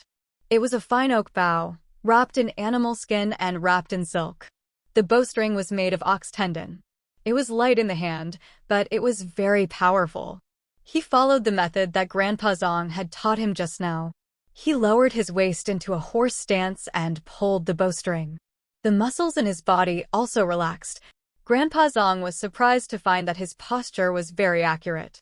He remembered that he just now was watching from the side, so he gave him some pointers. Li Qingshan understood everything. In just a moment, it felt like he had put in 3 months of hard work. When learning to draw a bow, it was not easy to use a bow that was too hard. One had to start with a soft bow and shoot many arrows to practice. Only by slowly correcting the posture would one be able to increase the strength of the bow. Grandpa Zong directly gave his bullhorn bow to Li Qingshan with the intention of beating him up. Even if you had great strength and could pull it open, it was nothing if you couldn't shoot properly. However, Li Qingshan's performance was beyond his expectations. It wasn't that Li Qingshan's comprehension was far superior to others. What the Ox Demon's fist of great strength taught him was the most basic method of channeling qi and exerting force. As long as he grasped the key points, he would be able to master them very quickly. Sweat seeped out from Li Qingshan's forehead. Maintaining the posture of drawing the bow was indeed more exhausting than lifting the stone dumbbell.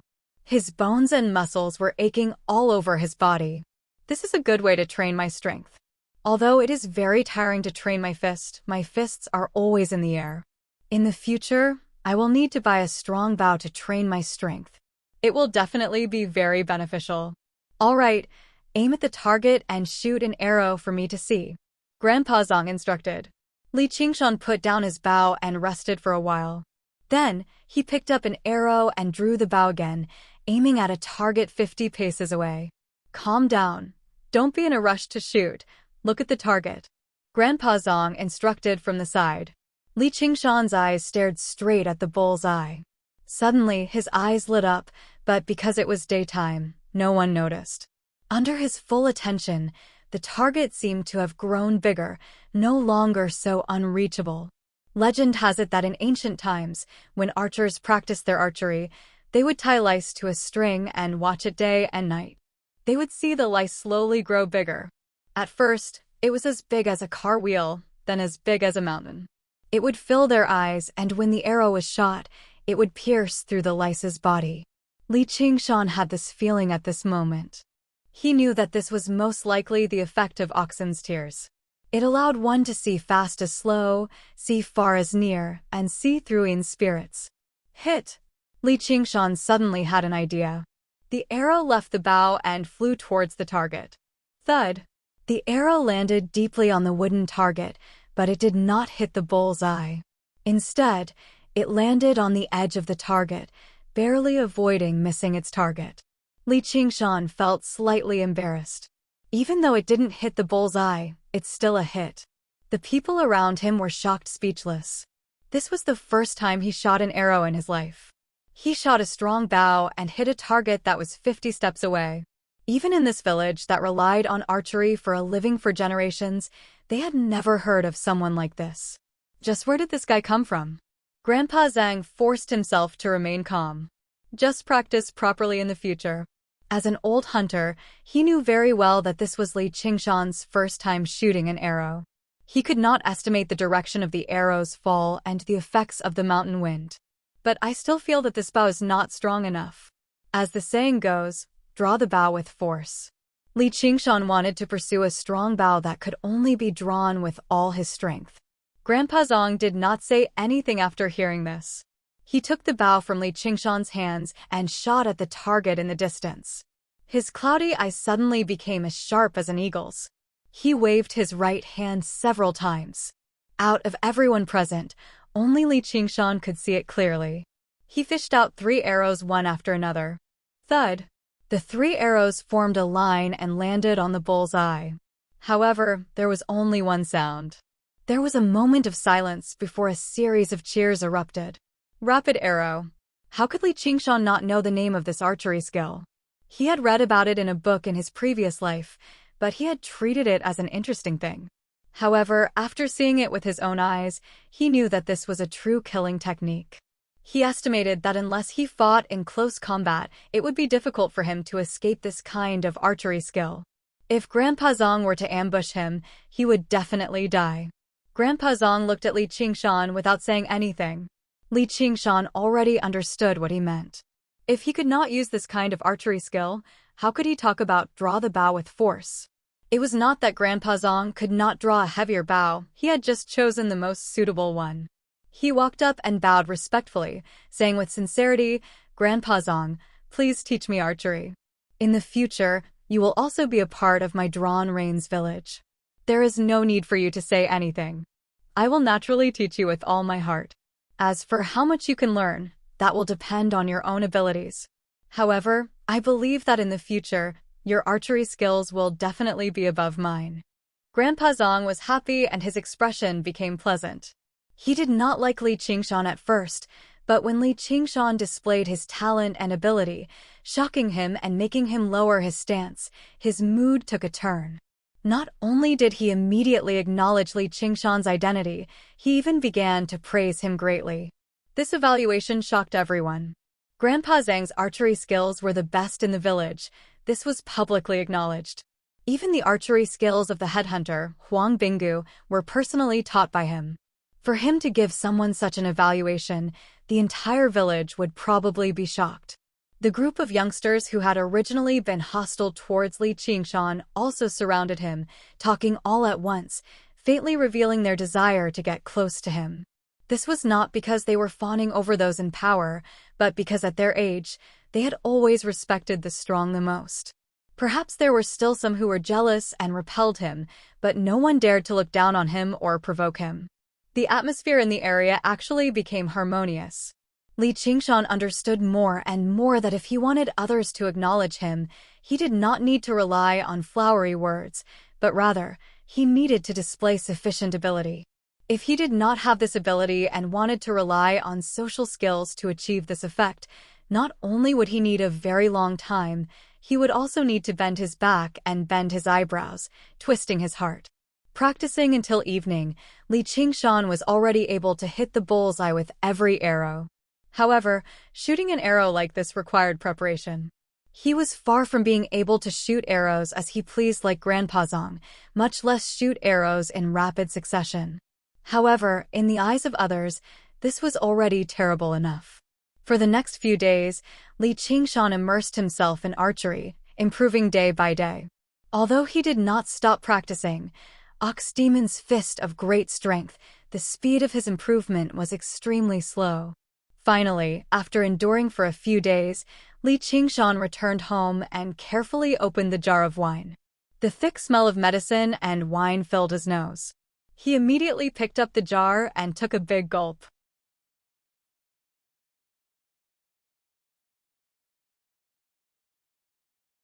Chapter 26. A thick wave of heat began to boil in his stomach. He immediately got up and began to practice in the courtyard. Only when the heat in his stomach completely disappeared did he let out a long breath and stop. Usually, he would feel tired after practicing for so long, but he was still full of energy today. As expected, the medicinal wine made from ginseng was much more effective than eating meat. Furthermore, the zhenqi in his body seemed to have grown a little. Although it was very small, it was a real improvement. If the medicinal wine made from ordinary ginseng is like this, I wonder what the effects of the spiritual ginseng will be like? He had thought of this before, but when he thought of the difficulty and the consequences of obtaining the spiritual ginseng, he could only give up. In just a few days, a few hunters had been carried down the mountain. Some were dead, while others were injured. It was clear that the ginseng foragers were not easy to deal with. Although Li Qingshan had agreed to join Drawn Reins village, it was only a temporary measure. He did not really want to participate in the conflict between the two villages. In the blink of an eye, it was the 15th day of the 8th month, mid-autumn. In the forest, Huang Binggu looked at the tired faces around him. These days, he had led the hunters through the mountains and had to be on guard at all times. Even though he had the upper hand and almost defeated the ginseng foragers, it was difficult to ensure his own safety. However, it would be difficult to ensure that one's body would be unharmed, and it would not be easy either. The spirit ginseng only existed in legends, and no one had seen it with their own eyes. There was no point in making a meaningless sacrifice. Huang Bingge let out a long sigh and gave the order to return to the village.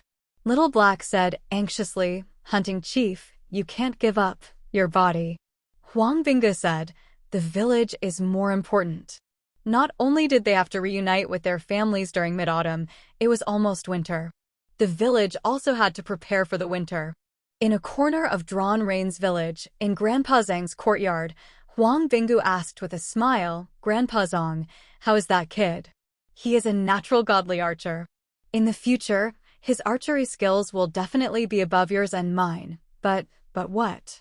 His heart is not in Drawn Rain's village. Even if we let him join, it will be useless.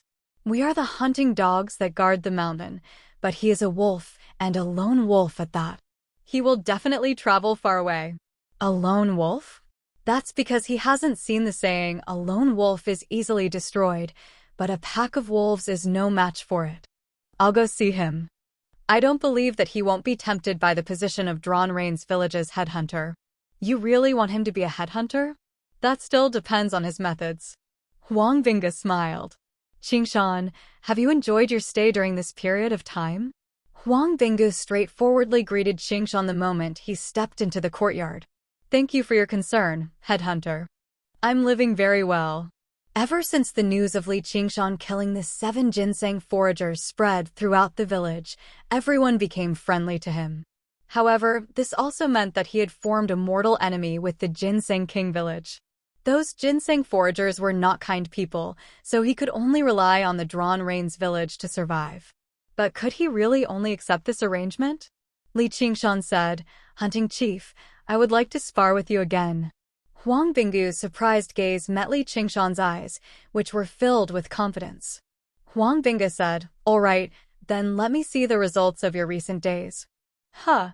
Li Qingshan did not wait for Huang Bingge to get into a fighting stance and suddenly dashed forward. Without any fancy moves, he fiercely punched Huang Bingge's chest, and the faint sound of the air being torn could be heard. "Good lad." Huang Bingge used his arm to block, and with a paw sound, he staggered back 3 steps before stopping. Shaking his aching arm, he had a look of astonishment on his face. What great strength! Although he had not clashed with Li Qingshan head-on the last time they fought, he reckoned that his strength at that time should not have been this great. Li Qingshan said, "Now watch this move." He immediately dashed over and continued to attack. His fists continuously struck his opponent's chest, and his attacks were like a violent storm. He displayed the power of his fists to the extreme, and his aura was extremely fierce. Huang Bingge had been careless for a moment and lost the initiative, falling into a disadvantageous position. However, it also aroused the heroic spirit in his chest. "I don't believe that you can really beat me in strength." He circulated his inner force, which flowed along his meridians to his arms. With the surge of inner force, his arms seemed to thicken as he met Li Qingshan's fists head-on. As a martial artist, all their martial arts were based on this inner force. By doing this, he was already using his true strength. Ping, ping, ping, ping. The two's arms crossed, clashing head-on. Every time they clashed, there would be a loud sound of flesh and bone colliding, as if wild beasts were tearing at each other. It was extremely rough and barbaric. Huang Bingge was, after all, very experienced. Seeing the right opportunity, he smashed his fist towards Li Qingshan's chest. Li Qingshan actually did not block or dodge, and instead punched towards Huang Bingge's face. Huang Bingge thought to himself, "I've bitterly cultivated my inner force for many years. The strength of my fist can even kill a calf. Even if you practice an external hard body technique, you will still be injured." As for Li Qingshan's fist, he was even more disdainful of it. His fist had struck Li Qingshan first, and Li Qingshan's figure would definitely freeze for a moment. With a ping, his fist struck Li Qingshan's chest. As expected, Li Qingshan's figure paused for a moment, but he immediately recovered and was not affected. Huang Bingge was greatly shocked and hastily used a lazy donkey roll. The wind from the fist brushed past his cheek, causing him to feel a dull pain. Li Qingshan chuckled and stood still, no longer giving chase. Huang Binga stood up. You're actually fine? He was the clearest about the power of his fist. Even if Li Qingshan had used external force to block the strength of his fist, he would not have been able to block the true qi contained in his fist. However, it had not been of any use. Li Qingshan rubbed his chest. It really hurts. Just now, there seemed to be a wave of qi that had passed through his skin and entered his body. However, it was immediately dispelled by the true qi in his body and did not cause any damage at all. After that, he immediately regained his breath and almost hit Huang Bingu. Using Huang Bingu's words to explain it, this was the difference in quality between acquired inner force and innate true qi. Huang Bingu did not know whether to laugh or cry. His fist that was filled with confidence only received such an evaluation. However, all martial artists had a competitive heart. He shouted, "Then eat a few more of my punches." The two of them fought again. This time, Huang Bingu did not hold back and used all of his strength. His figure became much faster, and Li Qingshan could not block it. His fists rained down on Li Qingshan's body.